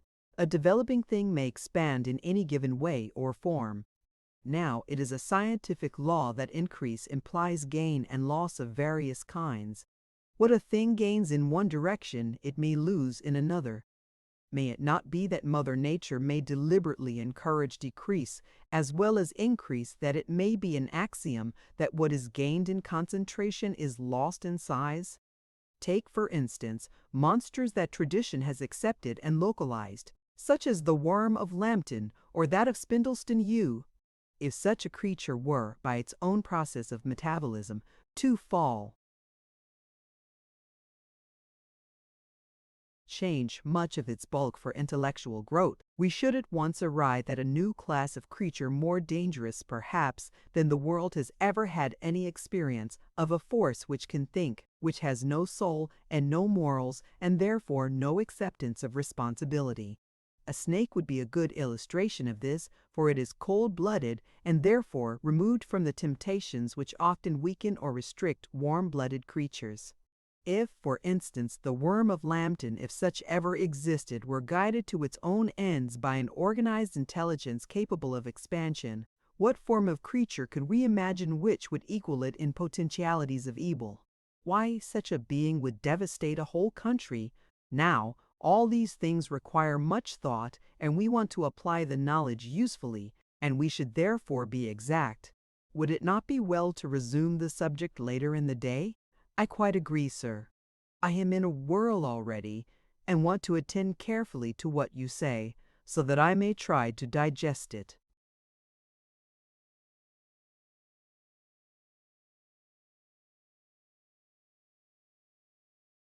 Both men seemed fresher and better for the easy, and when they met in the afternoon, each of them had something to contribute to the general stock of information. Adam, who was by nature of a more militant disposition than his elderly friend, was glad to see that the conference at once assumed a practical trend. Sir Nathaniel recognized this and, like an old diplomatist, turned it to present use. Tell me now, Adam, what is the outcome in your own mind of our conversation? That the whole difficulty already assumes practical shape, but with added dangers that at first I did not imagine.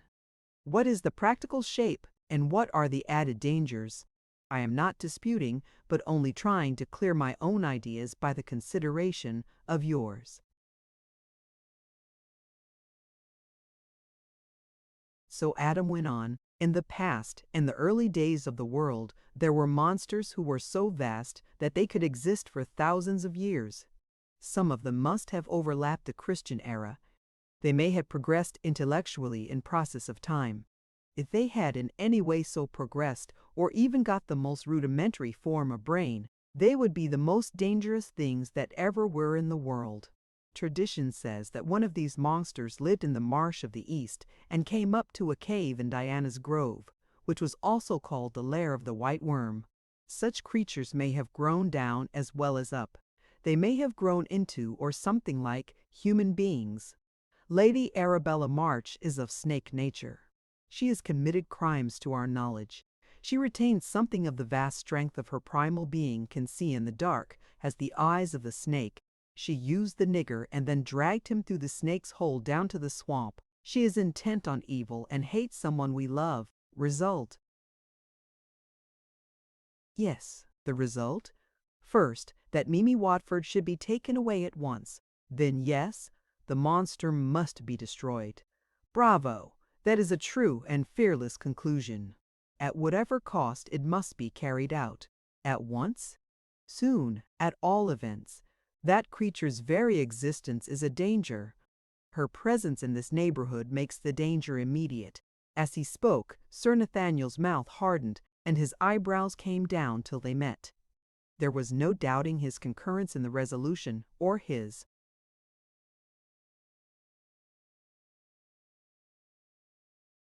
readiness to help in carrying it out, but he was an elderly man with much experience and knowledge of law and diplomacy.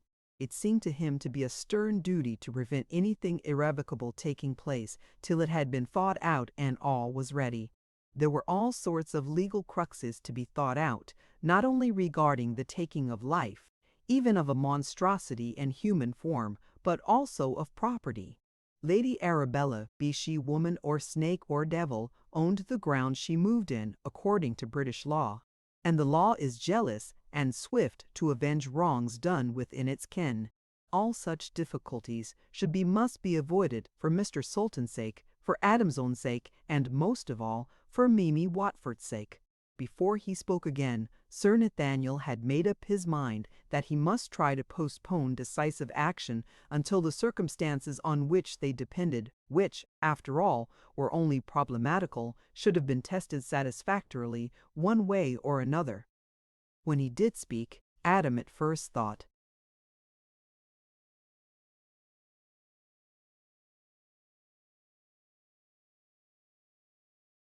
that his friend was wavering in his intention or funking the responsibility. However, his respect for Sir Nathaniel was so great that he would not act or even come to a conclusion on a vital point without his sanction. He came close and whispered in his ear, "We will prepare our plans to combat and destroy this horrible menace after we have cleared up some of the more baffling points. Meanwhile, we must wait for the night I hear my uncle's footsteps echoing down the hall." Sir Nathaniel nodded his approval.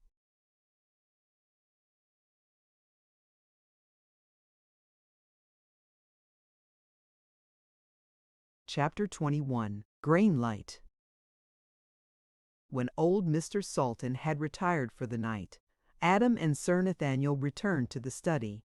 Things went with great regularity at Lesser Hill, so they knew that there would be no interruption to their talk. When their cigars were lighted, Sir Nathaniel began, "I hope, Adam, that you do not think me either slack or changeable of purpose. I mean to go through this business to the bitter end, whatever it may be. Be satisfied that my first care is, and shall be, the protection of Mimi Watford. To that I am pledged. My dear boy, we who are interested are all in the same danger. That semi-human monster out of the pit hates and means to destroy us all, you and me, certainly, and probably your uncle. I wanted especially to talk with you tonight, for I cannot help thinking that the time is fast coming, if it has not come already, when we must take your uncle into our confidence. It was one thing when fancied evils threatened, but now he is probably marked for death.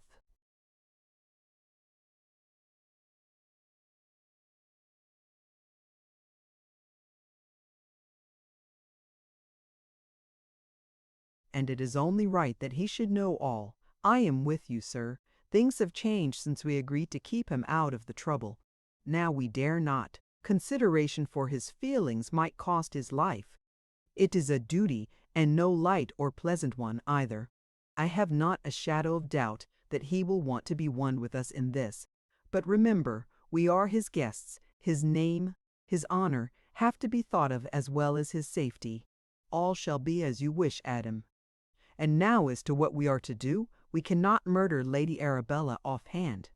Therefore we shall have to put things in order for the killing, and in such a way that we cannot be taxed with a crime. It seems to me, sir, that we are in an exceedingly tight place. Our first difficulty is to know where to begin. I never thought this fighting an antediluvian monster would be such a complicated job. This one is a woman, with all a woman's wit, combined with the heartlessness of a cocotte. She has the strength and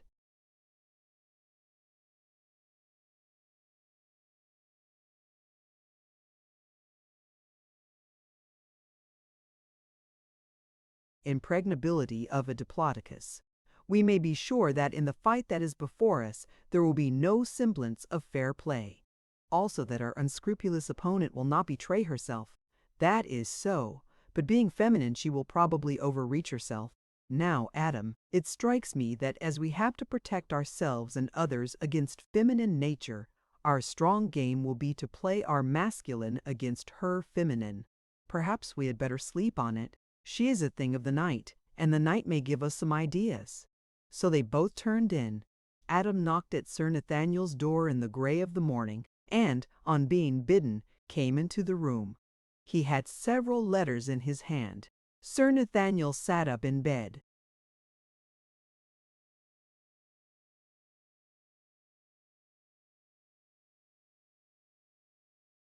"Well, I should like to read you a few letters, but, of course, I shall not send them unless you approve.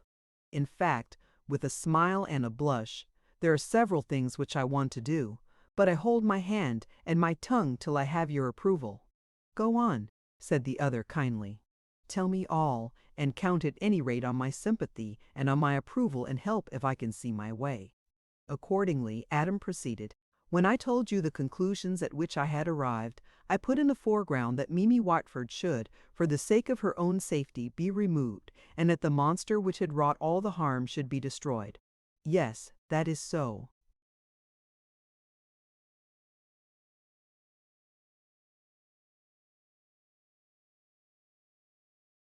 To carry this into practice, sir, one preliminary is required, unless harm of another kind is to be faced. Mimi should have some protector whom all the world would recognize. The only form recognized by convention is marriage." Sir Nathaniel smiled in a fatherly way. "To marry, a husband is required, and that husband should be you." "Yes, yes!" "And the marriage should be immediate and secret, or, at least, not spoken of outside ourselves. Would the young lady be agreeable to that proceeding?" "I do not know, sir." "Then how are we to proceed? I suppose that we, or one of us, must ask her."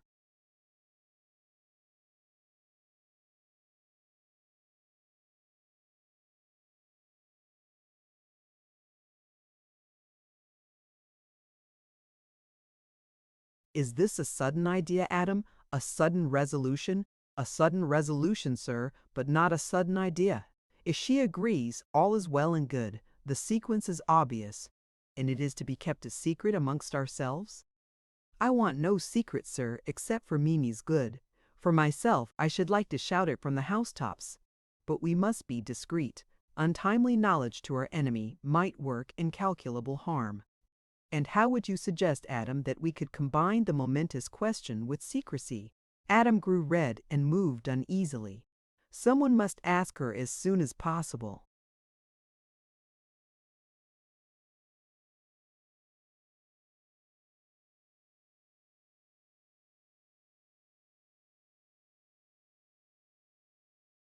"And that someone? I thought that you, sir, would be so good. God bless my soul! This is a new kind of duty to take on at my time of life. Adam, I hope you know that you can count on me to help in any way I can." "I have already counted on you, sir. When I ventured to make such a suggestion, I can only ask," he added, "that you will be more than ever kind to me, to us, and look on the painful duty as a voluntary act of grace prompted by kindness and affection." "Painful duty, yes," said Adam boldly. "Painful to you, though to me it would be all joyful. It is a strange job for an early morning. Well, we all live and learn, I suppose."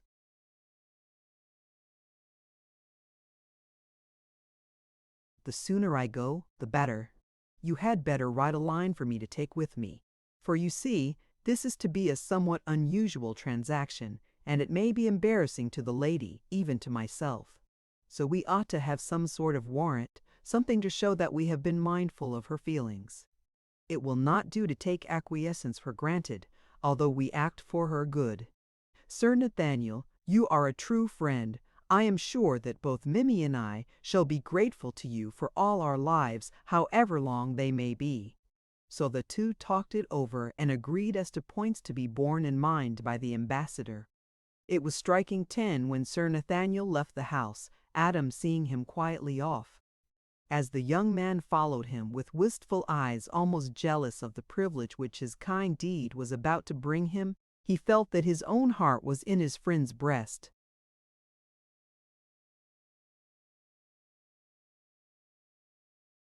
The memory of that morning was like a dream to all those concerned in it. Sir Nathaniel had a confused recollection of detail and sequence, though the main facts stood out in his memory boldly and clearly, Adam Salton's recollection was of an illimitable weight, filled with anxiety, hope, and chagrin, all dominated by a sense of the slow passage of time and accompanied by vague fears. Mamie could not for a long time think at all, or recollect anything, except that Adam loved her and was saving her from a terrible danger. When she had time to think, later on, she wondered when she had any ignorance of the fact that Adam loved her and that she loved him with all her heart. Everything, every recollection, however small, every feeling seemed to fit into those elemental facts as though they had all been molded together. The main and crowning recollection was her saying goodbye to Sir Nathaniel and entrusting to him loving messages straight from her heart to Adam Salton, and of his bearing, when with an impulse which she could not check, she put her lips to his and kissed him. Later, when she was alone,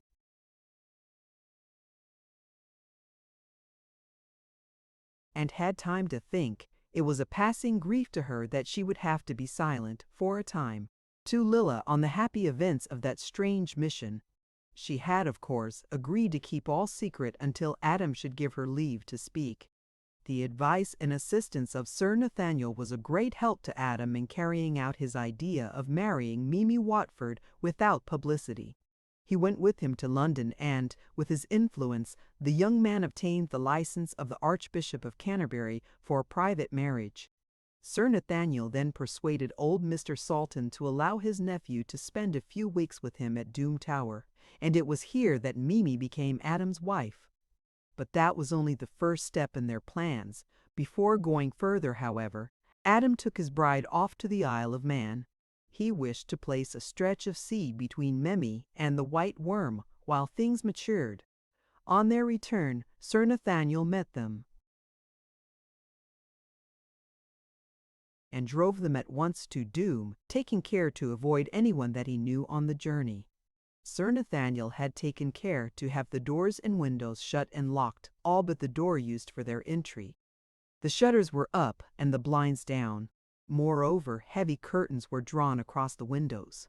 When Adam commented on this, Sir Nathaniel said in a whisper, "Wait till we are alone, and I'll tell you why this is done. In the meantime, not a word or a sign. You will approve when we have had a talk together."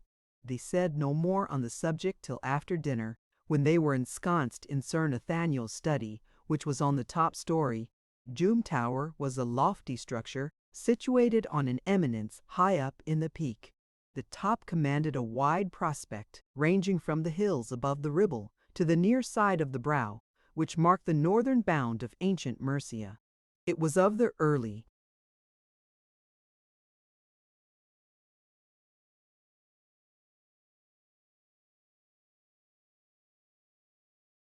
Norman period, less than a century younger than Castor Regis. The windows of the study were barred and locked, and heavy dark curtains closed them in. When this was done, not a gleam of light from the tower could be seen from outside. When they were alone, Sir Nathaniel explained that he had taken his old friend, Mr. Salton, into full confidence, and that in future all would work together. "It is important for you to be extremely careful, in spite of the fact that our marriage was kept secret, as also your temporary absence. Both are known." "How? To whom?" "How, I know not, but I am beginning to have an idea." "To her?" asked Adam in momentary consternation. Sir Nathaniel shivered perceptibly.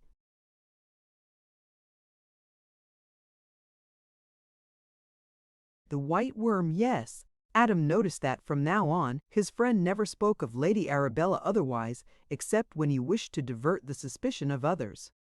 Sir Nathaniel switched off the electric light, and when the room was pitch dark, he came to Adam, took him by the hand, and led him to a seat set in the southern window. Then he softly drew back a piece of the curtain and motioned his companion to look out. Adam did so, and immediately shrank back as though his eyes had opened on pressing danger. His companion set his mind at rest by saying in a low voice, "It is all right. You may speak, but speak low. There is no danger here at present." Adam leaned forward, taking care, however, not to press his face against the bury.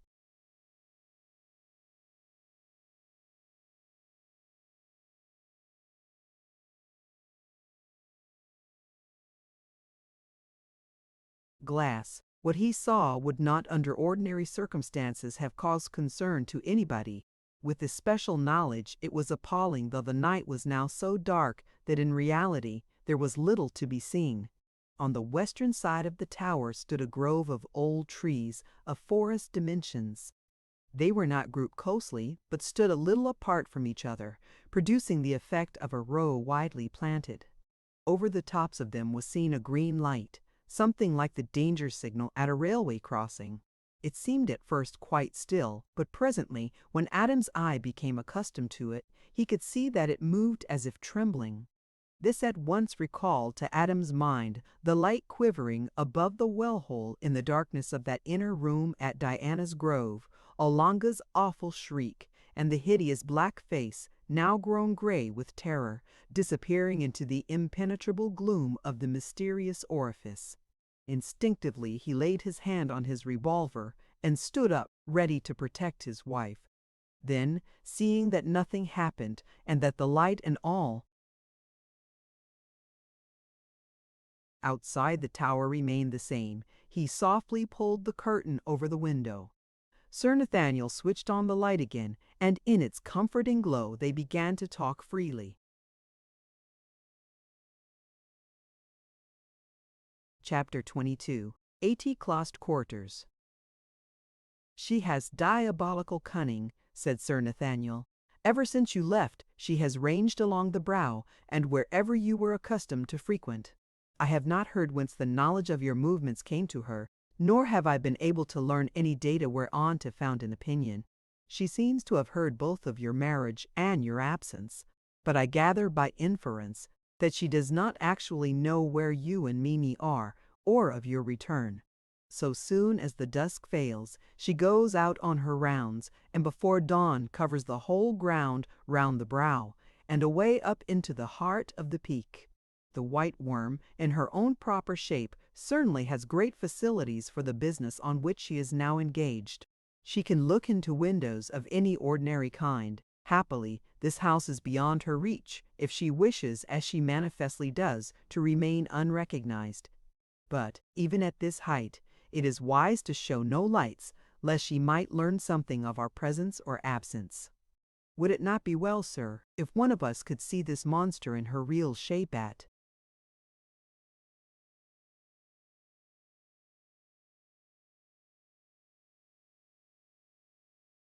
close quarters? I am willing to run the risk, for I take it there would be no slight risk in the doing. I don't suppose anyone of our time has seen her close and lived to tell the tale." Sir Nathaniel held up an expostulatory hand. "Good God, lad, what are you suggesting? Think of your wife, and all that is at stake." "It is of Mimi that I think, for her sake, that I am willing to risk whatever is to be risked." Adam's young bride was proud of her man, but she blanched at the thought of the ghastly white worm.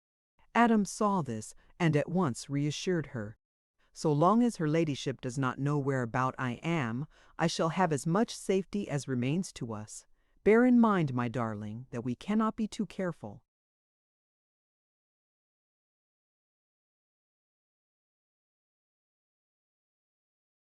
Sir Nathaniel realized that Adam was right. The white worm had no supernatural powers, and could not harm them until she discovered their hiding place.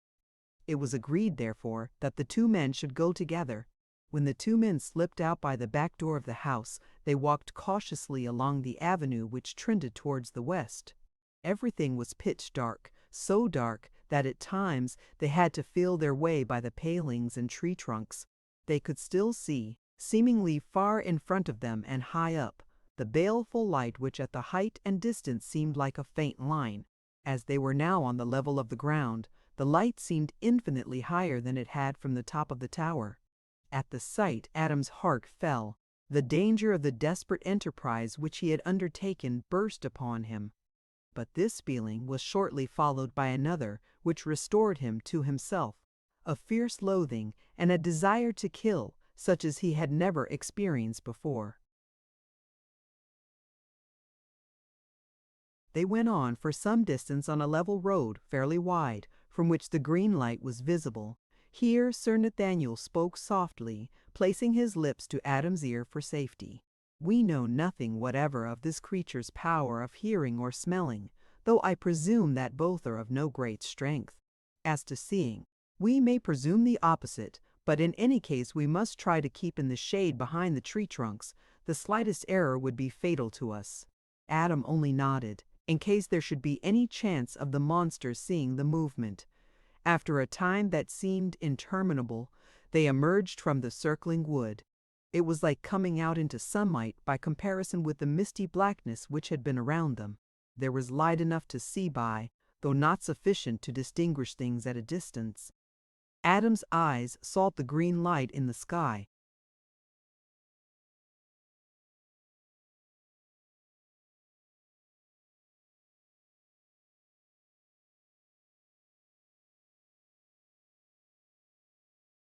It was still in about the same place, but its surroundings were more visible.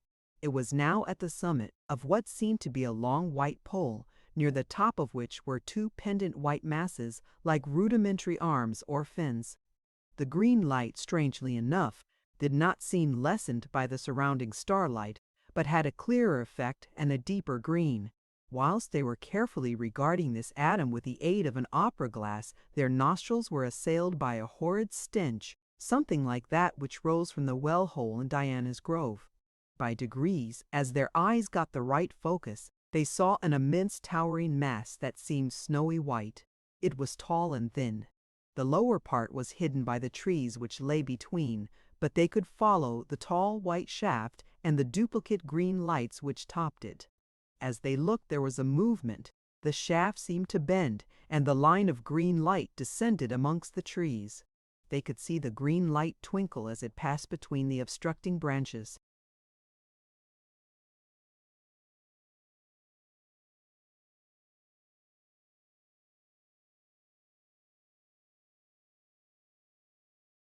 Seeing where the head of the monster was, the two men ventured a little further forward and saw that the hidden mass at the base of the shaft was composed of vast coils of the great serpent's body, forming a base from which the upright mass rose.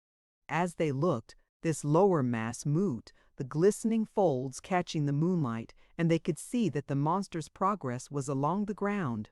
It was coming towards them at a swift pace, so they turned and ran, taking care to make as little noise as possible, either by their footfalls or by disturbing the undergrowth close to them. They did not stop or pause till they saw before them the high dark tower of doom.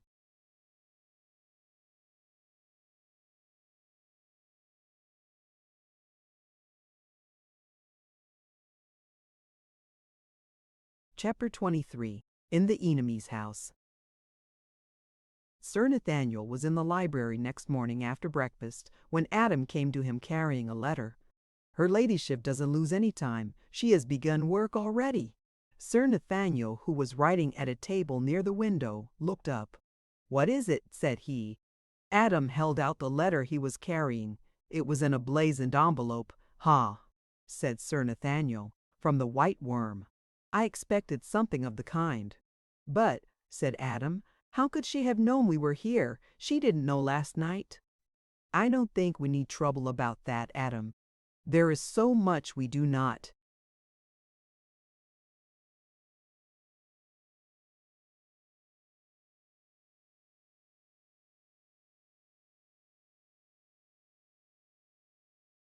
Understand. This is only another mystery. Suffice it that she does know, perhaps it is all the better and safer for us."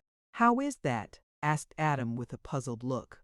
"General process of reasoning, my boy, and the experience of some years in the diplomatic world. This creature is a monster without heart or consideration for anything or anyone. She is not nearly so dangerous in the open as when she has the dark to protect her. Besides, we know by our own experience of her movements that for some reason she shuns publicity. In spite of her vast bulk and abnormal strength, she is afraid to attack openly. After all, she is only a snake, and with a snake's nature, which is to keep low and squirm, and proceed by stealth and cunning. She will never attack when she can run away, although she knows well that running away would probably be fatal to her. What is the letter about?"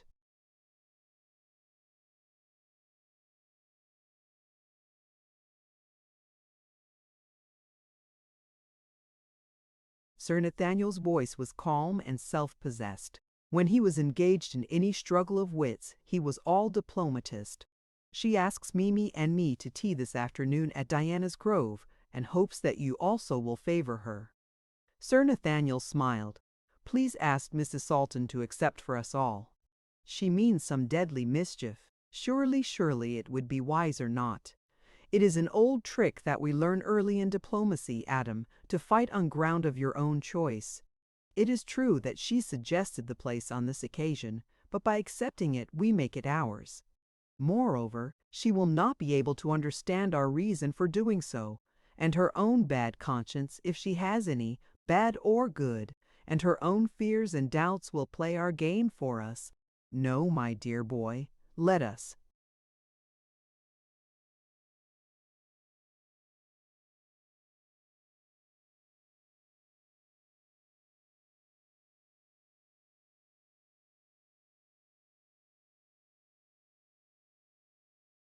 Accept by all means. Adam said nothing, but silently held out his hand, which his companion shook. No words were necessary. When it was getting near tea time, Mimi asked Sir Nathaniel how they were going. We must make a point of going in state. We want all possible publicity. Mimi looked at him inquiringly. Certainly, my dear, in the present circumstances publicity is a part of safety. Do not be surprised if, whilst we are at Diana's Grove, occasional messages come for you for all or any of us. I see, said Mrs. Salton. You are taking no chances. None, my dear. All I have learned at foreign courts, and amongst civilized and uncivilized people, is going to be utilized within the next couple of hours. Sir Nathaniel's voice was full of seriousness, and it brought to Mimi in a convincing way the awful gravity of the occasion. In due course, they set out in a carriage drawn by a fine pair of horses, who soon devoured the few miles of their journey. Before they came to the gate, Sir Nathaniel turned to Mimi. I have arranged with Adam certain signals which may be necessary if certain eventualities occur. These need be nothing to do with you directly, but bear in mind that if I ask you or Adam to do anything, do not lose a second in the doing of it. We must try to pass off such moments with an appearance of unconcern.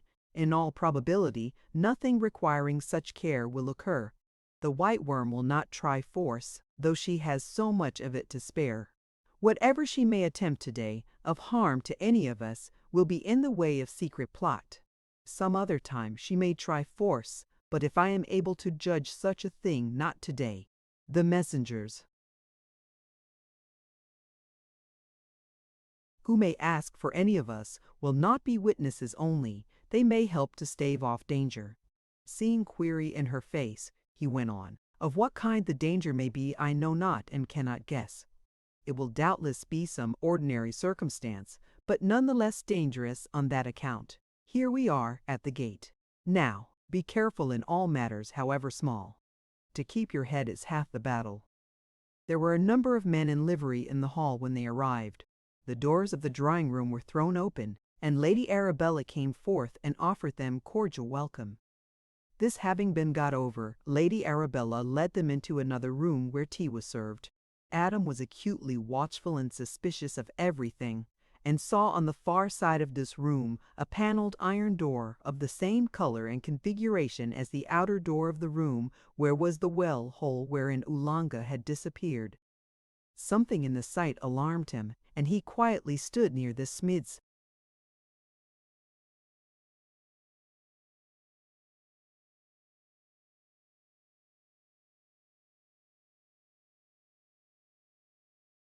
door. He made no movement, even of his eyes, but he could see that Sir Nathaniel was watching him intently, and, he fancied, with approval. They all sat near the table spread for tea, Adam still near the door. Lady Arabella fanned herself, complaining of heat, and told one of the footmen to throw all the outer doors open. Tea was in progress when Mimi suddenly started up with a look of fright on her face. At the same moment, the men became cognizant of a thick smoke which began to spread through the room, a smoke which made those who experienced it gasp and choke. The footman began to edge uneasily towards the inner door. Denser and denser grew the smoke, and more acrid its smell. Mimi, towards whom the draught from the open door wafted the smoke, rose up choking and ran to the inner door, which she threw open to its fullest extent, disclosing on the outside a curtain of thin silk fixed to the doorposts. The draught from the open door swayed the thin silk towards her, and in her fright she tore down the curtain which enveloped her from head to foot. Then she ran through the still open door, heedless of the fact that she could not see where she was going. Adam, followed by Sir Nathaniel, rushed forward and joined her, Adam catching his wife by the arm and holding her tight. It was well that he did so, for just before her lay the black orifice of the well hole, which, of course, she could not see with the silk curtain round her head. The floor was extremely slippery. Something like thick oil had been spilled where she had to pass, and close to the edge of the hole her feet shot from under her, and she stumbled forward towards the well hole. When Adam saw Mimi slip, he flung himself backward, still holding her. His weight told, and he dragged her up from the hole, and they fell together on the floor outside the zone of slipperiness. In a moment he had raised her up, and together they rushed out through the open door into the sunlight, Sir Nathaniel close behind them. They were all pale except the old diplomatist, who looked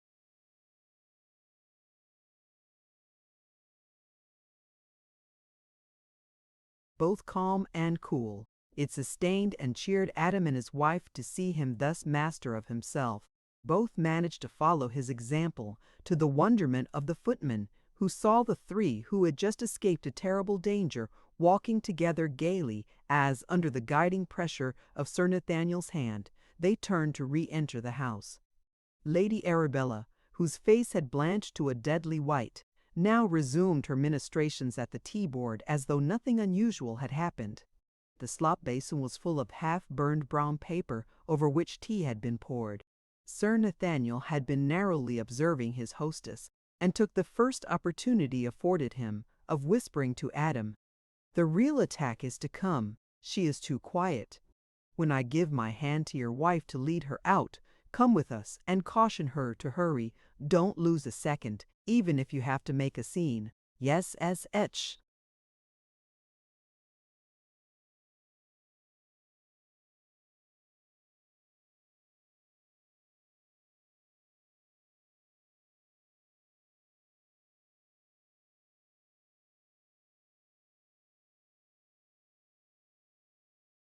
Then they resumed their places close to the table, and the servants, in obedience to Lady Arabella's order, brought in fresh tea. Thence on, that tea party seemed to Adam, whose faculties were at their utmost intensity, like a terrible dream. As for poor Mimi, she was so overwrought, both with present and future fear, and with horror at the danger she had escaped, that her faculties were numb. However, she was braced up for a trial, and she felt assured that whatever might come, she would be able to go through with it. Sir Nathaniel seemed just as usual, suave, dignified and thoughtful, perfect master of himself. To her husband it was evident that Mimi was ill at ease. The way she kept turning her head to look around her, the quick coming and going of the color of her face, her hurried breathing alternating with periods of suspicious calm, were evidences of mental perturbation. To her, the attitude of Lady Arabella seemed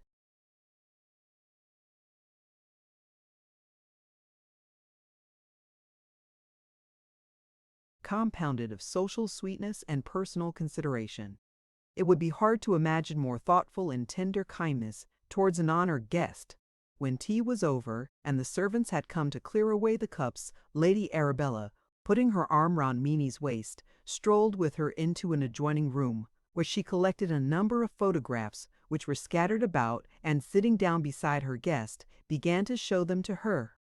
While she was doing this, the servants closed all the doors of the suite of rooms, as well as that which opened from the room outside that of the well-hole into the avenue. Suddenly, without any seeming cause, the light in the room began to grow dim. Sir Nathaniel, who was sitting close to Mimi, rose to his feet, and crying, "Quick! caught hold of her hand and began to drag her from the room. Adam caught her other hand, and between them they drew her through the outer door which the servants were beginning to close. It was difficult at first to find the way, the darkness was so great. But to their relief, when Adam whistled,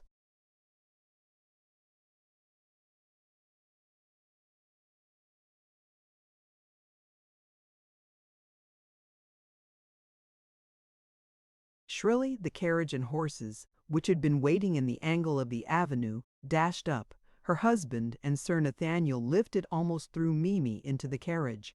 The postilion plied whip and spur, and the vehicle, rocking with its speed, swept through the gate and tore up the road. Behind them was a hubbub, servants rushing about, orders being shouted out, doors shutting, and somewhere, seemingly far back in the house, a strange noise. Every nerve of the horses was strained as they dashed recklessly along the road. The two men held Mimi between them, the arms of both of them round her as though protectingly. As they went, there was a sudden rise in the ground, but the horses, breathing heavily, dashed up it at racing speed, not slackening their pace when the hill fell away again, leaving them to hurry along the downgrade. It would be foolish to say that neither Adam nor Mimi had any fear in returning to Doom Tower. Mimi felt it more keenly than her husband, whose nerves were harder, and who was more inured to danger. Still she bore up.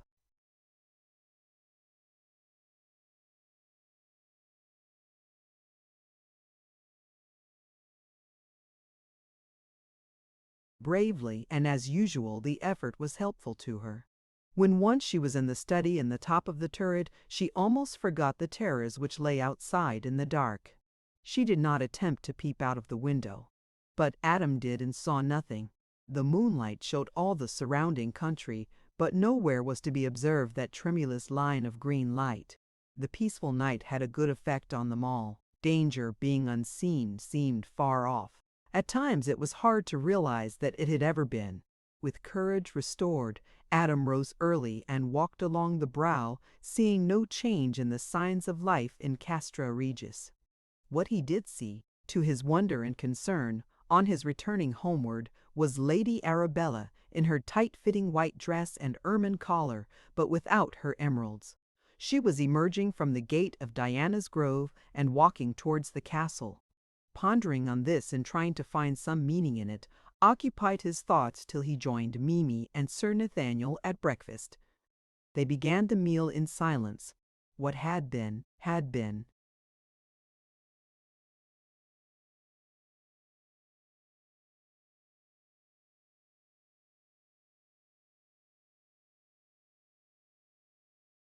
And was known to them all. Moreover, it was not a pleasant topic. A fillip was given to the conversation when Adam told of his seeing Lady Arabella on her way to Castra Regis. They each had something to say of her, and of what her wishes or intentions were towards Edgar Caswall. Mimi spoke bitterly of her in every aspect.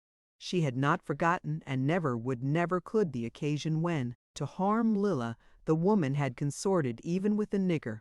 As a social matter, she was disgusted with her for following up the rich landowner, throwing herself at his head so shamelessly, was how she expressed it. She was interested to know that the great kite still flew from Caswall's tower, but beyond such matters she did not try to go.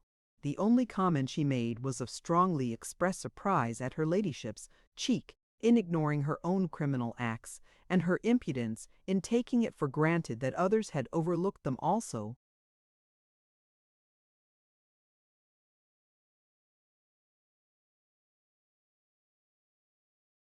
Chapter 24. A startling proposition.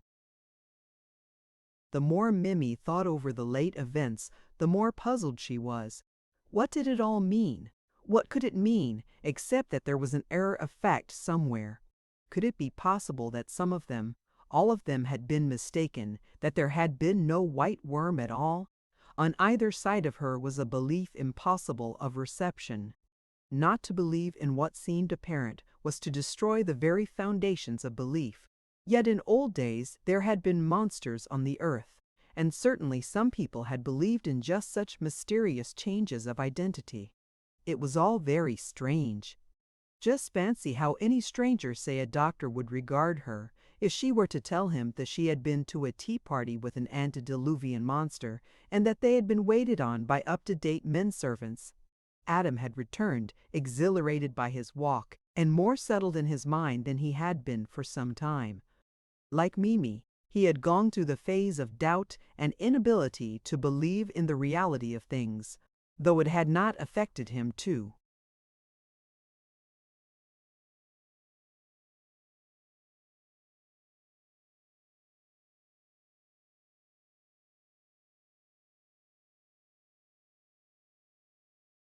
The same extent. The idea, however, that his wife was suffering ill effects from her terrible ordeal braced him up. He remained with her for a time, then he sought Sir Nathaniel in order to talk over the matter with him. He knew that the calm common sense and self-reliance of the old man, as well as his experience, would be helpful to them all. Sir Nathaniel had come to the conclusion that, for some reason which he did not understand, Lady Arabella had changed her plans and, for the present at all events, was pacific. He was inclined to attribute her changed demeanor to the fact that her influence over Edgar Caswall was so far increased as to justify a more fixed belief in his submission to her charms. As a matter of fact, she had seen Caswall that morning when she visited Castra Regis, and they had had a long talk together, during which the possibility of their union had been discussed. Caswall, without being enthusiastic on the subject, had been courteous and attentive. As she had walked back to Diana's Grove, she almost congratulated herself on her new settlement in life. That the idea was becoming fixed in her mind was shown by a letter which she wrote later in the day to Adam Salton and sent to him by hand. It ran as follows: Dear M.R. Selton, I wonder if you would kindly advise and, if possible, help me in a matter of business. I have been for some time trying to make up my mind to sell Diana's Grove. I have put off the doing of it till now. The place is my own property, and no one has to be consulted with regard to what I may wish to do about it. It was bought by my late husband, Captain Edelphus Ranger March, who had another residence, the Crest, Appleby. He acquired all rights of all kinds, including mining and sporting. When he died, he left his whole property to me. I shall feel leaving this place, which has become endeared to me by many.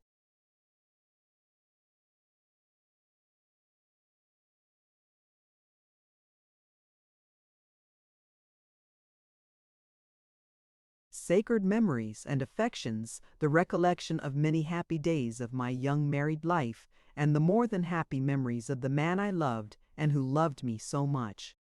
I should be willing to sell the place for any fair price, so long, of course, as the purchaser was one I liked and of whom I approved.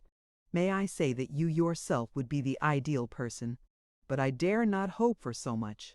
It strikes me, however, that among your Australian friends may be someone who wishes to make a settlement in the old country and would care to fix the spot in one of the most historic regions in England, full of romance and legend, and with a never-ending vista of historical interest, an estate which, though small, is in perfect condition and with illimitable possibilities of development, and many doubtful or unsettled rights which have existed before the time of the Romans or even Celts. In addition, the house has been kept up to the dernier cry. Immediate possession can be arranged. My lawyers can provide you, or whoever you may suggest, with all business and historical.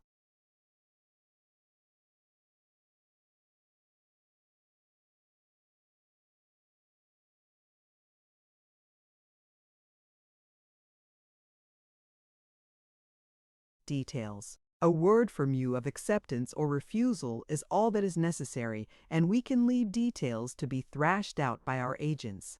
Forgive me, won't you, for troubling you in the matter, and believe me, yours very sincerely, Arabella March. Adam read this over several times, and then, his mind being made up, he went to Mimi and asked if she had any objection. She answered after a shudder that she was, in this, as in all things, willing to do whatever he might wish. Dearest, I am willing that you should judge what is best for us. Be quite free to act as you see your duty, and as your inclination calls. We are in the hands of God, and He has hitherto guided us, and will do so to His own end." From his wife's room Adam Salton went straight to the study in the tower, where he knew Sir Nathaniel would be at that hour. The old man was alone, so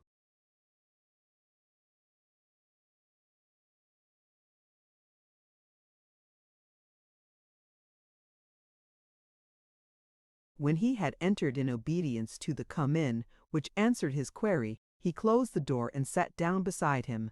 "Do you think, sir, that it would be well for me to buy Diana's Grove?"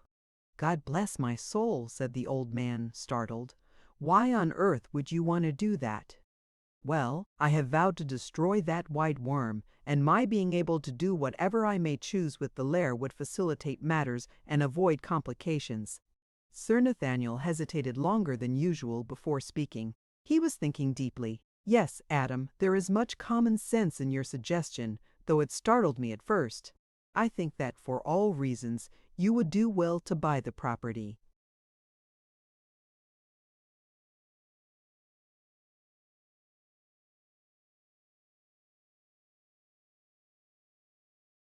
"And to have the conveyance settled at once. If you want more money than is immediately convenient, let me know so that I may be your banker." "Thank you, sir, most heartily, but I have more money at immediate call than I shall want. I am glad you approve. The property is historic, and as time goes on it will increase in value.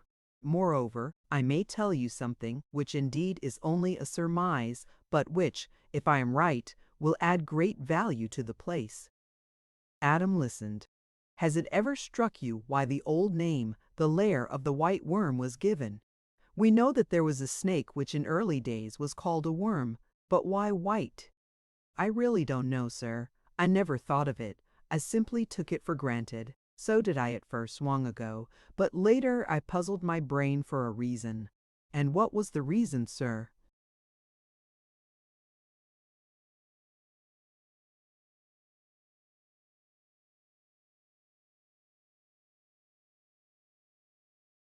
"Simply and solely because the snake or worm was white. We are near the county of Stafford, where the great industry of china burning was originated and grew. Stafford owes much of its wealth to the large deposits of the rare china clay found in it from time to time. These deposits become in time pretty well exhausted, but for centuries Stafford adventurers looked for the special clay, as Ohio and Pennsylvania farmers and explorers looked for oil. Anyone owning real estate on which china clay can be discovered strikes a sort of gold mine. Yes, and then the young man looked puzzled. The original worm, so called, from which the name of the place came, had to find a direct way down to the marshes and the mud-holes. Now, the clay is easily penetrable, and the original hole probably pierced a bed of china clay. When once the way was made, it would become a sort of highway for the worm. But as much movement was necessary to ascend such a great height, some of the clay would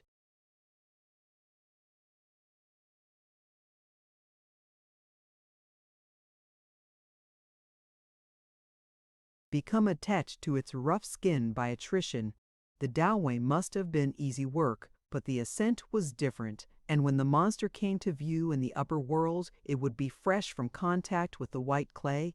Hence the name, which has no cryptic significance but only fact. Now, if that surmise be true, and I do not see why not, there must be a deposit of valuable clay, possibly of immense depth." Adam's comment pleased the old gentleman. "I have it in my bones, sir, that you have struck, or rather reasoned out, a great truth." Sir Nathaniel went on cheerfully. "When the world of commerce wakes up to the value of your find, it will be as well that your title to ownership has been perfectly secured. If anyone ever deserved such a gain, it is you." With his friend's aid, Adam secured the property without loss of time. Then he went to see his uncle and told him about it. Mr. Salton was delighted to find his young relative already constructively the owner of so fine an estate, one which gave him an important status in the county. He made many anxious inquiries about Meenie and the doings of the white worm, but Adam reassured him. The next morning, when Adam went to his host in the smoking room, Sir Nathaniel asked him how he purposed to proceed with regard to keeping his vow. "It is a difficult matter which you have undertaken.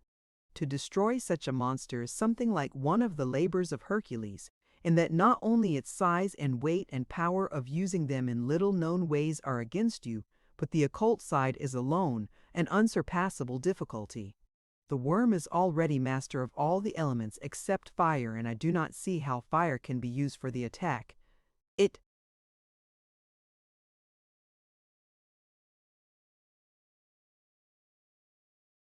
has only to sink into the earth in its usual way, and you could not overtake it if you had the resources of the biggest coal mine in existence. But I dare say you have mapped out some plan in your mind," he added courteously. "I have, sir, but of course it may not stand the test of practice. May I know the idea?" "Well, sir, this was my argument. At the time of the Chartist trouble, an idea spread amongst financial circles that an attack was going to be made on the Bank of England. Accordingly, the directors of that institution consulted many persons who were supposed to know what steps should be taken, and it was finally decided that the best protection against fire, which is what was feared, was not water but sand.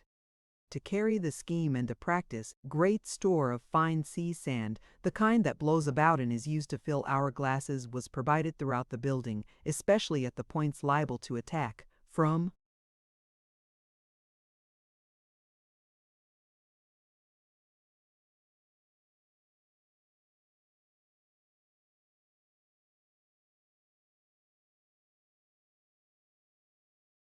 which it could be brought into use. I propose to provide at Diana's Grove, as soon as it comes into my possession, an enormous amount of such sand, and shall take an early occasion of pouring it into the well hole, which it will in time choke. Thus Lady Arabella, in her guise of the white worm, will find herself cut off from her refuge. The hole is a narrow one, and is some hundreds of feet deep. The weight of the sand this can contain would not in itself be sufficient to obstruct, but the friction of such a body working up against it would be tremendous." "One moment. What use would the sand be for destruction?" "None directly, but it would hold a struggling body in place till the rest of my scheme came into practice." "And what is the rest?" "As the sand is being poured into the well hole, quantities of dynamite can also be thrown in." "Good. But how would the dynamite explode? For, of course, that is what you intend. Would not some sort of wire or fuse he required for each parcel of dynamite?" Adam smiled. "Not in these days, sir. That was proved in New York.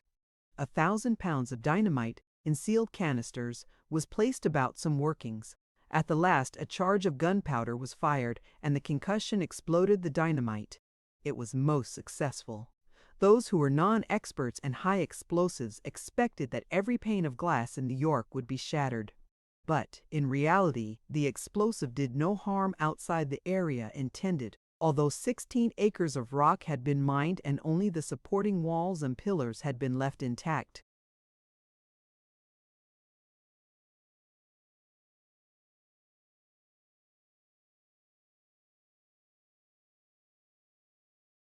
The whole of the rocks were shattered." Sir Nathaniel nodded approval. "That seems a good plan, a very excellent one. But if it has to tear down so many feet of precipice, it may wreck the whole neighborhood, and free it forever from a monster," added Adam as he left the room to find his wife.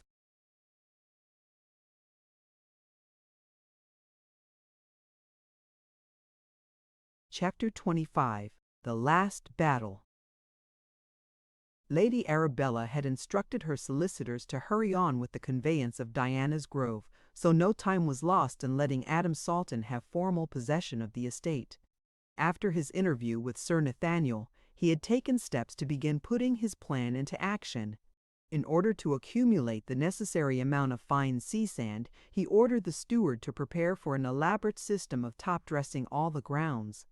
A great heap of the sand, brought from bays on the Welsh coast, began to grow at the back of the grove.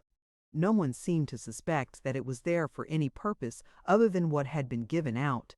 Lady Arabella, who alone could have guessed, was now so absorbed in her matrimonial pursuit of Edgar Caswall that she had neither time nor inclination for thought extraneous to this. She had not yet moved from the house, though she had formally handed over the estate. Adam put up a rough corrugated iron shed behind the grove, in which he stored his explosives. All being ready for his great attempt whenever the time should come, he was now content to wait, and, in order to pass the time, interested himself in other things, even in Caswall's great kite, which still flew from the high tower of Castra Regis. The mound of fine sand grew to proportions so vast as to puzzle the bailiffs and farmers round the brow. The hour of the intended cataclysm was approaching apace. Adam wished, but in vain, for an opportunity, which would appear to be natural, of visiting Caswall in the turret of Castra Regis. At last, one morning, he met Lady Arabella moving towards the castle, so he took his courage a douce mains, and asked to be allowed to accompany her. She was glad, for her own purposes, to comply with his wishes. So together they entered, and found their way to the turret room. Caswall was much surprised to see Adam come to his house, but lent himself to the task of seeming to be pleased. He played the host so well as to deceive even Adam. They all went out on the turret roof, where he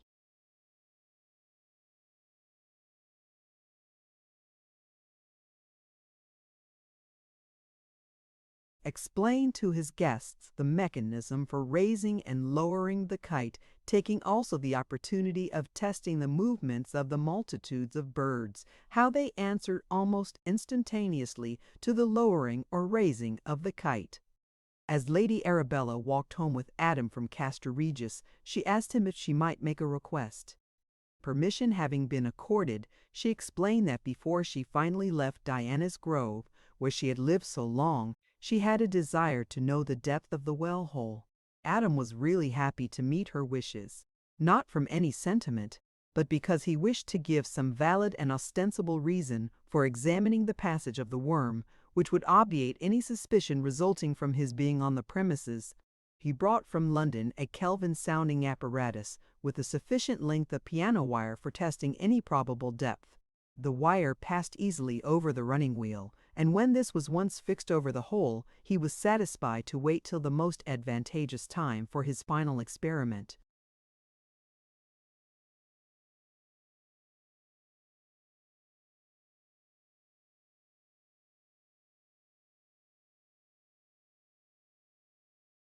In the meantime, affairs had been going quietly at Mercy Farm. Lilla, of course, felt lonely in the absence of her cousin, but the even tenor of life went on for her as for others. After the first shock of parting was over, things went back to their accustomed routine. In one respect, however, there was a marked difference. So long as home conditions had remained unchanged, Lilla was content to put ambition far from her, and to settle down to the life which had been hers as long as she could remember. But Mimi's marriage set her thinking. Naturally, she came to the conclusion that she too might have a mate. There was not for her much choice. There was little movement in the matrimonial direction at the farmhouse. She did not approve of the personality of Edgar Caswall, and his struggle with Mimi had frightened her, but he was unmistakably an excellent party, much better than she could have any right to expect. This weighs much with a woman, and more particularly one of her class. So, on the whole, she was content to let things take their course and to abide by the issue.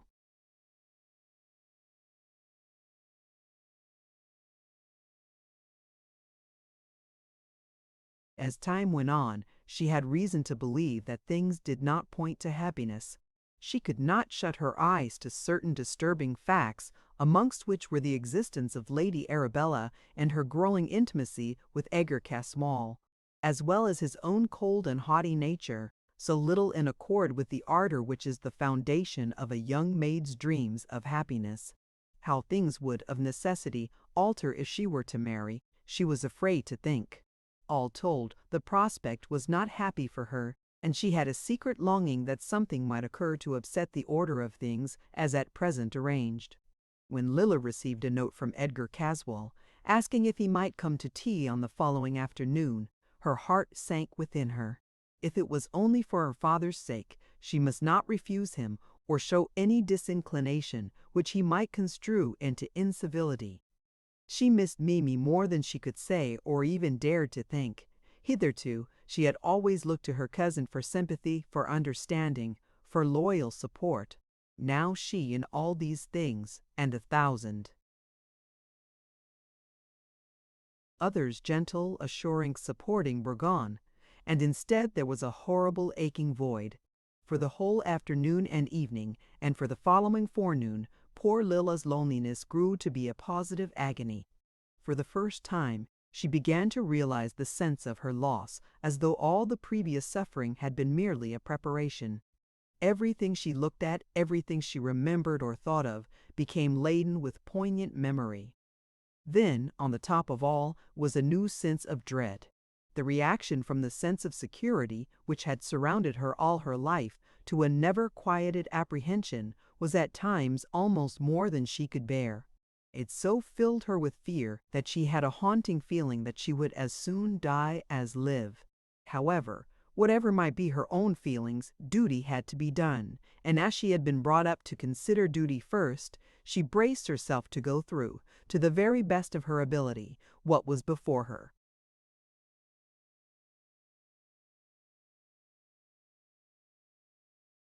Still, the severe and prolonged struggle for self-control told upon Lilla. She looked as she felt ill and weak. She was really in a nerveless and prostrate condition, with black circles round her eyes, pale even to her lips, and with an instinctive trembling which she was quite unable to repress. It was for her a sad mischance that Mimi was away, for her love would have seen through all obscuring causes and have brought to light the girl's unhappy condition of health. Lilla was utterly unable to do anything to escape from the ordeal before her, but her cousin, with the experience of her former struggles with Mr. Caswall and of the condition in which these left her, would have taken steps, even peremptory ones, if necessary, to prevent a repetition. Edgar arrived punctually to the time appointed by herself. When Lilla, through the great window, saw him approaching the house, her condition of nervous upset was pitiable. She braced herself up, however, and managed to get through the interview in its preliminary stages without any perceptible change in her.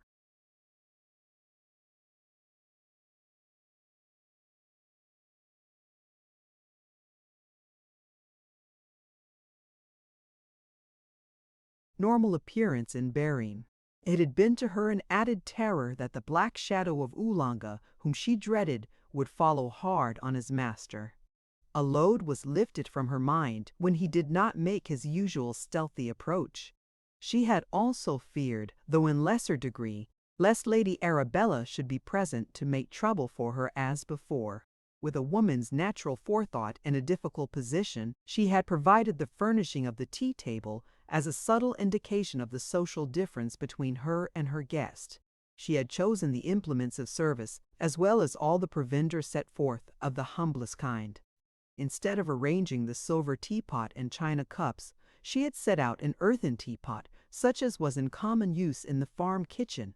The same idea was carried out in the cups and saucers of thick homely delft, and in the cream jug of similar kind. The bread was of simple whole meal, home-baked. The butter was good, since she had made it herself, while the preserves and honey came from her own garden. Her face beamed with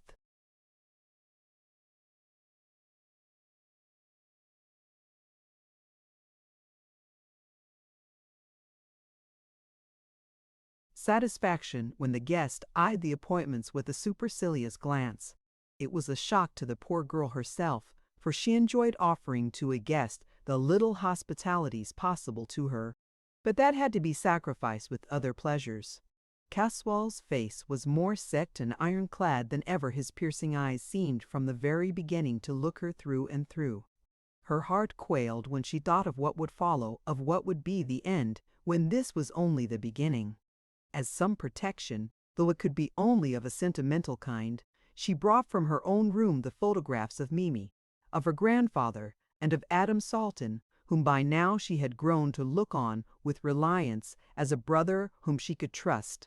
She kept the pictures near her heart, to which her hand naturally strayed when her feelings of constraint, distrust, or fear became so poignant as to interfere with the calm which she felt was necessary to help her through her ordeal. At first Edgar Caswall was courteous and polite, even thoughtful, but after a little while, when he found her resistance to his domination grow, he abandoned all forms of self-control and appeared in the same dominance as he had previously shown. She was prepared, however, for this, both by her former experience and the natural fighting instinct within her. By this means, as the minutes went on, both developed the power and preserved the equality in which they had begun.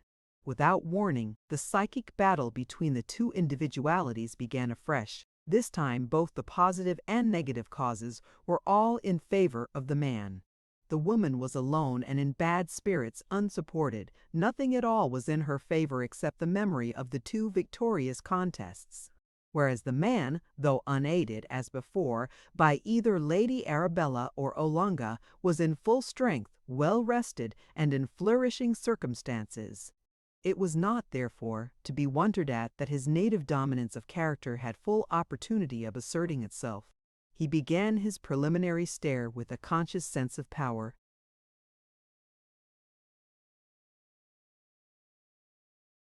and as it appeared to have immediate effect on the girl, he felt an ever-growing conviction of ultimate victory. After a little, Lilla's resolution began to flag. She felt that the contest was unequal, that she was unable to put forth her best efforts. As she was an unselfish person, she could not fight so well in her own battle as in that of someone whom she loved and to whom she was devoted. Edgar saw the relaxing of the muscles of face and brow and the almost collapse of the heavy eyelids which seemed tumbling downward in sleep. Lilla made gallant efforts to brace her dwindling powers, but for a time unsuccessfully. At length there came an interruption, which seemed like a powerful stimulant.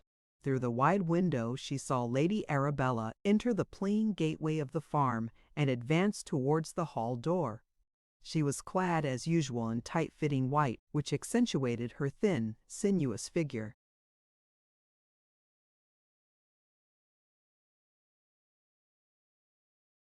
The sight did for Lilla what no voluntary effort could have done. Her eyes flashed, and in an instant she felt as though a new life had suddenly developed within her. Lady Arabella's entry, in her usual unconcerned, haughty, supercilious way, heightened the effect so that when the two stood close to each other battle was joined. Mr. Caswall, too, took new courage from her coming, and all his masterfulness and power came back to him. His looks intensified, had more obvious effect than had been noticeable that day. Lilla seemed at last overcome by his dominance. Her face became red and pale, violently red, and ghastly pale by rapid turns. Her strength seemed gone. Her knees collapsed, and she was actually sinking on the floor, when to her surprise and joy Mimi came into the room, running hurriedly and breathing heavily. Lilla rushed to her, and the two clasped hands. With that, a new sense of power, greater than Lilla had ever seen in her, seemed to quicken her cousin. Her hand swept the air in front of Edgar Caswall, seeming to drive him backward more, and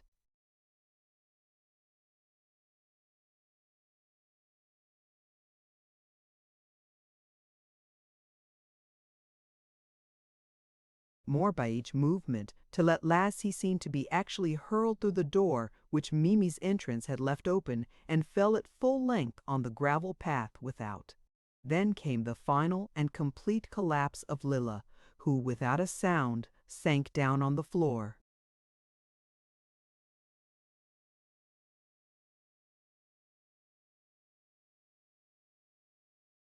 Chapter 26. Face to Face.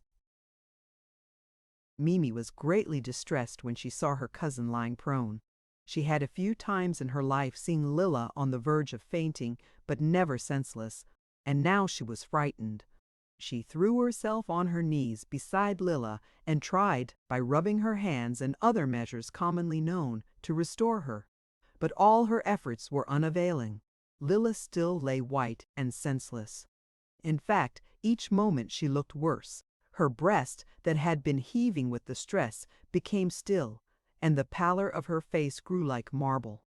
At these succeeding changes, Mimi's fright grew till it altogether mastered her. She succeeded in controlling herself only to the extent that she did not scream. Lady Arabella had followed Caswall when he had recovered sufficiently to get up and walk, though stumblingly, in the direction of Castra Regis.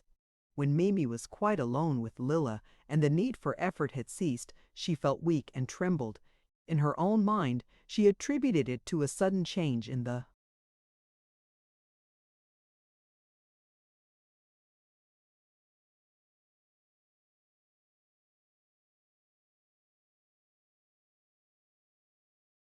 whether it was momentarily becoming apparent that a storm was coming on. She raised Lilla's head and laid it on her warm young breast, but all in vain.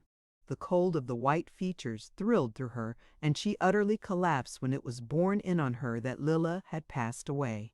The dusk gradually deepened and the shades of evening closed in, but Mimi did not seem to notice or to care. She sat on the floor with her arms round the body of the girl whom she loved. Darker and blacker grew the sky as the coming storm and the closing night joined forces. Still she sat on alone, tearless, unable to think. Mimi did not know how long she sat there.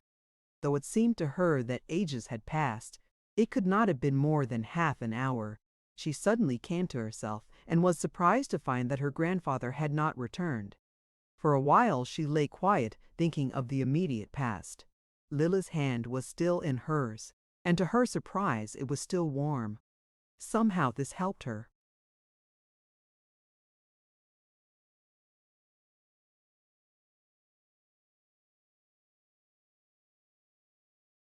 Consciousness, and without any special act of will, she stood up, she lit a lamp, and looked at her cousin. There was no doubt that Lilla was dead, but when the lamplight fell on her eyes, they seemed to look at Mimi with intent, with meaning.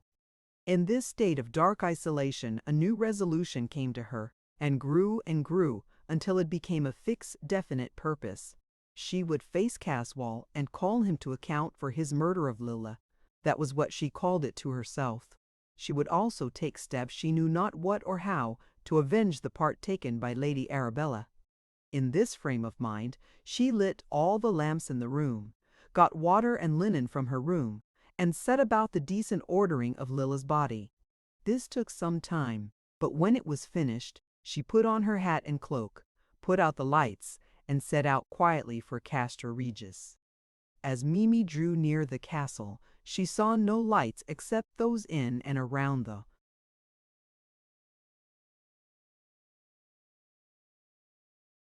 tower room. The light showed her that Mr. Caswall was there, so she entered by the hall door, which as usual was open, and felt her way in the darkness up the staircase to the lobby of the room. The door was ajar, and the light from within showed brilliantly through the opening.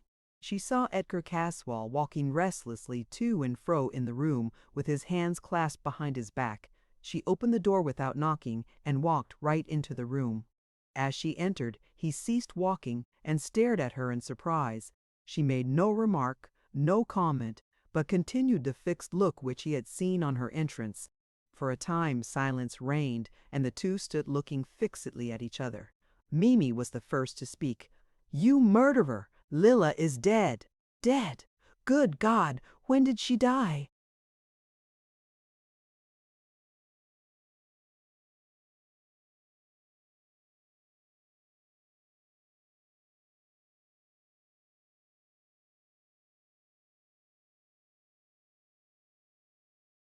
"She died this afternoon, just after you left her."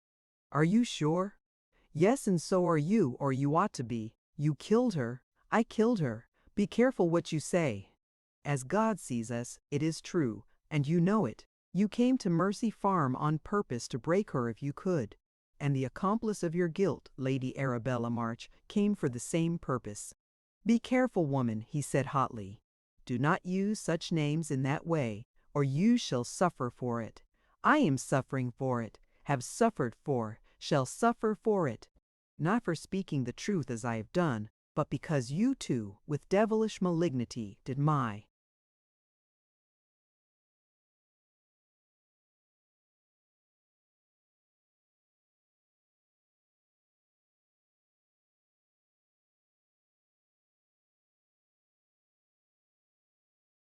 darling to death. It is you and your accomplice who have to dread punishment, not I. Take care, he said again. Oh, I am not afraid of you or your accomplice, she answered spiritedly. I am content to stand by every word I have said, every act I have done. Moreover, I believe in God's justice. I fear not the grinding of his mills. If necessary, I shall set the wheels in motion myself. But you don't care for God or believe in him. Your God is your great kite, which cows the birds of a whole district. But be sure that his hand, when it rises, always falls at the appointed time. It may be that your name is being called, even at this very moment, at the great assize. Repent while there is still time. Happy you if you may be allowed to enter those mighty halls in the company of the pure-souled angel whose voice has only to whisper one word of justice, and you disappear forever into everlasting torment. The sudden death of Lilla caused consternation among Mimi's friends and well-wishers.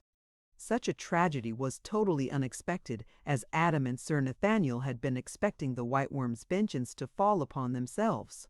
Adam, leaving his wife free to follow her own desires with regard to Lilla and her grandfather, busied himself with filling the well-hole with the fine sand prepared for the purpose, taking care to have lowered at stated intervals quantities of the store of dynamite so as to be ready for the final explosion. He had under his immediate supervision a corps of workmen, and was assisted by Sir Nathaniel, who had come over for the purpose, and all were now staying at Lesser Hill. Mr. Salton, too, showed much interest in the job, and was constantly coming in and out, nothing escaping his observation. Since her marriage to Adam and their coming to stay at Doom Tower, Mimi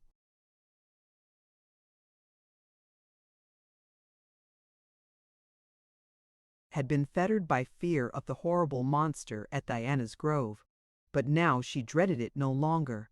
She accepted the fact of its assuming at will the form of Lady Arabella. She had still to tax and upbraid her for her part in the unhappiness which had been wrought on Lilla, and for her share in causing her death. One evening, when Mimi entered her own room, she went to the window and threw an eager look round the whole circle of sight. A single glance satisfied her that the White Worm in propria persona was not visible. So she sat down in the window seat and enjoyed the pleasure of a full view, from which she had been so long cut off. The maid who waited on her had told her that Mr. Salton had not yet returned home, so she felt free to enjoy the luxury of peace and quiet. As she looked out of the window, she saw something thin and white move along the avenue. She thought she recognized the figure of Lady Arabella, and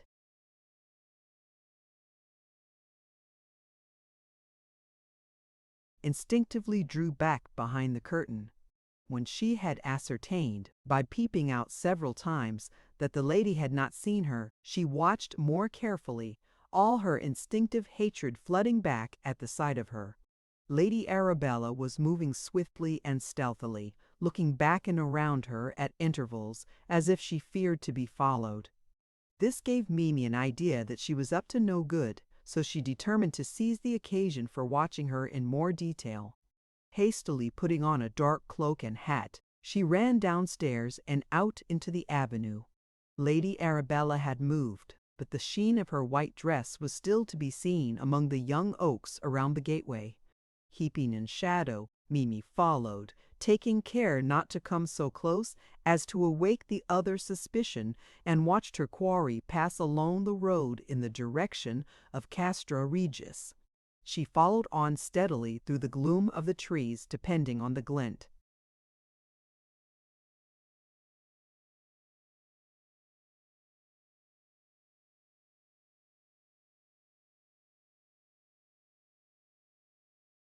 Of the white dress to keep her right. The wood began to thicken, and presently, when the road widened and the trees grew farther back, she lost sight of any indication of her whereabouts. Under the present conditions, it was impossible for her to do any more, so, after waiting for a while, still hidden in the shadow to see if she could catch another glimpse of the white frock, she determined to go on slowly towards Castra Regis and trust to the chapter of accidents to pick up the trail again. She went on slowly, taking advantage of every obstacle and shadow to keep herself concealed. At last she entered on the grounds of the castle, at a spot from which the windows of the turret were dimly visible, without having seen again any sign of Lady Arabella. Meanwhile, during most of the time that Mimi Salton had been moving warily along in the gloom, she was in reality being followed by Lady Arabella, who had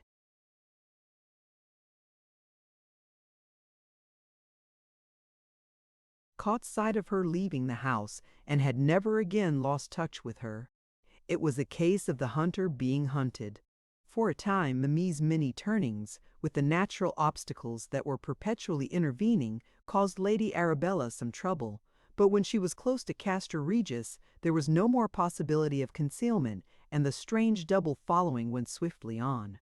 When she saw Mimi close to the hall door of Castra Regis and ascending the steps, she followed.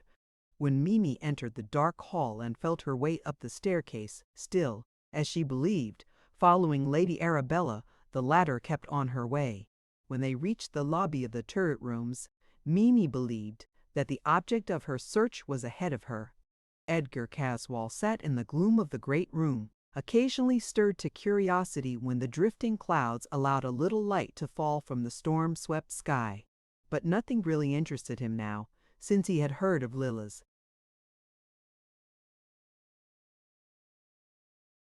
death.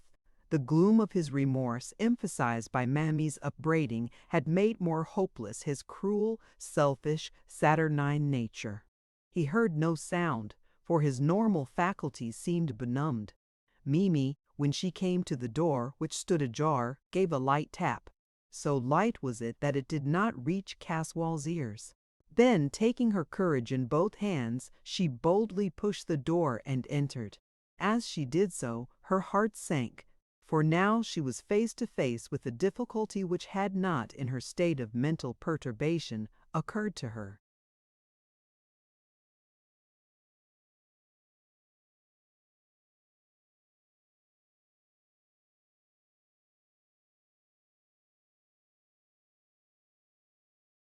Chapter 27. On the Turret Roof. The storm which was coming was already making itself manifest, not only in the wide scope of nature, but in the hearts and natures of human beings. Electrical disturbance in the sky and the air is reproduced in animals of all kinds, and particularly in the highest type of them, all the most receptive, the most electrical. So it was with Edgar Caswall, despite his selfish nature and coldness of blood. So it was with Mimi Salton, despite her unselfish, unchanging devotion for those she loved. So it was even with Lady Arabella, who, under the instincts of a primeval serpent, carried the ever-varying wishes and customs of womanhood, which is always old and always new. Edgar, after he had turned his eyes on Mimi, resumed his apathetic position and sullen silence. Mimi quietly took a seat a little way apart, when she could look on the progress of the coming storm and study its appearance throughout the whole visible circle of the neighborhood. She was in brighter and better spirits than she had been for many days past. Lady Arabella tried to efface herself.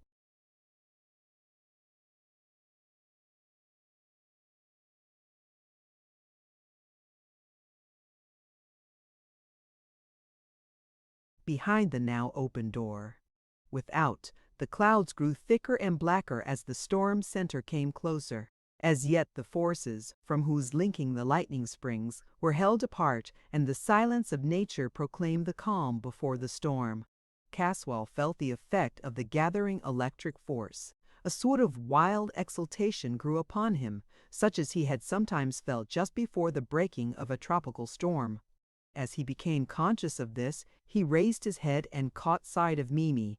He was in the grip of an emotion greater than himself. In the mood in which he was, he felt the need upon him of doing some desperate deed.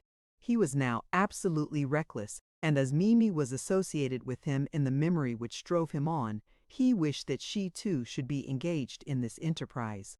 He had no knowledge of the proximity of Lady Arabella, and thought that he was far removed from all he knew, and whose interests he shared alone with the wild elements which were being lashed to fury, and with the woman who had struggled with him, and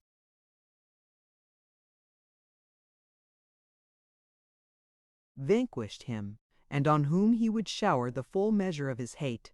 The fact was that Edgar Caswall was, if not mad, close to the borderline.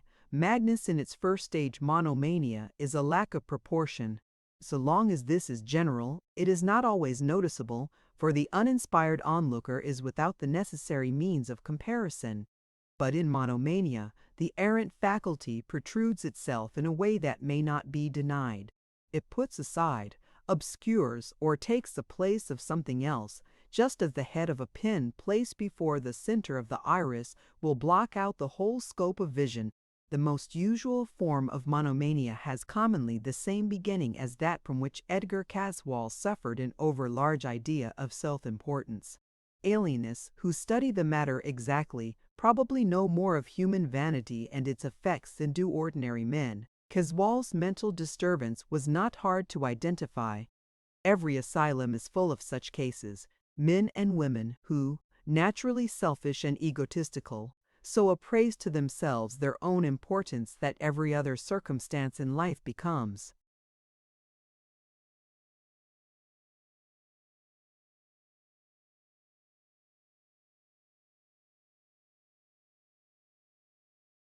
subservient to it. The disease supplies in itself the material for self-magnification.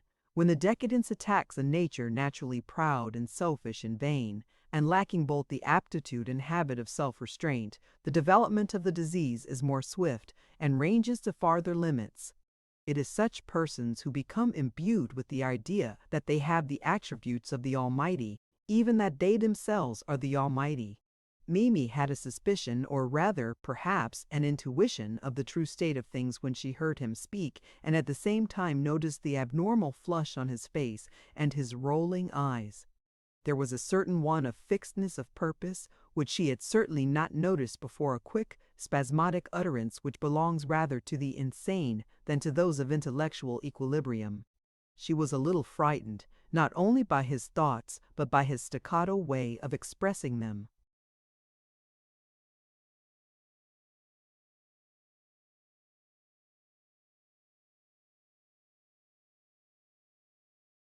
Caswall moved to the door leading to the turret stair by which the roof was reached, and spoke in a peremptory way, whose tone alone made her feel defiant. "Come, I want you." She instinctively drew back. She was not accustomed to such words, more especially to such a tone. Her answer was indicative of a new contest. "Why should I go? What for?" He did not at once reply, another indication of his overwhelming egotism. She repeated her questions. Habit reasserted itself, and he spoke without thinking the words which were in his heart. "I want you, if you will be so good, to come with me to the turret roof. I am much interested in certain experiments with the kite, which would be, if not a pleasure, at least a novel experience to you. You would see something not easily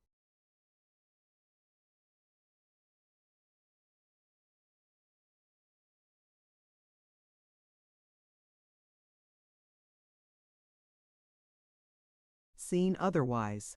"I will come," she answered simply. Edgar moved in the direction of the stair, she following close behind him. She did not like to be left alone at such a height, in such a place, in the darkness, with the storm about to break. Of himself she had no fear. All that had been seemed to have passed away with her two victories over him in the struggle of wills. Moreover, the more recent apprehension, that of his madness, had also ceased. In the conversation of the last few minutes, he seemed so rational, so clear, so unaggressive, that she no longer saw reason for doubt. So satisfied was she, that even when he put out a hand to guide her to the steep, narrow stairway, she took it without thought in the most conventional way. Lady Arabella, crouching in the lobby behind the door, heard every word that had been said and formed her own opinion of it. It seemed evident to her that there had been some approachment between the two who had so lately been hostile to each other, and that made her furiously angry. Mimi was interfering with her plans. She had made certain of her capture of Edgar Caswall, and she could not tolerate even the lightest and most contemptuous fancy, on his part, which might divert him from the main issue. When she became aware that he wished Mimi to come with him to the roof, and that she had acquiesced, her rage got beyond bounds. She became oblivious to any danger there might be in a visit to such an exposed place at such a time, and to all lesser considerations, and made up her mind to forestall them. She stealthily and noiselessly crept through the wicket and, ascending the stair, stepped out on the roof. It was bitterly cold, for the fierce gusts of the storm which swept round the turret drove in through every unimpeded way, whistling at the sharp corners and singing round the trembling flagstaff. The kite string in the wire which controlled the runners made a concourse of weird sounds, which somehow, perhaps from the violence,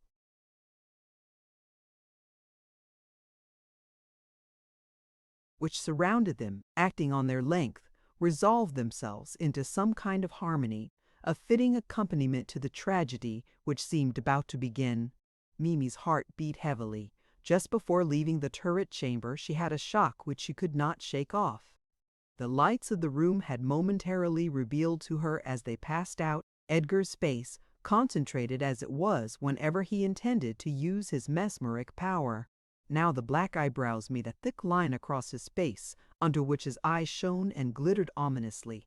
Mimi recognized the danger, and assumed the defiant attitude that had twice already served her so well.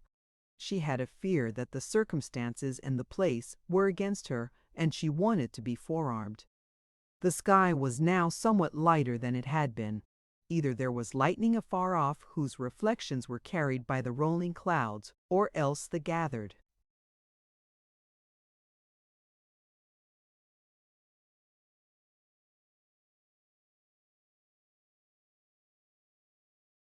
force, though not yet breaking into lightning, had an incipient power of light.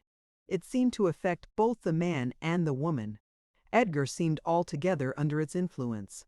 His spirits were boisterous, his mind exalted. He was now at his worst, madder than he had been earlier in the night.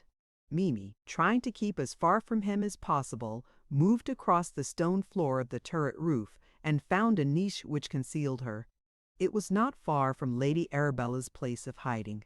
Edgar, left thus alone on the center of the turret roof, found himself altogether his own master in a way which tended to increase his madness. He knew that Mimi was close at hand, though he had lost sight of her. He spoke loudly, and the sound of his own voice, though it was carried from him on the sweeping wind as fast as the words were spoken, seemed to exalt him still more. Even the raging of the elements round him appeared to add to his exaltation. To him it seemed that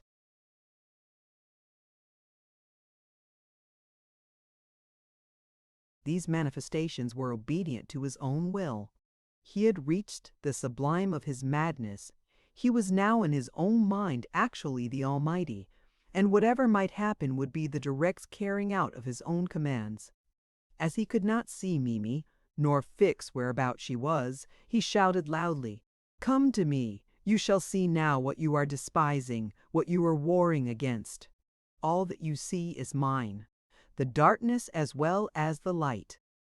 I tell you that I am greater than any other who is, or was, or shall be." When the master of evil took Christ up on a high place and showed him all the kingdoms of the earth, he was doing what he thought no other could do. He was wrong. He forgot me. I shall send you light up to the very ramparts of heaven, a light so great that it shall dissipate those black clouds that are rushing up and piling around us. Look, look! At the very touch of my hand that light springs into being and mounts up and up and up.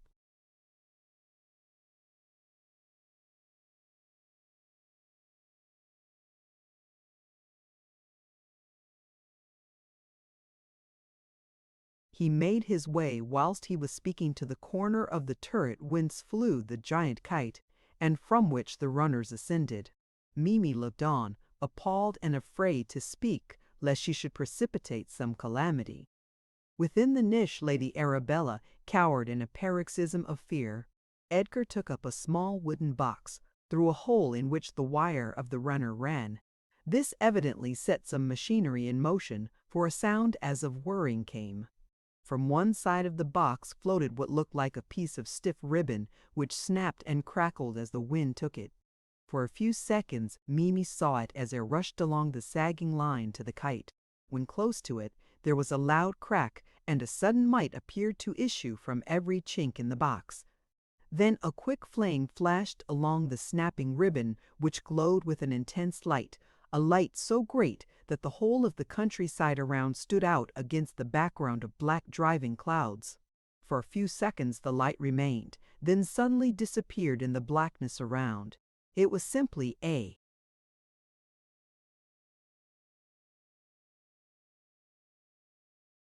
magnesium light, which had been fired by the mechanism within the box and carried up to the kite.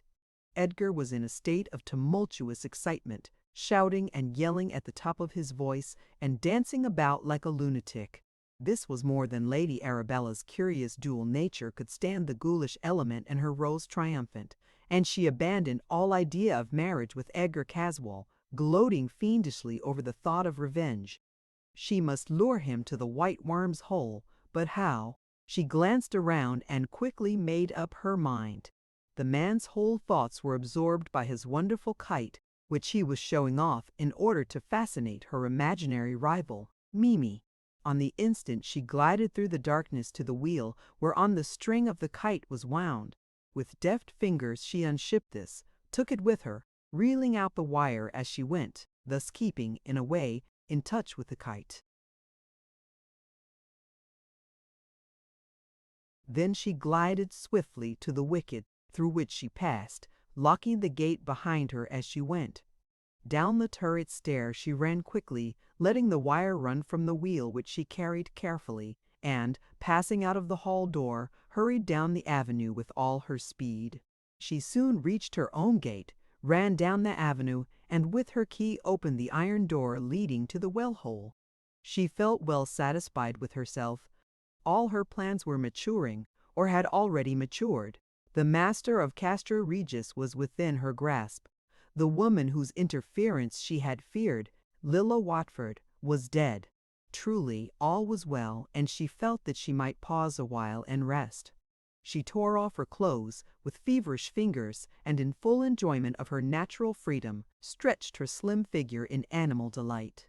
Then she lay down on the sofa to await her victim. Edgar Caswall's life-blood would more than satisfy her for some time to come. Chapter 28. The Breaking of the Storm. When Lady Arabella had crept away in her usual noiseless fashion, the two others remained for a while in their places on the turret roof. Caswall because he had nothing to say, Mimi because she had much to say and wished to put her thoughts in order. For quite a while, which seemed interminable silence, reigned between them. At last Mimi made a beginning. She had made up her mind how to act. "Mr. Moles." "Caswall," she said loudly, so as to make sure of being heard through the blustering of the wind and the perpetual cracking of the electricity. Caswall said something in reply, but his words were carried away on the storm. However, one of her objects was effected. She knew now exactly whereabout on the roof he was. So she moved close to the spot, before she spoke again, raising her voice almost to a shout. "The wicket is shut. Please to open it. I can't get out."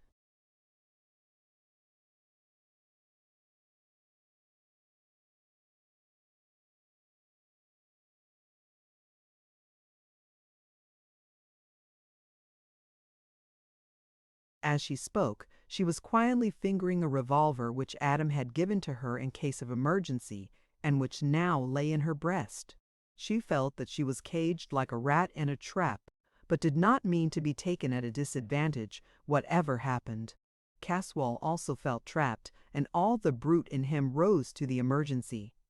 In a voice which was raucous and brutal, much like that which is heard when a wife is being beaten by her husband in a slum, he hissed out, his syllables cutting through the roaring of the storm.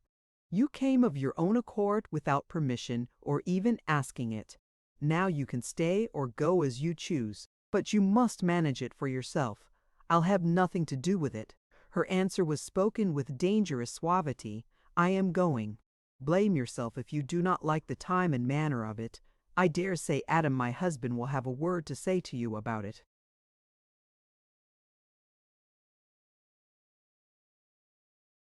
"Let him say, and be damned to him, and to you too.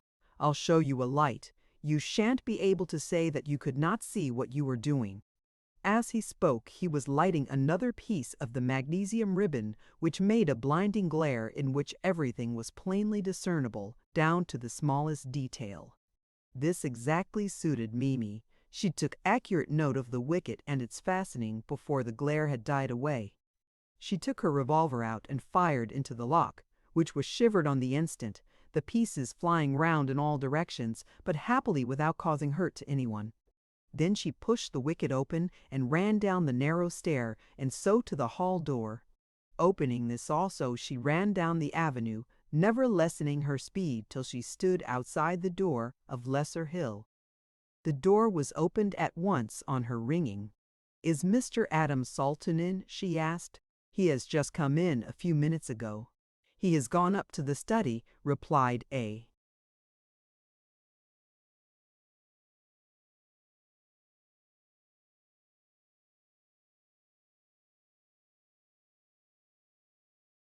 Servant. She ran upstairs at once and joined him.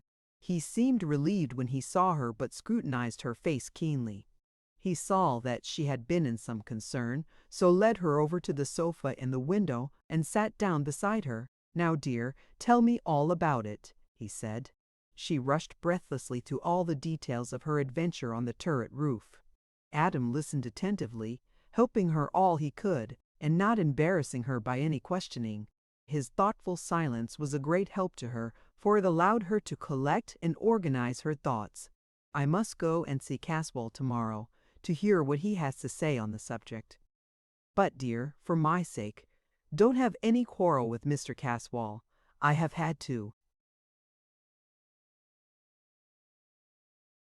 much trial and pain lately to wish it increased by any anxiety regarding you.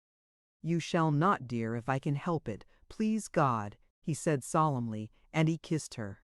Then, in order to keep her interested so that she might forget the fears and anxieties that had disturbed her, he began to talk over the details of her adventure, making shrewd comments which attracted and held her attention. Presently, "Inter alia," he said, "that's a dangerous game Caswall is up to. It seems to me that young man, though he doesn't appear to know it, is riding for a fall." "How, dear? I don't understand." "Kite flying on a night like this, from a place like the Tower of Castra Regis's, to say the least of it, dangerous. It is not merely courting death or other accident.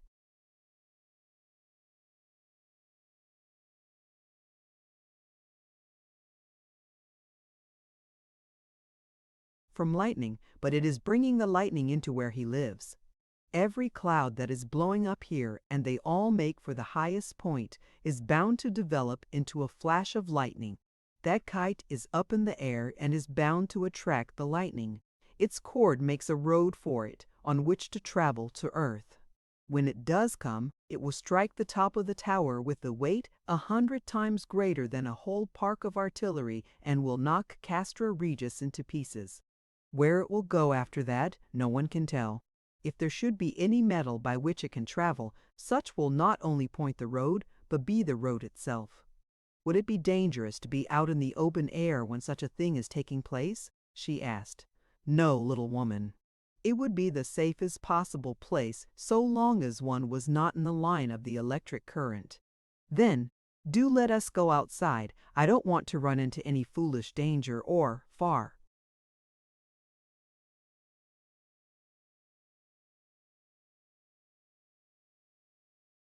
More to ask you to do so. But surely if the open is safest, that is the place for us." Without another word, she put on again the cloak she had thrown off and a small, tight-fitting cap. Adam, too, put on his cap, and, after seeing that his revolver was all right, gave her his hand, and they left the house together. "I think the best thing we can do will be to go round all the places which are mixed up in this affair."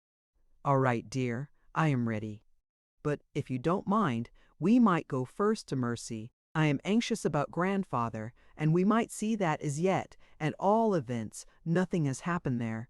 So they went on the high-hung road along the top of the brow.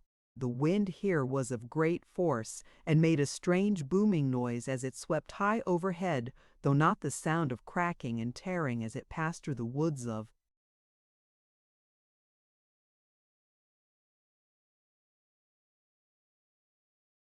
high slender trees which grew on either side of the road. Mimi could hardly keep her feet. She was not afraid, but the force to which she was opposed gave her a good excuse to hold on to her husband extra tight. At Mercy there was no one up, at least, all the lights were out. But to Mimi, accustomed to the nightly routine of the house, there were manifest signs that all was well, except in the little room on the first floor where the blinds were down. Mimi could not bear to look at that, to think of it. Adam understood her pain, for he had been keenly interested in poor Lilla. He bent over and kissed her, and then took her hand and held it hard. Thus they passed on together, returning to the high road towards Castra Regis. At the gate of Castra Regis they were extra careful. When drawing near, Adam stumbled upon the wire that Lady Arabella had left trailing on the ground. Adam drew his breath at this and spoke in a low, earnest whisper.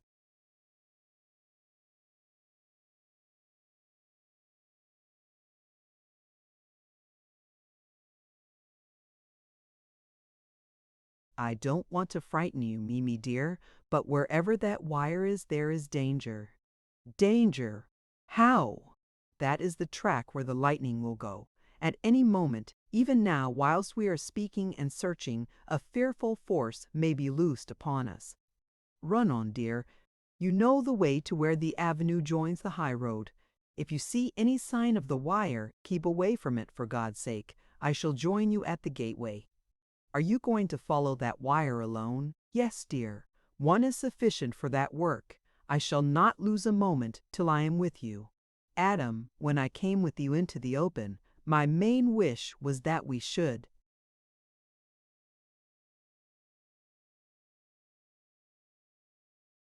be together if anything serious happened. You wouldn't deny me that right, would you, dear?" "No, dear, not that or any right. Thank God that my wife has such a wish. Come, we will go together.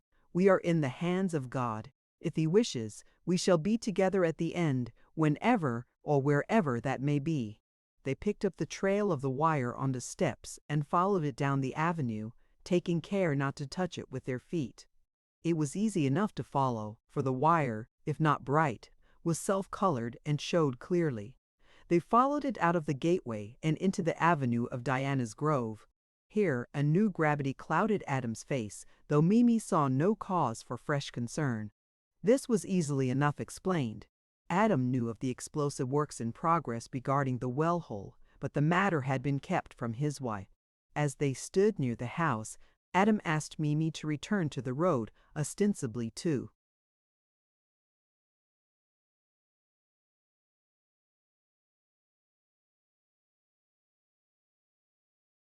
watch the course of the wire, telling her that there might be a branch wire leading somewhere else. She was to search the undergrowth, and if she found it, was to warn him by the Australian native coo-ee. Whilst they were standing together, there came a blinding flash of lightning which lit up for several seconds the whole area of earth and sky. It was only the first note of the celestial prelude, for it was followed in quick succession by numerous flashes, whilst the crash and roll of thunder seemed continuous. Adam, appalled, drew his wife to him and held her close. As far as he could estimate by the interval between lightning and thunderclap, the heart of the storm was still some distance off, so he felt no present concern for their safety. Still, it was apparent that the course of the storm was moving swiftly in their direction. The lightning flashes came faster and faster and closer together. The thunder roll was almost continuous, not stopping for a moment. A new crash beginning before the old one had ceased. Adam kept looking up in the direction where the kite strained and struggled at its detaining cord, but of course the dull evening light prevented any distinct scrutiny. At length there came a flash so appallingly bright that in its glare nature seemed to be standing still. So long did it last that there was time to distinguish its configuration. It seemed like a mighty tree inverted pendant from the sky. The whole country around within the angle of vision was lit up till it seemed to glow. Then a broad ribbon of fire seemed to drop onto the tower of Castor Regis, just as the thunder crashed. By the glare, Adam could see the tower shake and tremble and finally fall to pieces like a house of cards. The passing of the lightning left the sky again dark, but a blue flame fell downward from the tower, and with inconceivable rapidity, running along the ground in the direction of Diana's Grove, reached the dark, silent house, which in the instant burst into flame at 100 different points.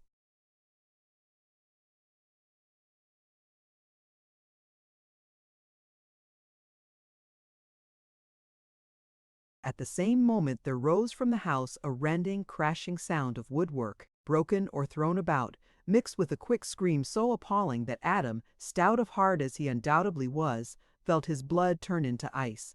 Instinctively, despite the danger and their consciousness of it, husband and wife took hands and listened, trembling. Something was going on close to them, mysterious, terrible, deadly. The shrieks continued, though less sharp in sound, as though muffled.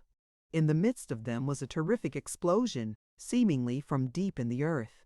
The flames from Castor Regis and from Diana's Grove made all around almost as light as day, and now that the lightning had ceased to flash, their eyes, unblinded, were able to judge both perspective and detail. The heat of the burning house caused the iron doors to warp and collapse. Seemingly of their own accord, they fell open and exposed the interior. The sultans could now look through to the room beyond, where the well-hole yawned, a deep, narrow, circular chasm. From this the agonized shrieks were rising, growing ever more terrible with each second that passed. But it was not only the heart-rending sound that almost paralyzed poor Mimi with terror. What she saw was sufficient to fill her with evil dreams for the remainder of her life. The whole place looked as if a sea of blood had been beating against it. Each of the explosions from below had thrown out from the well-hole, as if it had been the mouth of a cannon, a mass of fine sand mixed with blood and a horrible repulsive slime in which were great red masses of rent and torn flesh and fat. As the explosions kept on, more and more of this repulsive mass was shot up, the great bulk of it falling back again. Many of the awful fragments were of something which had lately been alive. They quivered and trembled and writhed as though they were still in torment, a supposition to which the unending scream gave a horrible credence. At moments some mountainous mass of flesh surged up through the narrow orifice, as though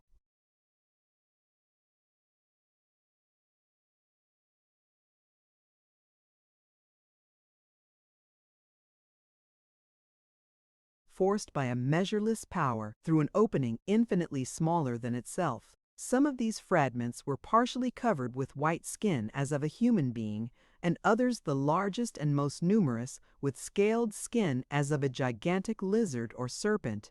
Once, in a sort of lull or pause, the seething contents of the whole rose, after the manner of a bubbling spring, and Adam saw part of the thin form of Lady Arabella forced up to the top amid a mass of blood and slime, and what looked as if it had been the entrails of a monster torn into shreds.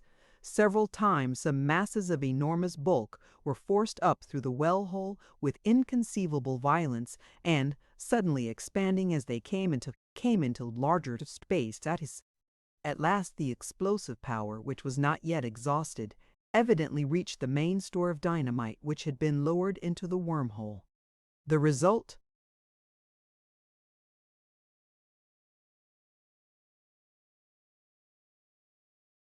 was appalling. The ground for far around quivered and opened in long, deep chasms, whose edges shook and fell in, throwing up clouds of sand which fell back and hissed amongst the rising water. The heavily built house shook to its foundations.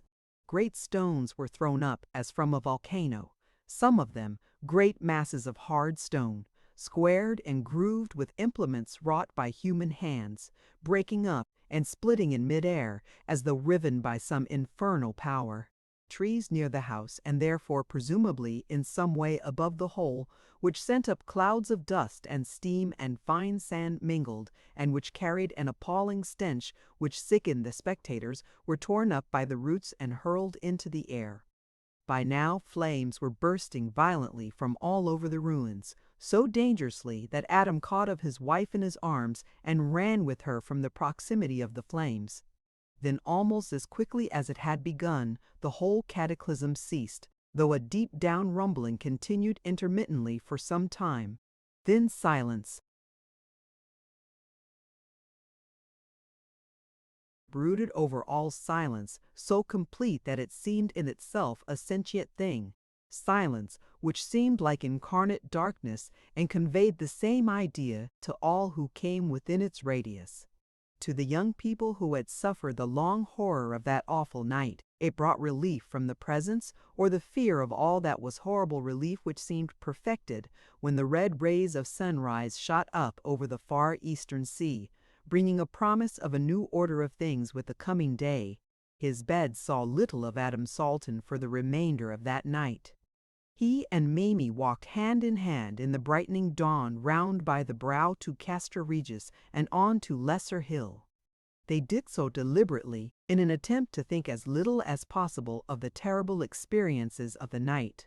The morning was bright and cheerful, as a morning sometimes is after a devastating storm. The clouds, of which there were plenty in evidence, brought no lingering idea of gloom. All nature was bright and joyous, being in striking contrast to the scenes of wreck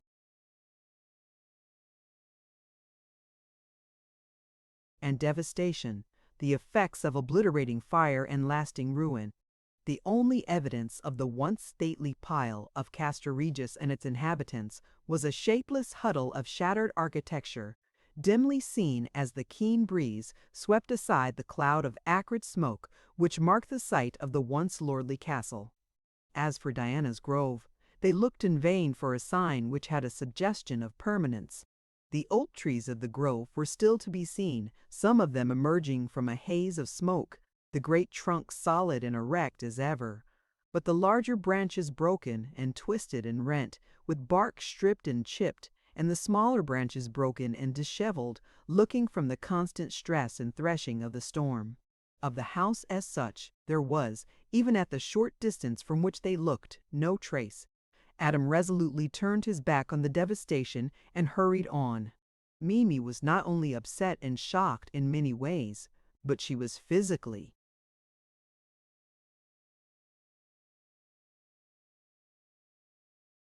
dog-tired and falling asleep on her feet.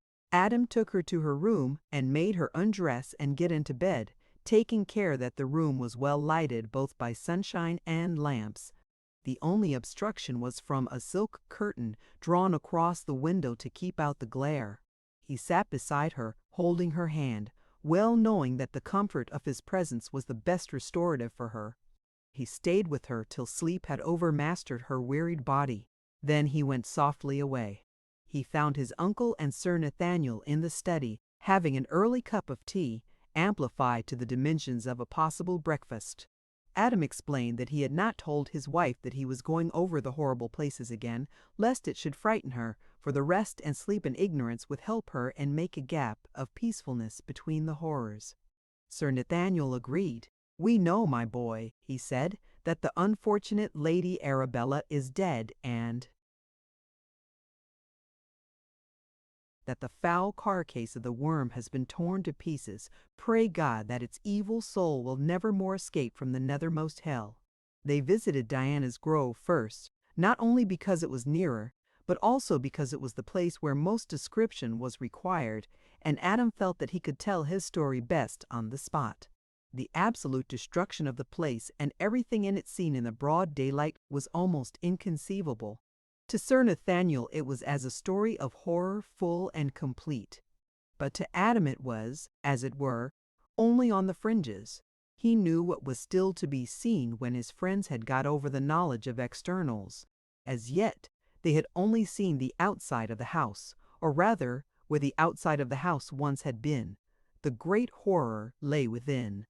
However, age and the experience of age counts. A strange, almost elemental, change in the aspect had taken place in the time which had elapsed since the dawn. It would almost seem as if nature herself had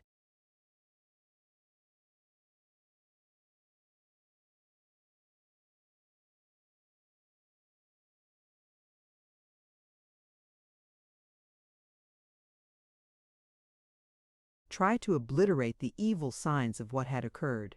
True, the utter ruin of the house was made even more manifest in the searching daylight, but the more appalling destruction which lay beneath was not visible. The rent, torn, and dislocated stonework looked worse than before.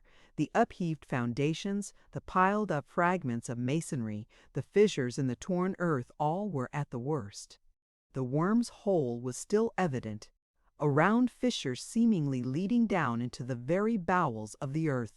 But all the horrid mass of blood and slime, of torn evil-smelling flesh, and the sickening remnants of violent death were gone.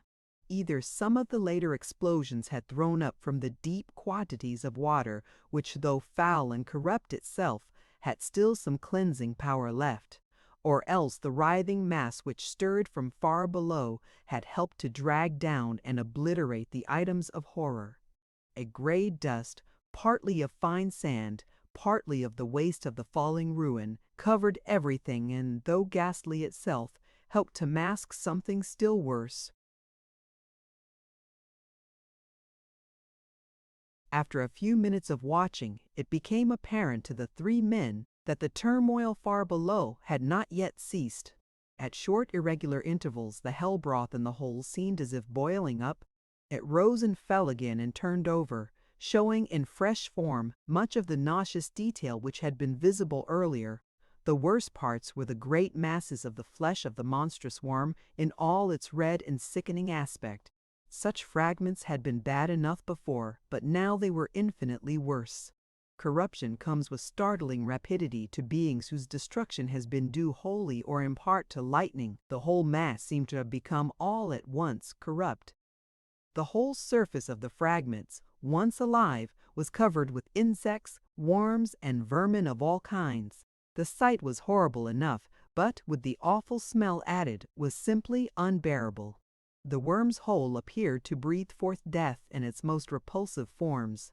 The friends, with one impulse, moved to the top of the brow, where a fresh breeze from the sea was blowing up.